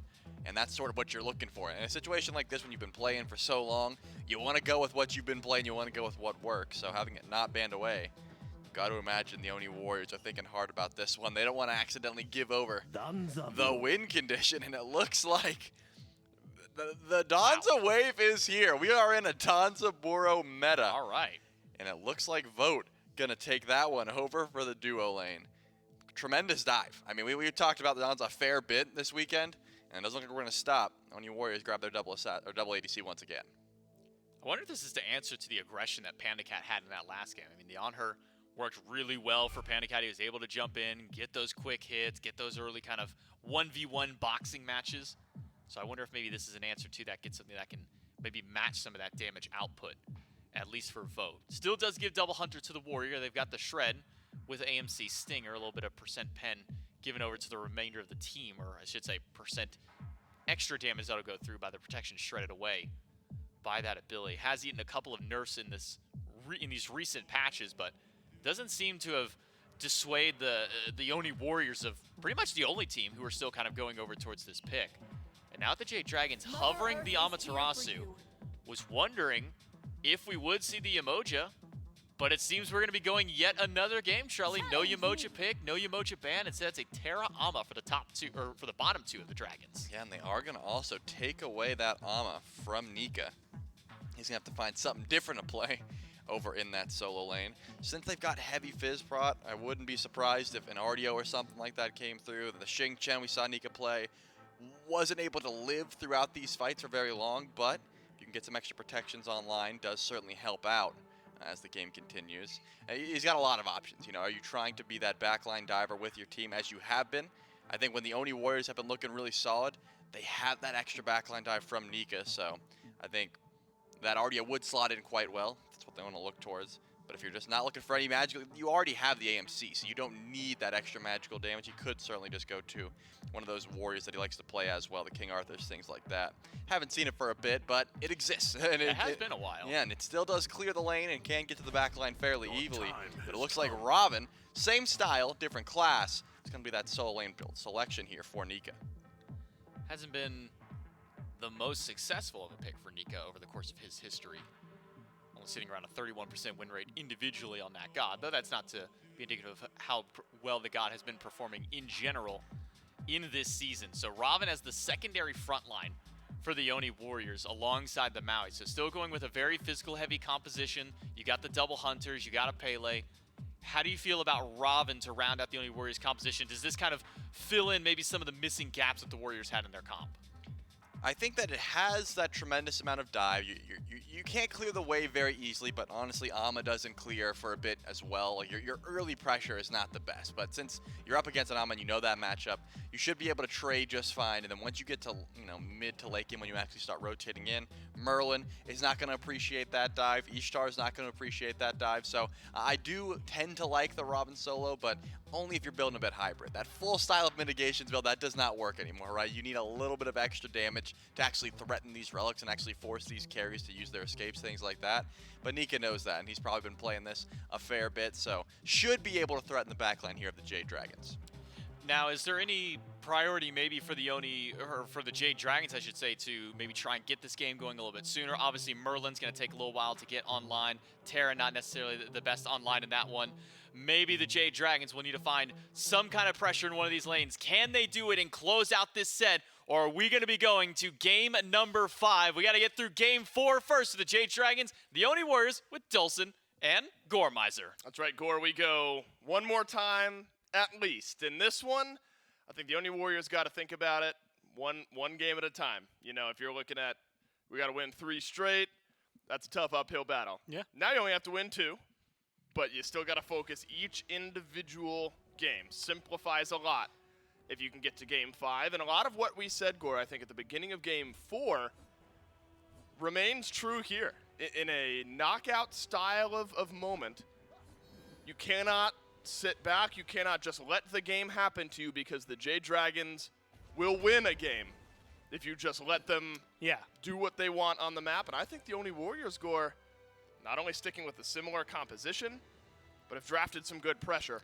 in order to get things going. Oh, for sure, right? I mean, you've got pretty much everything that you just had. Admittedly, you're swapping out the Amaterasu. That's definitely going to feel not necessarily worse. I think Ravana, if anything, is going to be a little more aggressive, right? He's going to be jumping in more often. And maybe we'll get to see that from Nika. But you get a core that does the same essence of what you need. 2/3 of it is the exact same, right? Pele, a lot of damage, good, like, backline dive. Dardez, a lot of prot shred, good damage. Admittedly going to suffer a little bit early on, but unless the Dragons just sit on Dardez for the first few minutes, maybe not going to be feeling too much pressure on him. And then Maui, all of a sudden Neil is in this position where he's just going to be pulling people directly into the line of fire for those two. Yep. I'd be worried in this instance if I'm the Dragons, because I think that mid 3v3 for the Warriors is going to be able to bring a lot of pressure. Yeah, I like the Maui pivot as well for the Oni Warriors. I mean, I'm thinking, you know, Neil looked good on the Atlas, but this is a bit more guaranteed. You get the ult, you pluck him back. Now Scream over in mid, behind a couple of the Oni Warriors, won't get the gank opportunity QvoFred goes massive in game number 3 for the Oni Warriors. A big triple kill, gives the first of the enhanced fire giants over, and really cleaned up a lot of the dive issues that maybe the Oni Warriors were having early on in this set. Repeat performance needed, Gore, because on the other side of the mid lane from Dardez on this AMC this time is Pegon on Merlin. And think back to the Merlins we've already seen Pegon play. Game 1, Game 2. Crazy damage numbers. Relatively safe on the pick throughout those games. Got to be priority target down the stretch here if QvoFred's going to find effective and efficient dives. Now a slight scrap over the Interceptor. Sunder connects onto both Mike and PandaCat. And a bit of lane priority shifts back to the Oni Warriors on the first small objective fight of the game. Luckily, your Terra, right? Healing, going to exist there for the Dragons duo. Interceptor, though, still going over towards the way of the Warriors. You have to imagine that feels a little worse for Ware. They've got good clear. Advantage has been going over there. They hit level 3 first. And so you have to imagine that sprint to 5 is going to be a really big deal. Now you lose a blue buff over on right. I mean, the Warriors, I like how they're playing this. And I think I saw Barra had tweeted it. But after game number 3, just that mental like battle for the Warriors, being able to step up, kind of overcome it. You know, Big you're down 2 win. games after it. Yeah, so it really does help kind of reset things. And much like you had said coming into this, but NeilMah, I mean, we've talked to him several times, but he said that in those moments, in those best of 5s, you go back to the World Championship run that he was last a big part of. And he said, yeah, we just do it one game. Just not focus on the fact that we're down by 2, not focus on the fact that, it's for something massive. Just, we've got to win the next game. And that's how we treat it. I have to imagine they're bringing the same mentality here, considering him and Cuvo were part of that core. And so I imagine it's level heads for the Warriors. Admittedly, maybe feeling a little hot-handed with some of the invades we've seen. They need a lot more to start going their way, right? And I think they've got it. I do agree with you. Pegon, late game, definitely going to be a really, really big thorn in their side. But I'm still very terrified of that mid 3v3. I think a lot of this game hinges on their success and a lot on Nika, right? Having an assassin in the solo lane can be pretty hit or miss. Plenty of what we saw last game. Think about Dardez simply stepping forward, throwing out the stinger, Pegon having to use the Aegis, and either dying or backing away, right? And QvoFred was right there to follow up. Now, as you've mentioned with the Maui, got that extra ability to pull back where Atlas can maybe finish off a super low health target from range, the pull yet to be somewhat close. Now NeilMah can double down on the dive if it does indeed initially connect. Do want to say, glad you bring up, Barra knows a thing or two about mental wins today. I think that Bolts team, fantastic for them to kind of wipe the slate clean after not the easiest phase 3, and now they know no matter what happens tomorrow with qualification, they'll face off against the winner of this set, the Bolts will. They know they're going to get a chance to go on a run at Worlds, and that's what these 2 teams are fighting for as well. Remember, no team out of Worlds in this event. Just 4 of the 6 that we brought to this event qualify, and the 2 that do not qualify have to go through the group stages in January. And much to that point, over the next 2 weeks, we're going to be finding some of the others. Like, we've got the Scarabs, we've got the Valkyries. We now have the Titans. And so we're going to have either the Dragons or the Warriors, and then 4 other teams. 2 next week coming from Europe, 2 the week after coming from North America. And I'm going to go ahead and tell you, if you like watching competitive Smite, you are going to have a lot of it. There's a lot of it. Up over the next few weeks. And I'm excited, again, finding those teams, especially given what we've seen in Masters throughout the year. Agreed. What I'll recontextualize is now, right? It's how can these SEC teams compete with some of the SPL some teams? of them have beaten SPL teams this year, so all of a sudden, you're looking at that first week in January with a lot more interest. That's right. You get a glimpse at how some of these teams might look. Early gank for Screammmmm. Really, it's just sending damage, trying to secure the Interceptor. No good. And so 2 for 2 are NeilMah and Vote in the Oni Warriors duo lane. Let's talk about this Danza, though, Gore. Bringing up Barracuda. Yeah. Made it look great in the Bolt set earlier on today.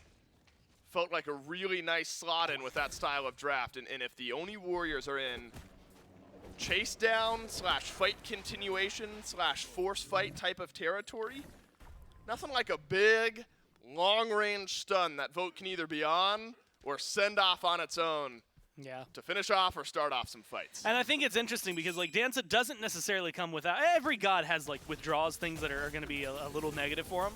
Danza is a little more shaky in terms of like the ADC pool, and we've seen it. In fact, I actually think Mike earlier today had tweeted that he was impressed that Para kept going back to the pick as early in the draft as they did, just because of how much. Granted, the Warriors shovel it down a little further. PandaCat, big purveyor, loves playing this god. I think out of every competitive carry that we've got has played it the most. Maybe, honestly, might have played it more than the rest of the league combined.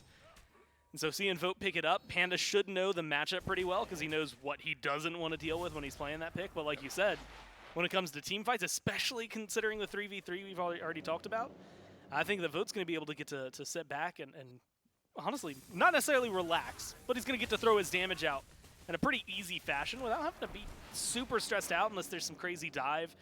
Scream, you know, Lancelot's going to be able to get back there. Nika going to be able to get back there. Definitely a lot of potential for the Dragons to make the Danza Burrow uncomfortable and turn that rocket from an engage to a disengage. Maybe first little scrap of the game. Oni Warriors, a bit of pressure towards the Jade Dragons red buff, but again, it's the calculated aggression that the Warriors did so well in Game 3, was sending pressure towards the Dragons, but not doing too much. Yes, you can see a kill or two here and there, but you don't give too much back after you found yourself a win. That's a great example of it. Not worth losing the early game over a red buff if you're not confident in that fight. Now, Vote's goal has got to be not let PandaCat get ahead here on this Ishtar, because we know PandaCat, on this pick specifically, looks near unstoppable, and much less get ahead. Love this from the Oni Warriors. Gore, send Neil and Qvo over, protect out Vote while he's picking up the purple buff. Small leads here, small leads there. That'll eventually build up. Another purple buff invade, another red buff invade. That'll add up eventually for the Oni Warriors. You have to imagine, though, I mean, you mentioned the Ishtar for Panda. Yeah. That actually might. No, it's not going to have to pause. Scream doesn't look like he's getting too aggressive. That with Pegon, which we had talked about a little bit earlier as well, but you get the two backliners that you go back to, what, Game 2, Game 1 even, I actually think, were insane for the Dragons. I mean, gave a lot to them. You get the Terra in there. I think Terra's a fantastic frontliner, and while it might not bring some of the aggression I think we'll get to see from Maui, still has a lot in the kit. The stun, the root, the healing that is going to be capable from Mike. Earlier, I think we saw them. It was, again, Game 1. Neil was playing it. Dragons go for some anti-heal to try and stifle that down. Wonder if the Warriors are going to go for something similar, just considering the kind of situation that they're in. It's not going to be an oppressive amount of healing, but it's still enough that in the middle of a team fight can cause a lot of trouble.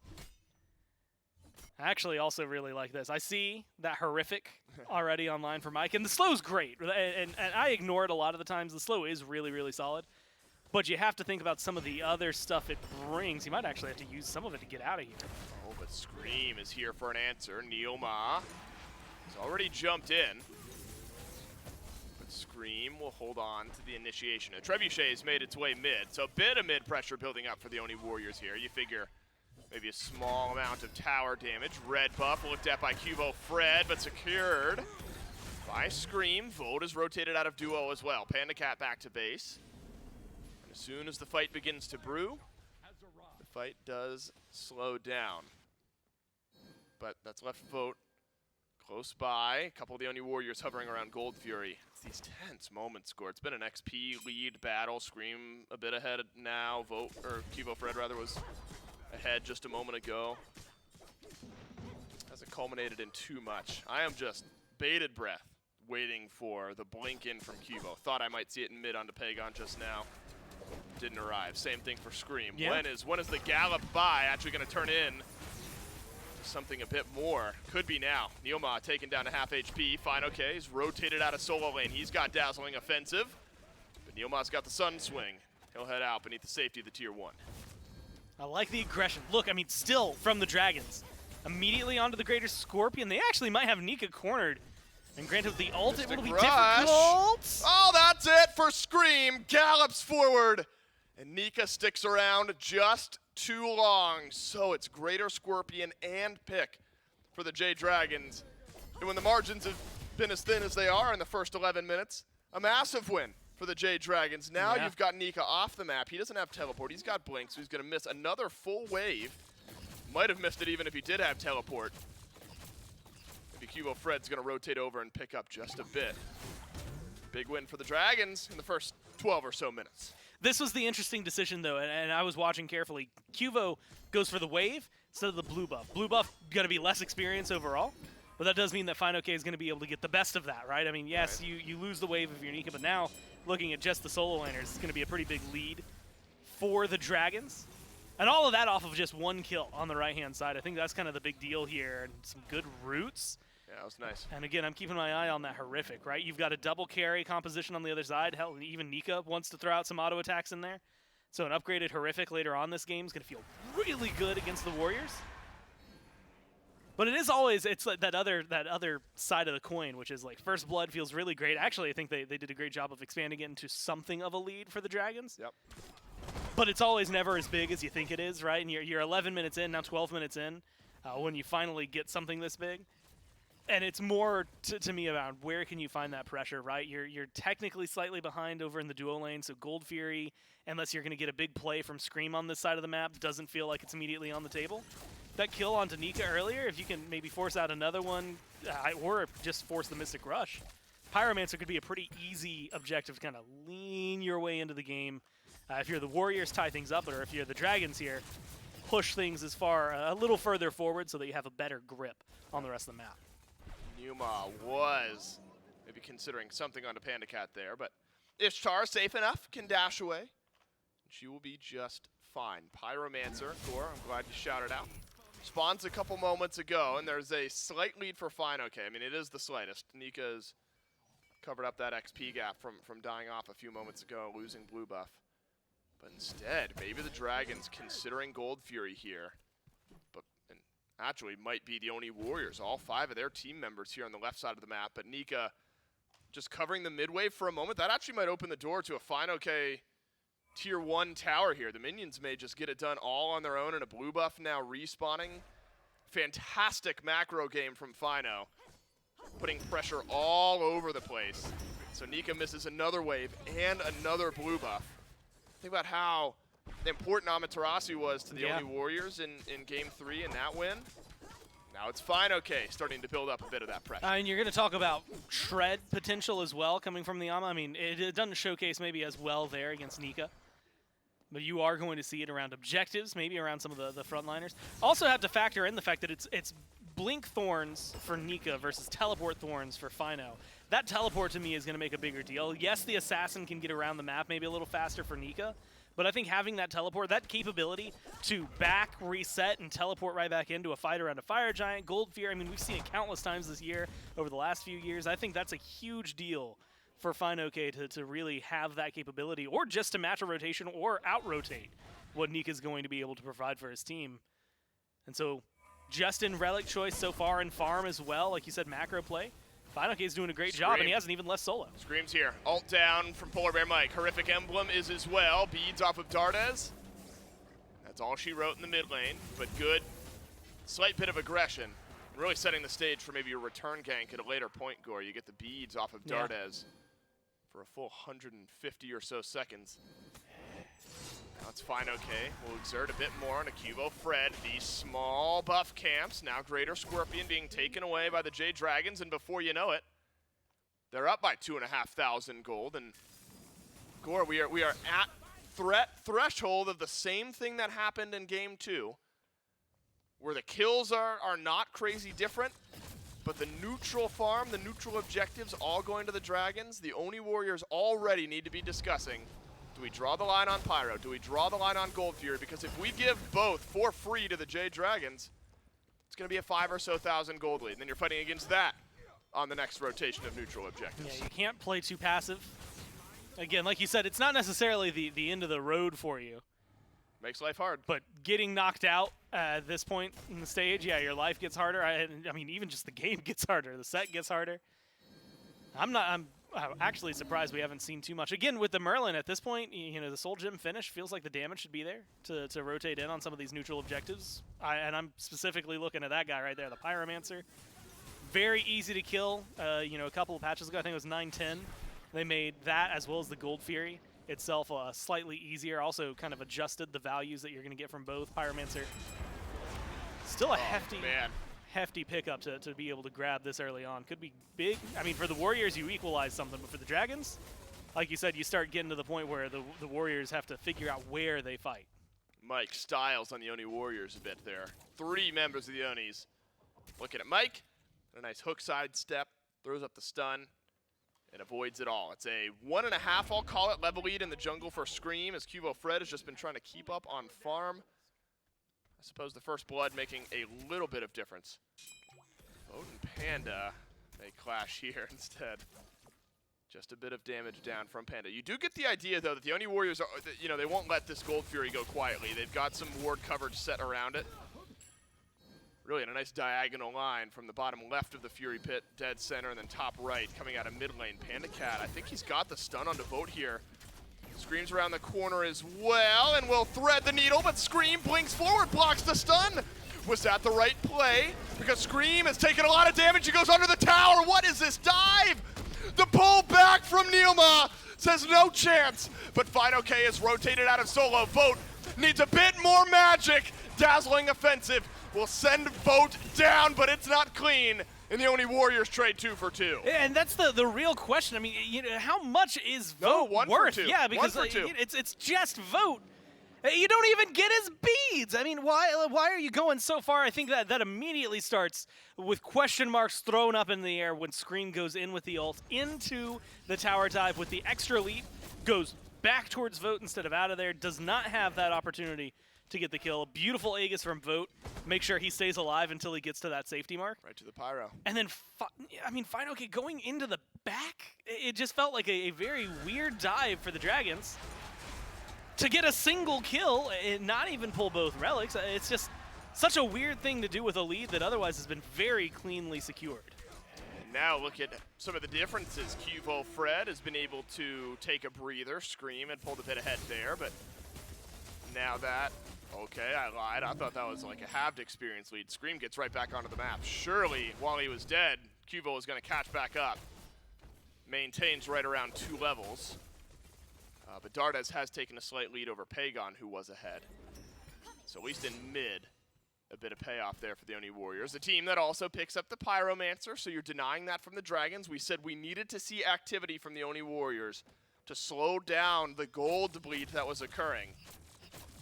It was forced upon them, but we still saw a bit of activity and really the ability for Vote to take a deep breath in a moment like that. Everything flying at you and make the play about as well as you can. Gore, I think more than anything, it's denying any further bleed out. Yeah. Doesn't really bring you back fully into this game, but makes it a lot closer. fineokay is teleported in here. Gonna be looking for the Gold Fury. I think this is the play they were trying to make earlier. I mean, look at that burn, right? If you put the Ama and the Merlin next to any objective in this game, that's gonna be what you can expect to see. Just an insta-gib for anything that is neutral. The downside is, again, they go really hard on the left-hand side. Maybe they didn't think the tier 1 was gonna hit as hard as it is. I mean, you don't necessarily have the tankiest build if you're fineokay. And then the deep dive from Scream was interesting. But if they kill off Vote cleanly there, don't drop the 2 in return, that's the kind of play I expected to see, was a Gold Fury probably into a Pyromancer, take your 3,000 gold that it was and turn it into like 6,000, 7,000, and really start to stamp out the Warriors' hopes. But instead, you know, a little bit of a kerfluffle puts them right back into the same spot that they were before, Love that right? word. Fantastic word. Kerfluffle. And now, the fight will be brought over to the red buff. This is the slow bleed that I've talked about. Nika picks up a blue buff now for maybe the first time in like 4 blue buffs. 20 minutes maybe? Yeah, now Dardez loses his red buff. It's those leads. Yeah. And you know, Scream has been there for a lot of those. That's a 2-level lead now for Scream out of the jungle. The counter idea of thought now is the Oni Warriors are saying that we can only let it be this bad, right? Where we don't necessarily have to make up all of this ground, but if we can get to level 20 on our necessary targets, if QvoFred can just stabilize, if Nika can get to level 20 in a couple of levels, great farming, by the way, by fineokay. He's at level 20 before 21 minutes. Where the Jade Dragons have controlled the farm on the map. The Oni Warriors have to really, really slow things down and try to equalize things, score maybe where they stand. That's definitely, honestly, for the Warriors, maybe an interesting spot to be in because of the amount of pressure that you can start to apply back to the Dragons at this point. You know, you're down, what, a few thousand gold, definitely something that is painful for them, but you can stamp your feet into the ground, like you said, draw the line. Fire Giant's still on the line, so it's very easy to try and make that. You're, what, 22, 21 minutes into the game right now, which gives you a little bit more of an opportunity to kind of kick someone down. We're good. We're and, going back in. draw your way back in. No worries. We're back into... Now you could feel the stress of the chat mounting. You could see my stress mounting. I was on the verge. We go back into game number 3. No worries, no worse for wear, no big swings over the last couple of minutes. But since we started talking about stabilizing gold lead, Gore, another 1,000 builds up. Yeah. For the Jade Dragon was 3,000 after the red buff invade. Now 4,000.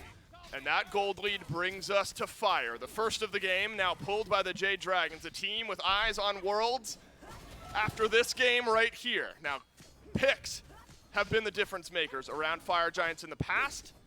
Neither team can afford to give one up. Again, Shred for the Dragons is going to be there. Pegon turns his eyes towards that FG. It's going to be very easy to burn. Secure becomes a different conversation. It's a 50-50 at that point. And I think they know that. That's why you're seeing this kind of patient play. Yes, you can start it up. Hell, you can get the Fire Giant to half health. But you're never going to be able to secure it a little faster than the Warriors. You have to make sure that you've got a nice zone going on before you can commit to it. And there's good ward coverage. I mean, right there, just out of range, dancing for Mike on top of a sentry ward that's just shy of being picked up by the one that the Dragons have laying down themselves.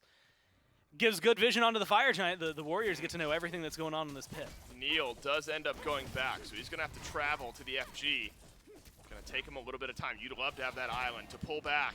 Maybe PolarBearMike right now. Fire Giant still leashed, but just fineokay, dancing around in the pit. He's sustaining up just fine, keeping it right around half HP. Haven't seen the big moment from QvoFred yet this game. Is it still to arrive? Is the Pele the one to make the big play, dive the back line? Is Vote gonna send a rocket right up Main Street, find a stun. fineokay, he wants to dive. Nika, overhead kick, avoids the CC. And I'll take a bit of a breather and a nice split push from QvoFred. Gives a bit of gold to the Oni Warriors. Little moments like that, again, small amounts of gold, but it helps chunk down what the Dragons have been able to amass. And he's in a flank position. And that actually is a bigger deal. I mean, he's got his ult, he's got his blink. I think Cuvo's the one who could steal this away. Nika, he goes in. Pegon's got to use the actives. A big stun out. QvoFred deletes Pegon. And Nika still stands. Scream will not finish the kill. It'll be Pegon. And suddenly the Oni Warriors backpedaling a bit. This is where sustain Gore so important. Mike and fineokay both have some. NeilMah, no good on the ult. But if the Dragons funneled themselves too far forward, no, they're finding the dive. PandaCat gets one on a Cubo. And look at this Panda. He uses the beads, uses the Aegis, uses the ult, but otherwise untouched. Good health bar, and is feeling clean about that re-engage. And here's where that teleport comes in handy. You get to back, reset, come back in full health for fineokay. It's a numbers advantage. I mean, you've got two people running back the long way for the Dragons. It's a 3v2 around the FG. Yeah, if you can go now, you have that advantage. Now the Dragons have to just stop the fire, or the Oni Warriors have to just stop the Fire Giant. But the Jade Dragons, they are not a team to be easily pushed around. They will immediately go back to the FG at 25 minutes, sensing a one-man advantage. Now Nika, remember, does not have teleport, so even though he's back right now, can't TP back into this fight. QvoFred is also going to have to walk all the way back to the FG pit. The Fire Giant's low, still leashed out by fineokay. Are you looking for a steal? Can Vote, can Dardez make some magic happen around the Fire Giant pit? Is it NeilMah's to steal? No, it is not. The Jade Dragons slowly burn it down, and the Dragons get the first fire of the game. Pegon's respawn, walks back in, does the last little bit of damage necessary. Nothing crazy, but it is enough to get 5 Fire Giant belts. I mean, and then the Pyro, then the Fury. You lose a tier 1 tower and all of that. I mean, a kill there onto Pegon at one point for the Warriors, but otherwise, it is a very lucrative beginning of this game. And you want to talk about power plays. 3 tier 2s that you can knock down, a lot of gold. Already starting to look at full build for some of these guys. They're definitely going to be able to get it, whether it's this back or maybe after a tier 2 or 2, they're going to be able to knock a few down. But it's just been kind of similar to what we saw. If you, again, you go back to game 2, a lot more presence overall from the Warriors, but not as much as necessary, right? Not enough that stopped the Dragons just yet. And there were a couple of moments in that last fight. I'm looking specifically towards NeilMah. There was an ult. fineokay jukes it out. Mike just dashes away from it before the island can pop out and the knockup can truly find him. Not only that, but then Qvo kind of re-engaged, unfortunately put himself in a position where everybody had to kind of commit to keeping him alive, and it didn't even work. I think there are just a few moments, again, where if something changes just slightly, the Warriors probably are able to keep that neutral, maybe even slightly more in their favor. Now, you're looking towards defenses. You're looking at maybe not even the towers, although I do think you could probably hold one if you wanted to commit all 5 to it.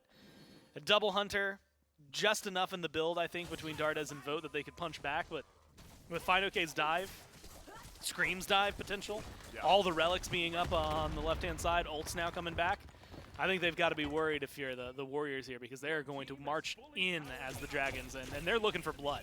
QvoFred just now channels his back, but the Dragons already at your doorstep. They've already walked forward. That's a nice hook onto PandaCat. Forces the beads and the dash away.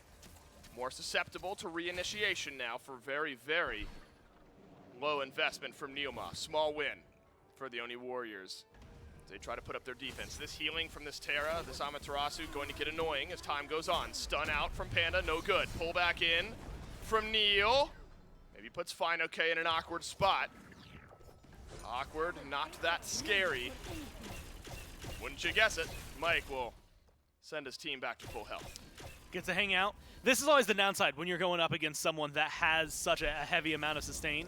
And it's just the fact that every bit of poke that even the Phoenix does is just going to get shrugged off.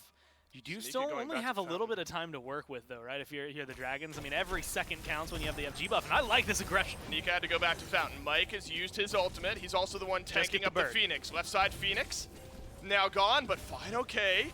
He senses blood in the water, gets the beads off of Vote. The Jade Dragons got what they came for, and then some. Both actives off of NeilMah, the beads off of Vote, and left side Phoenix should still be down by the time the next Fire Giant comes back up. And again, you roll back to game 1, game 2, and you're talking about right side Phoenix is going down for the Warriors while they're defending on the Order side. Now instead having the furthest away, all of a sudden this Fire Giant conversation gets way more complicated, and they might be caught out. Oh man, is this the fight that the Jade Dragons have been hoping for? Maybe it's the Oni Warriors. Big roundabout stun from Vote. PandaCat has killed off QvoFred elsewhere. Panda with another 2 as the Jade Dragons get themselves a pick. And now it's 50 seconds on the death timers of the Oni Warriors. They force 2 back to the Fountain. It's a guaranteed Phoenix. No. But you've got 45 seconds. You could look for the end. The Dragons want worlds. The Oni Warriors want life in this set. You've got both of your carries, and you've got NeilMah. Neil has ult. fineokay's about to have ult. The Dragons have 5. Sustain from Mike, the name of the game, outside of the Titan room of the Oni Warriors. And Nika and QvoFred will have to watch on. They will have to listen to their teammates communicate while they keep their world's hopes alive, at least for here, at least today. They've already had to qualify to the SPL this year, the Warriors have. And they're on the verge of having to qualify to Worlds in groups as well. It's a pullback in from NeilMah. Damage connecting onto the Titan. PandaCat evaporates another. And the Jade Dragons want their chance. They'll get it. And the Dragons head to Worlds. I mean, that one, just a classic Dragons game, right? I mean, you come in, maybe not to the extent that we've seen in the past, maybe not as fast, but they start getting objectives. They get a gold lead pretty easily. They don't have to worry about too much. A couple of stumbles, the Warriors do force them to play carefully, find some key kills, but the minute that Fire Giant goes down, the tables shifts, right? The dynamic shifts. It's no longer, hey, you're fighting into a team that has a lead. You're fighting against the mountain, right? You are fighting against the Dragons as they rush you down. They get rid of the tower. The minute Nika backs on that left side Phoenix, that opens up way too much for him, and that is the crumbling of the base, right? From there, everybody falls out. I don't even know where Qvo died, where Panda gets that 2 kills. It doesn't really matter. He got 2, and that makes it a wide open field for the Dragons to play in, and they just get to run down. PandaCat had a couple amazing game-ending style of plays here in this set today. Another one against the Oni Warriors right now. And so the Jade Dragons officially now in Worlds. Maybe a bit tense for this squad, for their fans. They knew they were going to make it one way or another, and it gets done here today. Seeding matchup between the Dragons and the Bolts now officially set for tomorrow. That's it for Gormizer and I on the call. We'll go back to the desk to break this one down. And what a set for, and maybe even a game or a couple of games in this set here, Charlie, for PandaCat of all the players to kind of step up. I mean, this coming into this event, this is something that we were saying about Pandas. It felt like he hasn't really had that moment, hasn't really had that big breakout performance that we're so used to seeing from this carry. But this game, even dialing back to maybe with the first game of the set as well, PandaCat really coming through for his team. Jade Dragons, now your fourth and final team to qualify to the SWC. They'll be playing in a seeding matchup tomorrow against the Olympus Bolts. And it's got to be a huge weight off this team's shoulder now knowing that they're in Worlds. Yeah, I would say so. I think, and I tend to echo what you were saying. I think PandaCat needed this performance. We knew he had it in him. When was it going to come out? Turns out this set, when you want to send your team to Worlds, is when we get to see the real plays from this hunter. I mean, you know, we went to the Anhur, but it turns out the Ishtar was also ready. And I think that he just had great engages on that last Phoenix Siege. His beats were down, and I'm pretty sure he dashed in. I didn't know if he accidentally Ishtar'd it up, but it didn't matter. He had his ult, he was able to get out, and still just dished out so much damage for his team. You gotta highlight everyone, of course, but that was a standout performance. Yeah, I think this is definitely something that PandaCat probably needed for his own, maybe kind of personal morale, kind of a little boost for him to know that he's no longer kind of waiting in the background, waiting for his teams to go through. I mean, we saw the questionable picks kind of earlier on in the week. We saw the Neath come out a couple times. Like, don't know how well the Neath was going. Now we have these games come out here. PandaCat really stepping up. Got to highlight the entirety of the team, though, here. Pegon in the previous game really stepped up onto that Merlin. And in games before that one, we even have PBM kind of bringing this Maui out for the first time this weekend. We kind of got to see the performance of this Guardian really start to lock down some of the strengths. This whole Jade Dragons team has really been able to bring it together. They're your fourth team to qualify to the SMITE World Championships. And we got fineokay standing by for our post-game interview. That's right, fineokay with me and Fino. I got to ask you the generic one right up front. I'm sure this team figured you were going to make it to Worlds one way or another, whether it was this weekend, whether it was through group stages. Is there still a slight weight off for you guys just to get it done today and knowing that you're going to Texas? Yeah, definitely, considering just like the circumstances and stuff, mainly, you know, the fact that our boys aren't here playing. You know, it sucks, but it is what it is. I'm glad we still got the job done. I think we didn't look that great. There's a lot of stuff we can improve on. But a first seed curse, we're not going in with that at least. That's right, third or fourth seed for you guys, depending on how things go against the Bolts tomorrow. Talk to me, if you will, a bit. I don't want to reopen the King's set wounds, but was there some team conversations, some things you guys knew you wanted to adjust after that set coming into your games today? Yeah, definitely. I think we learned a good bit from them. We didn't get to scrim them at all like the past 2 weeks, not only because we didn't really scrim during Thanksgiving break, but we just kind of figured we were going to be playing them. So, yeah, we learned a lot from them, but also I think we just made some clear mistakes that, you know, I think we are just going to like try and iron out moving forward, get better around objectives most importantly. I think if we do that, just iron out our objectives, I don't think we can lose to anybody. That was a pretty long set for you guys. You and we got a duos win in a battle royale here earlier this week. Do you feel like that energy carried you through the last few games of this set? Definitely, especially the little celebration at the end. That got me pumped. So, Mike and I thought it was funny. We thought it'd be funny if we did a bit where, since we're the only two people in there, we like get overhyped. Right. We like fist, like or chest bump each other and stuff. But I don't know. It kind of ended up working out because we were playing so sloppy. But yeah. Well, look, you can celebrate with the boys one way or another. Congrats, you're officially back at Worlds. We'll see you guys in seeding tomorrow. It was an awesome set to see you guys win. That's it for this one. We'll go back to the desk to end the day. Yeah, thank you so much there to Dave and fineokay for the post-game interview. All the Jade Dragons probably relieved now they don't have to go through another round of qualifications to make it to the SWC. They are your fourth and final team to make it there. Now, all of our matchups tomorrow will be seeding-based ones there. The Atlantis Leviathans and the Camelot Kings battling for first and second. And now the Olympus Bolts and Jade Dragons from today's matchups will be your third and fourth seed battle between those ones. And really the important part of that one is being able to, if you're in that first, second, being able to pick from the majority of the teams that will come from later on. And that third and fourth, winning third means you get to pick your opponent, but at the same time, you're essentially forcing that other team to take whatever it is that you didn't want, kind of giving them the final scraps out there. So I got to imagine for the Jade Dragons, getting this momentum, kind of getting themselves ramped back up and ready for tomorrow, especially against an Olympus Bolts team that's starting to gear themselves up, so it's really starting to look a little bit more red hot.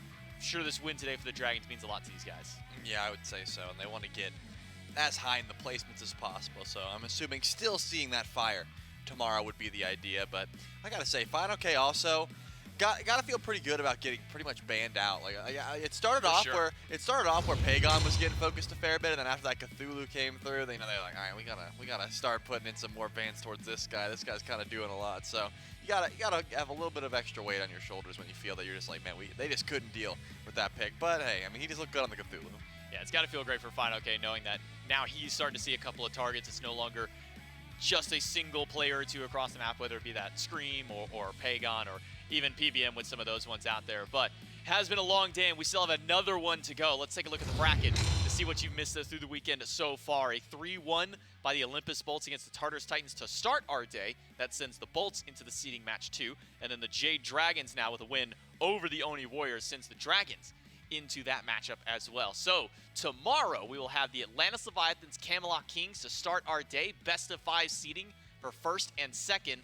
Then we'll have the Olympus Bolts and Jade Dragons battle, another best of 5 for seeding for third and fourth place. Remember, this is for seeding for SWC. The number 1 seed gets to pick who their opponent is from the teams who have to qualify all the way in January that week before. We'll be having the Tartarus Titans, the Oni Warriors, Solar Scarabs, Valhalla Valkyries, and then 4 of the SCC or SOC teams that will qualify through the next couple of weeks of play.